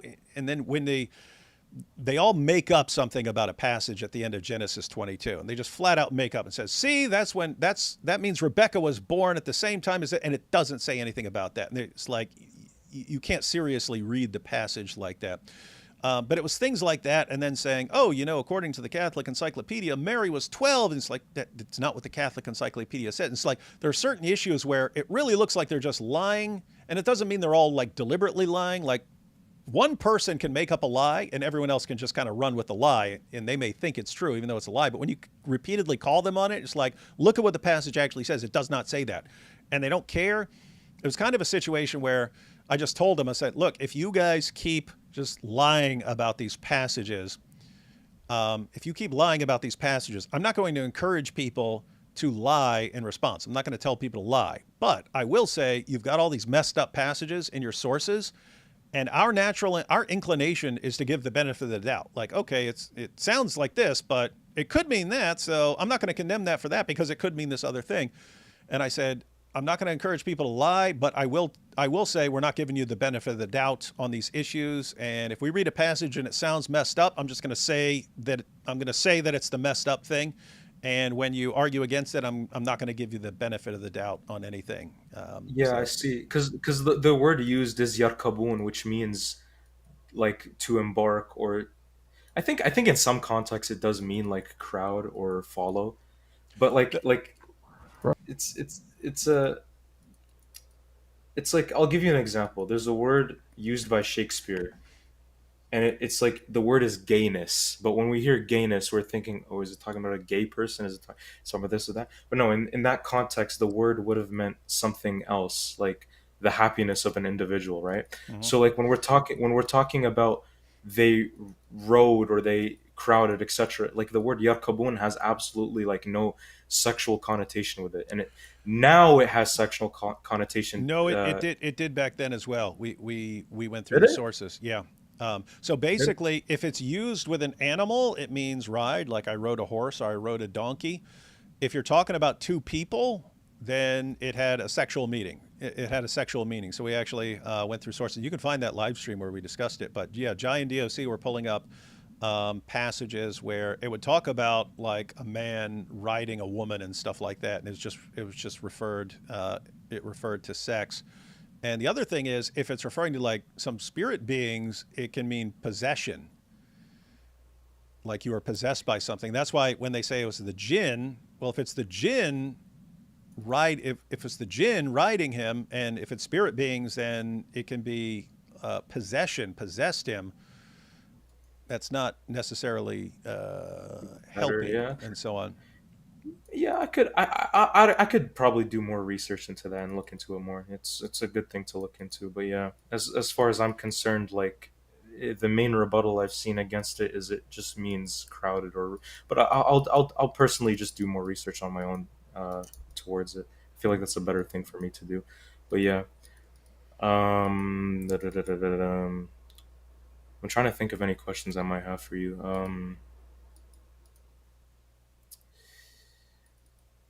Uh, what was it that you went to prison for, if you don't mind me asking? Oh, you don't know that one? You can check out. I got a whole video. I got a whole video on that one where I go through the whole story. But oh, matter of fact, you should watch that because you're interested. If you're interested in like, kind of the moral argument and so on. I and for all you atheists watching, I know you guys don't think like this yeah, the issue is I wasn't just an atheist. I was an atheist with antisocial personality disorder. So I don't have normal emotional reactions to things. I don't have normal emotional connections to other people. And so if you believe that everything is ultimately pointless and that all of morality is just nonsense people made up, or it's just things that you've been wired to think, and then I'm thinking, well, I'm not wired to think like that. So if other people are wired, okay, I was born without that gene, and therefore why would I follow your thinking and how you're wired, and not how I am and stuff. But no, I start when I was 5 years old in that video. And yeah, I start from then, and then I basically kind of give my life story.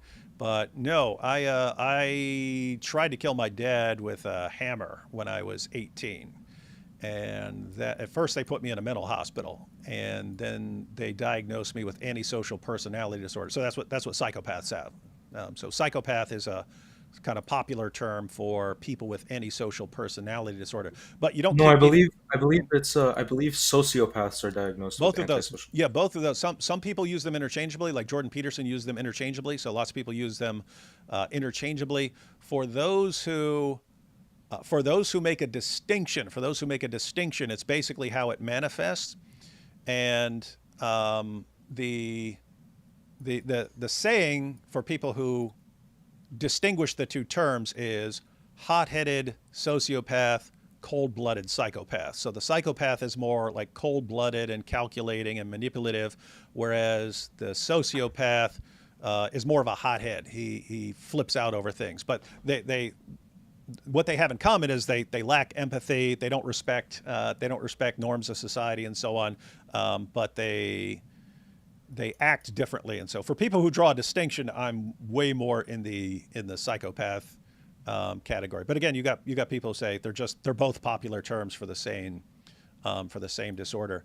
But yeah, but you don't that's not something you keep people in mental hospitals for.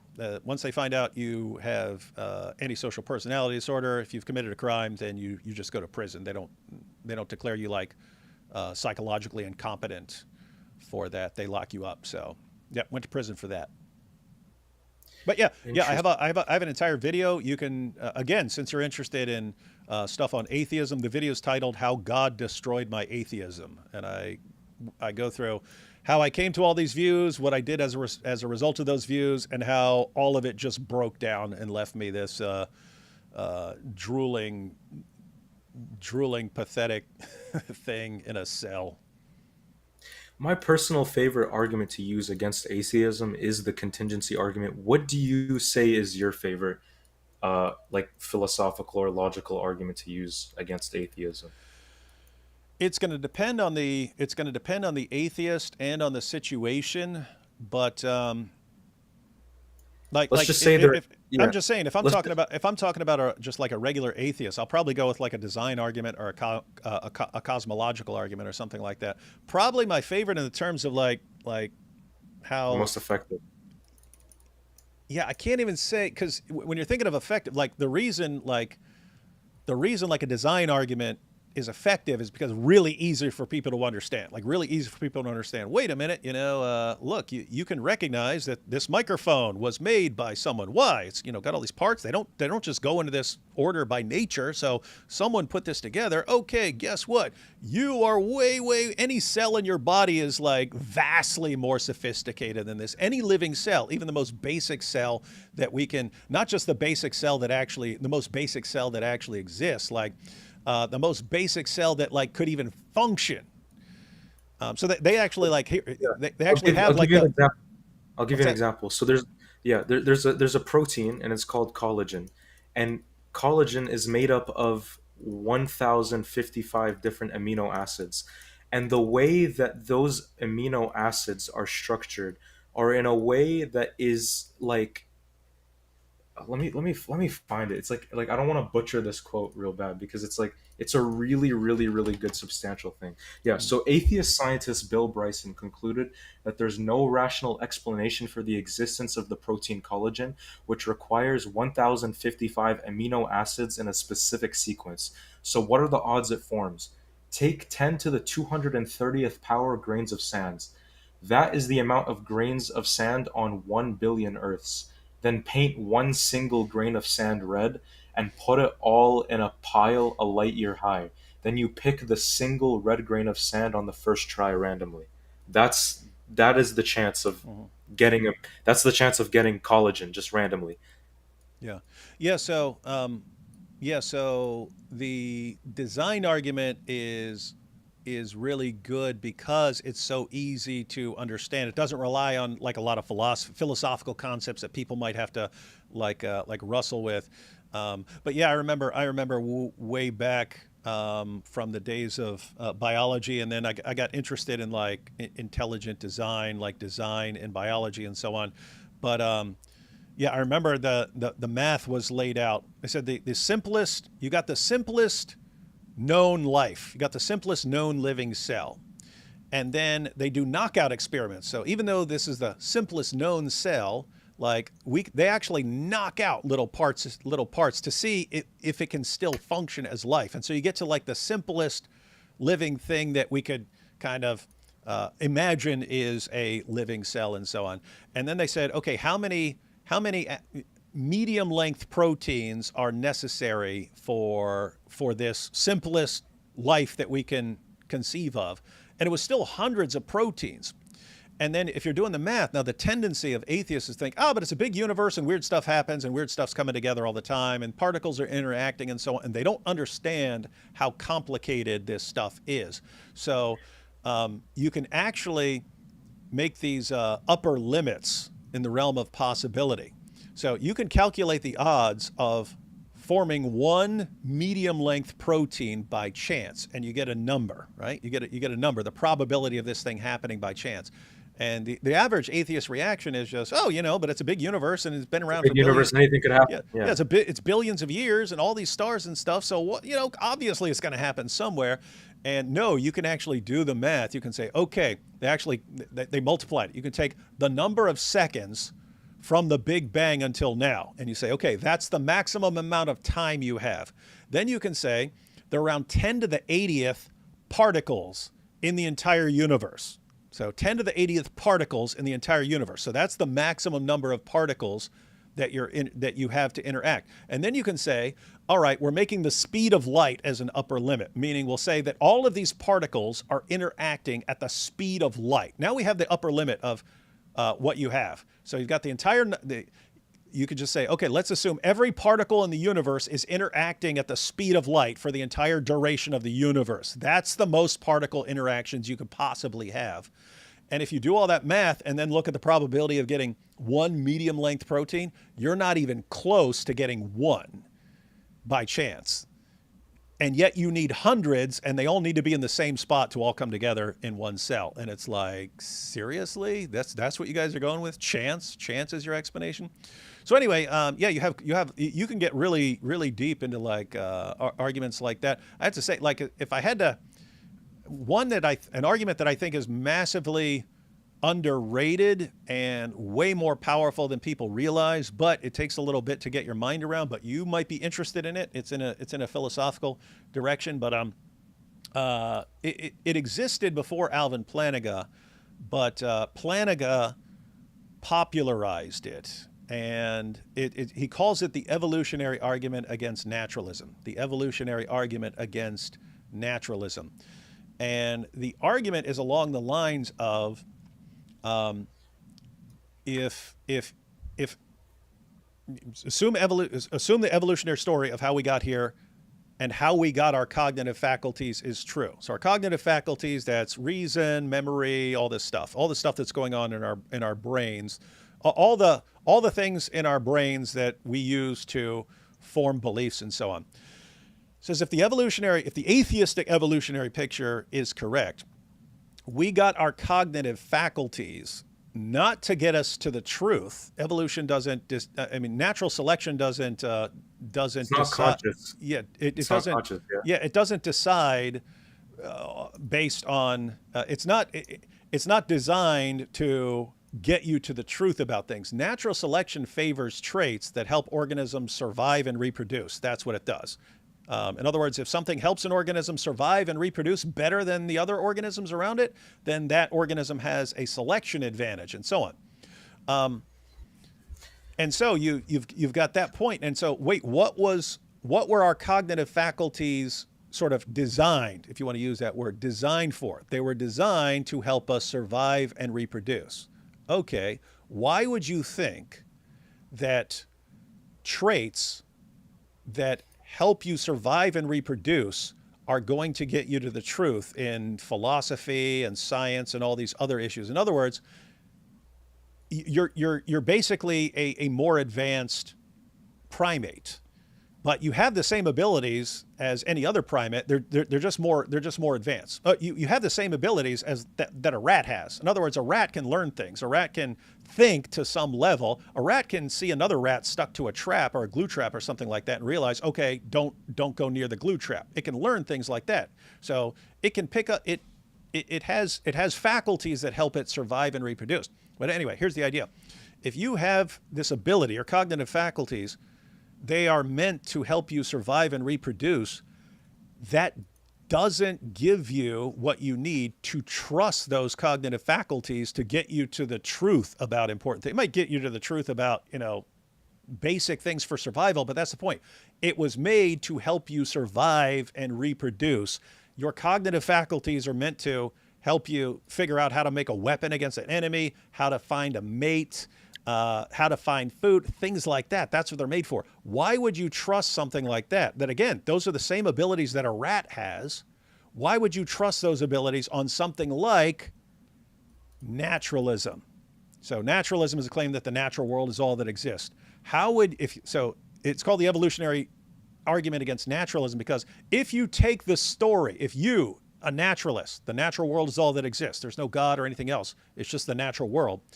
If you, as a naturalist, take the only story that's available to you as a naturalist about how you got your thinking ability, your reasoning ability, and all that, if you take it seriously in light of your belief in naturalism, then you can't trust your cognitive faculties to conclude that naturalism is true. You can't trust it. It wasn't made for that sort of thing. What business do you think that an ability whose purpose is to help you find food or a mate can tell you about all of reality? You'd never conclude that.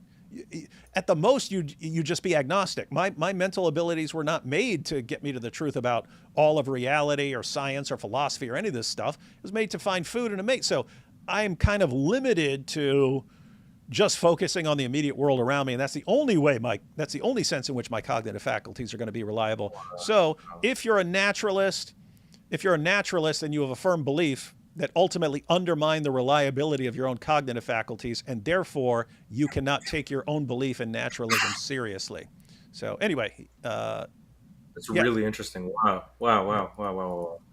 What if you're talking to somebody like an empiricist? Because I've talked to a lot of empiricists about it. Like it's really hard to get a really good conversation with them. What's your go-to with them? What do you mean? Just someone who wants to see the evidence?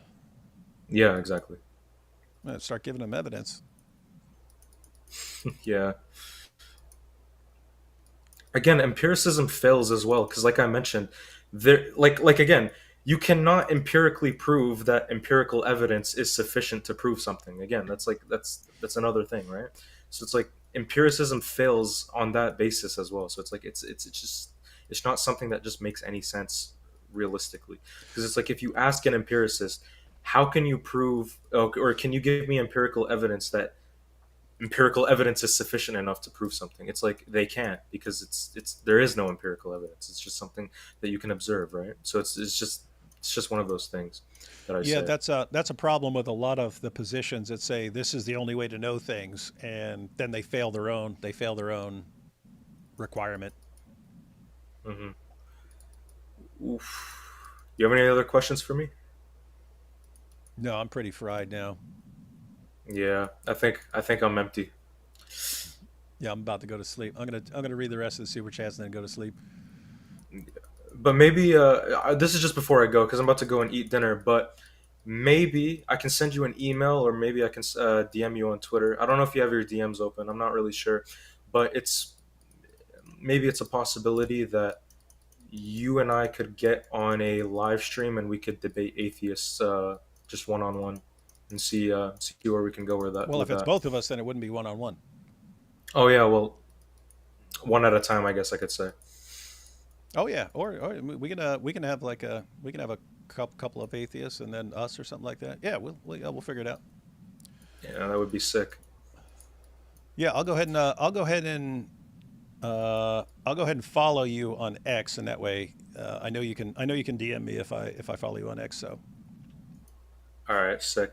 Well, I'm probably gonna head out now, but it was a really good pleasure talking to you. You were very sincere, and I think we had some pretty good faith no, discussion here. no, it was super cool. And I mean, think everyone. This started with this: admitting to being a pedophile predator to own Muslims is mind blowing. And then here we are live streaming for 4 hours, getting along. Yeah. So I guess it doesn't really. I guess all we needed was a conversation to heat things down, huh? Hmm. But yeah, I actually really look forward to that possible live stream that we could probably do together. It'd probably be very interesting. And I Hmm. think your viewers would probably find it very interesting as well. But yeah, you Yep. can go ahead and follow me on X and we could probably get something you know prepared in the future. Yep. Hopefully, Sounds God good. willing. All right, well, yeah, it's been a pleasure, man. We can probably talk another time, but I'll see you. Yep. Catch you later, man. All right, catch you later. See ya. Bye bye.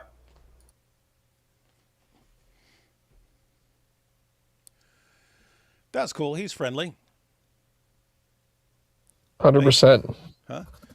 No, super hundred cool. percent. Cause super cool. Cause he didn't seem friendly when we were initially just going back and forth. And I'm sitting there calling him a liar and this and that and stuff.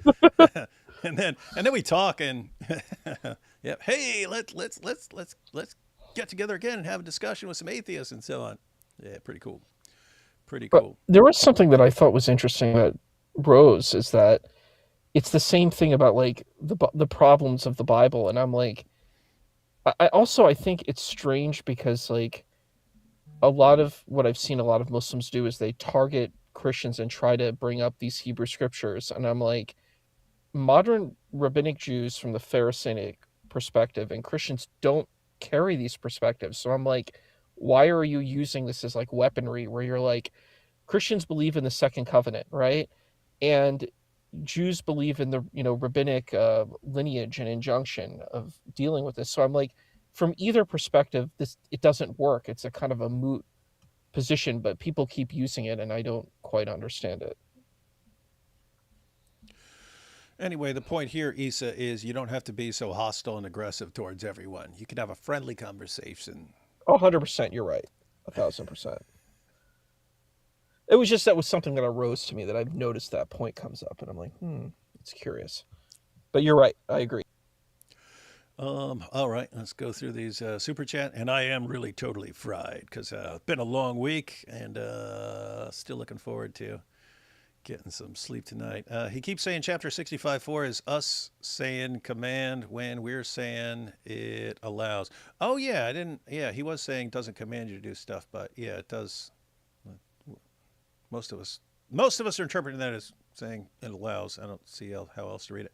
Let's see. The Torah regulates a harsh ancient reality by transforming captives from disposable spoils into protected persons with rights and guaranteed freedom. Yeah, my overall perspective is God basically takes people where they're at and then, changes things over time. And we've kind of, you would think we'd kind of pick up on that because we try this, right? We try like, we'll say as the United States, hey, we're going to go over to Iraq and we're going to give them a different government and then they're all going to love freedom and democracy. And it didn't work at all. Well, yeah, why? Because it takes a while to change your mind on these kinds of big issues. And if you're talking about 3,500 BC, you're talking about completely different world. And you can't even get your minds around how messed up things were back then. Just where the coolest thing you can do for your God is, sacrifice your baby to him and so on. And very, very different world. But yeah, again, something we should have learned now is you can't just go in and tell people, hey, here's a new way of doing things and thinking about all these. You got to kind of take them where they're at. Stepping stones. I was an atheist for 43 years until I gave my life to Christ 3 years ago from trauma and still struggled until I met you guys. Avery, David, Mike, Sam, The Word, and I. You guys saved me now in college. Wow, after 43 years. So, interesting. No, that's super cool. Gosh, where was that? That was down in North Carolina. Was it North Carolina? Yeah, it was North Carolina. It was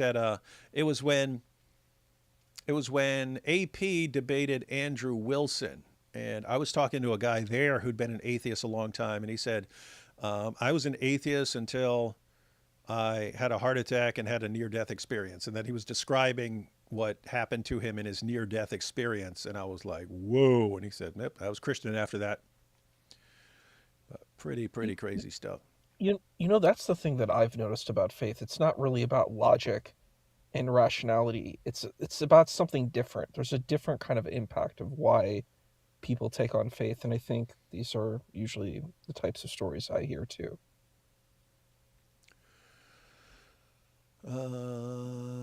Suggestion for beginners, Quran and accompanying docs. What do you mean beginners Quran? The Quran is the Quran, man. I mean, you have to pick which version you want and stuff like that. But I guess are you asking how to get started if you want to start studying Islam? I would not start by just trying to read through the Quran. And I say that just after years of experience of seeing people say, okay, I want to get into apologetics and stuff, so I'm going to read the Quran, and then they give up halfway through Surah 2, and then they never get back to it. So yeah, I suggest picking a topic that you're interested in. So if you're a Christian, you might be interested in what the Quran says about Jesus. And so, pick a topic that you're interested in and look up all the Quran passages that deal with that topic until you understand that topic. And the same thing with the Hadith and other Muslim sources. Or if you're interested in polemics, criticizing it, then pick a topic you're interested in criticizing Islam and look that up and look up the passages on that. But yeah, that's how I'd go. But don't let Issa hear you say that, or he'll be like, no, you must never criticize Islam. Let's see. Why is Numbers 31:18 assumed sexual when context suggests innocence spared, yet Surah 4:24 explicitly permits relations with captives without the same objection? yeah, we could have pointed out a lot about captives in Islam and so on. But yeah, the main issue there in Numbers was it doesn't say anything about sex. You can interpret keep for yourselves. There have been commentators who interpret that as like servants and so on. I have no problem with thinking that, these girls would have eventually been incorporated into the population and would have been married and so on. But yeah, my only issue there was I saw nothing that indicated, pouncing on little kids or something like that. That sounded weird. Muslim trainer thought versus Jewish and Christian train of thought. Did we ever claim prophets are perfect? Torah and Gospels are different from the Quran as to how they viewed among the believers of each religion. No, that's true. Yeah, we believe, and again, I pointed out that there have been interpreters who just thought Moses went farther than what God said there because he was mad. Why are you reading Numbers 31:17 in the lens of Surah 4:24 and bringing them into the Mosaic covenant with Israel? Isn't chattel or sex slavery? That's my normal point. Is if you're reading things, I didn't want to bring it up to him because I don't think he is thinking in terms of pouncing on. In other words, I point out to Muslims normally when they bring this up and they say, you see, he's saying have sex with these little kids. And it's like, quit thinking of it like a Muslim where you conquer someone and then you take them all back and start, banging them and so on. That's not what this passage is talking about. But Jews, but the Torah enough already. Defend your prophet, stop comparing. Well, the point wasn't to defend Muhammad there. It was on the issue of the issue with Aisha and so on. But yeah, first we're talking about me, then Muhammad and Aisha, and then for consistency's sake, what do we do? What do we do with passages? You shall bring her into your home, and she shall shave her head and trim her nails, and she shall also. She is doing these things, not you. Implies consent. I know, again, as Isa was pointing, it's a different world back then. It's like, what do you do? Like we tend to think like, what's the perfect thing to do in these situations? There is no perfect thing to do. You have options. None of them are ideal. Let's see, read chapters 2:1-5 in the Quran because it says the Quran and previous books that was revealed. So I guess we can only believe the Quran in general. Yeah, it does say believe in all these things. And so if you're going to say parts, then that would apply to the Quran as well. I had a question to ask you. It's something that's so bizarre. I keep hearing this thing called general confirmation. What does that even mean? What is a general confirmation? You must have been listening to something else because we discussed that. So you apparently started daydreaming or doing whatever else you're doing there. No, I pointed out, and this is Giant DOC pointed this out. They actually went through the commentaries and so on.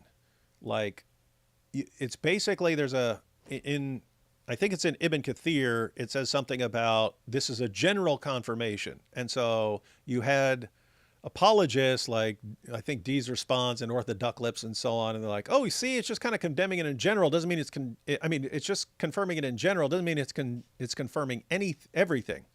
And they pointed out what the general confirmation actually means. The general confirmation was to be distinguished from a detailed knowledge, and it's not confirmation; it's general belief and detailed belief. And what they're pointing out is you can believe in something without having any sort of detailed understanding of what it is, but then you can have the detailed belief where you know all the details and understand them and can explain them.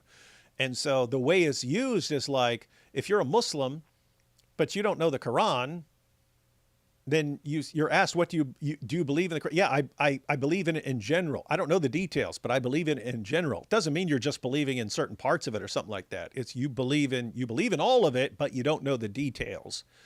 And so that's supposed to be the Muslim position about the Torah and the Gospel. We believe in it in general. We believe in it in general. But that's not to mean you just believe in parts of it. It's I don't even know what's in there, but I believe in it anyway. I believe in all the books. It's a general belief in all the books. So I'm sorry. Yeah, I did hear that in the conversation. What I meant was kind of like what these people are saying, because it's like they're like, well, it's corrupted, but I generally believe in it. And I'm like, what does that mean? It's like this contradictory statement. I don't understand it. It's like you generally believe all of this stuff is true, but there's a lot of stuff that you actually don't believe is true. yeah, So how does it no, work? I don't even Like, know. that's Yeah, what I we don't can even know style. what they're. Yeah, they need to stop using the word general because That's what I it's was not feeling. not That's clear. exactly the point. Just popped in to say hi. I hope everyone is well. Yep, everyone well here. Started with a brutal online back and forth just a few days ago and ended up with everyone being cool and being friends. Get wrecked, son. Clearly, this is a curse of misfortune aimed at one's male descendants. What? Get wrecked, son? What's that about? Let's see. Hey, David, I am not home to watch right now, but I wanted to tell you Satoshi Mori, the main animator for One Punch Man, died. Huh. Wait a minute. Do you mean for the comics or for the show?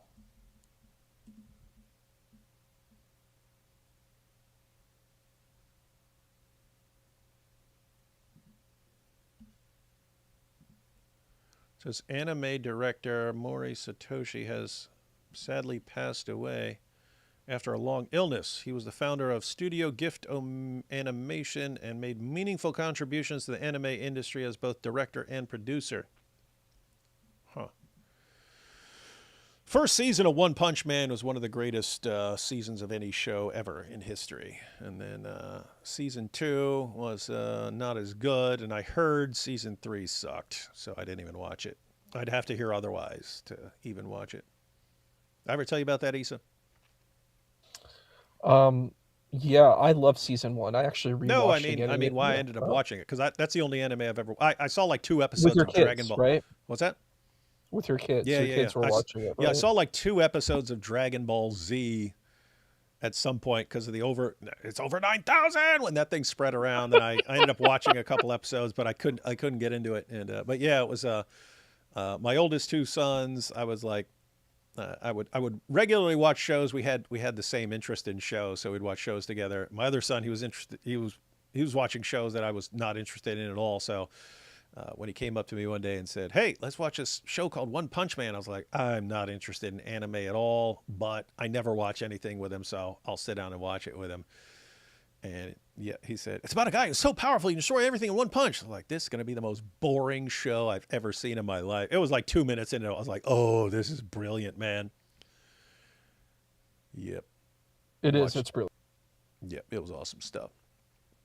Would you look at Sean's interview with a Christian author of The Great Debate by a Muslim Convert? His recent book is Let the Convert Speak. Sean who? McDowell? Would you look at Sean's interview with a Christian author of The Great Debate by a Muslim Convert? His recent book is Let the Convert Speak. I don't know what Sean you're talking about. Which philosopher does C.S. Lewis owe the trilemma? I don't know. C.S. Lewis. No, I think that was a C.S. Lewis thing, as far as I know. Oh, it's Issa. Was wondering which powerful Dawa guy David was going to bring on, but Issa's very powerful too. And David has become this young man's Mr. Miyagi. That's funny. All right, guys. Well, we've been live 4.5 hours. It's funny. It was like what 10:30. When I think it was like 10:30 when we were kind of wrapping up, and then we started talking. Anyway, yeah, my brain's fried now, guys. I'm going to sleep. Oh, Sean McDowell said Sean McDowell. Hang on, let me see what Sean McDowell's posting. So maybe that will be more clear. Sean McDowell. Oh, he just posted, why are so many Muslims turning to Jesus? It's an hour and 14 minutes. Is that what you guys are talking about? This is why I reject Islam. That's in the thumbnail. And it's why are so many Muslims turning to Jesus? I'm looking for anything else that you might be talking about. No, that seems like the only recent thing about Islam. If that's what you're talking about, we could always go through that.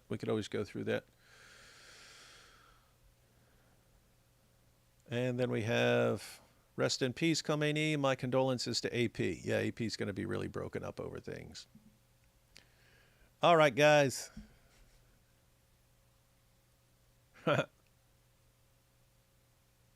Fun time. It was good. It was cool. Thought that was going to Great be guy. thought that was Great going to be guy. way messier based on our earlier interaction, but nope, turned out to be super cool young man. And then I find out he's 17. Hey, hold up. Wait, where'd it go? There you go. That kid fried you, David. David Wood got cooked. Wait, let's see. Yeah, Sean had a guy about a Muslim convert from back in the day whose apologetics haven't been translated yet. Okay, if that's that interview, yeah, I'll check it out. But remind me if I forget. Because I'm actually interested in that. So I'll watch that. All right, guys, gonna cut out now. Gonna go to sleep. Gonna be cool month, because now it's March 1st. And all you Dawa guys who are watching, playtime's over. It's March. You thought me and Issa cooked your whole religion the other day when we debated? You ain't seen nothing yet, buddies. All right, catch y'all next time. We'll see what's happening. Any final thoughts, Issa? Oh, I was going to say that I thought we had an amazing debate. I think Junior's debating God Logic tonight, or he debated him last night, I guess. And I think it was awesome. I think we had a great time. Just amazing, this particular arguments that we heard. Yeah, I think it was. I'm so glad and honored that I had you as a partner, and I think we did an excellent job. So thank you. Yeah, it was funny. I saw someone, I saw one of the comments that said, describing the debate, said, so a psychopath, a narcissist, and two introverts walk into a bar. You know what's weird though? I'm not even sure why, but I like Junior. Like, there are lots of Dawa guys. I'm like, evil, repulsive scum. Don't ever want to be around these guys at all, except for debate. I don't even know what it is, but I mean, keep in mind, Junior's like trying to yell over me the entire time and stuff like this, and saying really, really terrible points and so on. But I don't know, something I like about the dude. He doesn't believe in child marriage. He actually doesn't believe in any of that stuff. Like, if you see his debates with, like, IP, he's like, no, I don't believe this stuff is real or accurate or good. So he actually doesn't take the position of all of that. That's probably why. Because he's a decent person. He's tough and he can be aggressive, but he is a decent person in comparison to, other people who believe in really evil, horrendous things, like you said. This is cool. So Reese's video said Logic's debate with Junior just ended with a woman coming to Christ, so it's a great day. Yeah, was that from Islam? If so, I bet Issa's pretty steaming over that one. Ha! Lost another one there, Issa. Ha! Yeah. Better get used to it, buddy. Yeah, my dear Blake went too. There was another comment I wanted to see, and then I lost it. And now my brain is so fried, I don't even remember what the comment was that I was looking for and I wanted to post. Just let me see. That was about Junior again. And then it disappeared. Oh, here we go. It concluded in a bit. Junior got genuinely crushed by God Logic. It was embarrassing. Oh, yeah. As far as all around right now, God Logic's the man, guys. God Logic's the man. There are other people who might know some particular topic better or have been doing it longer or something like that. But just in terms of God Logic's a total package, man. He's not angry. He's smiling. I mean, he is smiling and happy and laser focused on just dismantling your entire case and stuff like that. And he's crushing it, man. It is awesome. Awesome. He could be awesome. a lawyer. He would have been a really good lawyer, I think. What's crazy to me is just he's new, man. He's only been doing this a couple years, and he's already like legend status.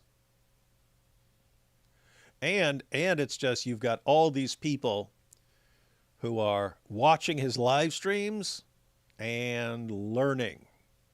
And so you've got people who haven't kind of been unleashed, but they're sitting around watching God Logic every time he's live, and they're learning how to respond to all this stuff. What happens when those people go out after they spent a couple years learning?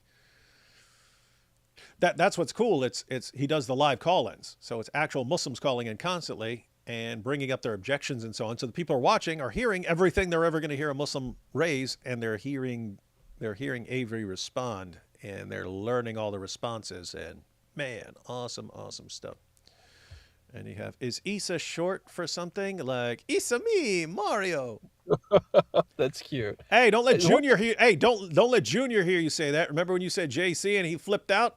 Yeah, I said the imagine big JC too. Yeah. I said the big Hey, JC. He Hey, would like that. Cosine.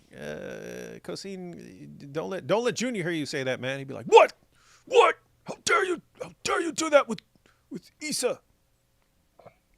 Do you know what's funny though with God Logic is that I've listened to his arguments, like I've saw a couple of his videos, and I was like, wow, it's people say the same argument over and over again, like they don't, and they like are watching it, and then they repeat the same argument, and I'm like, but you already heard the argument dismantled, but you said it again. It's like it blows my mind. It's like your brain is like, it's like 3 gears, and it's just like I'm gonna go to the same gear, and I'm like, they're like, well, the Bible's corrupted.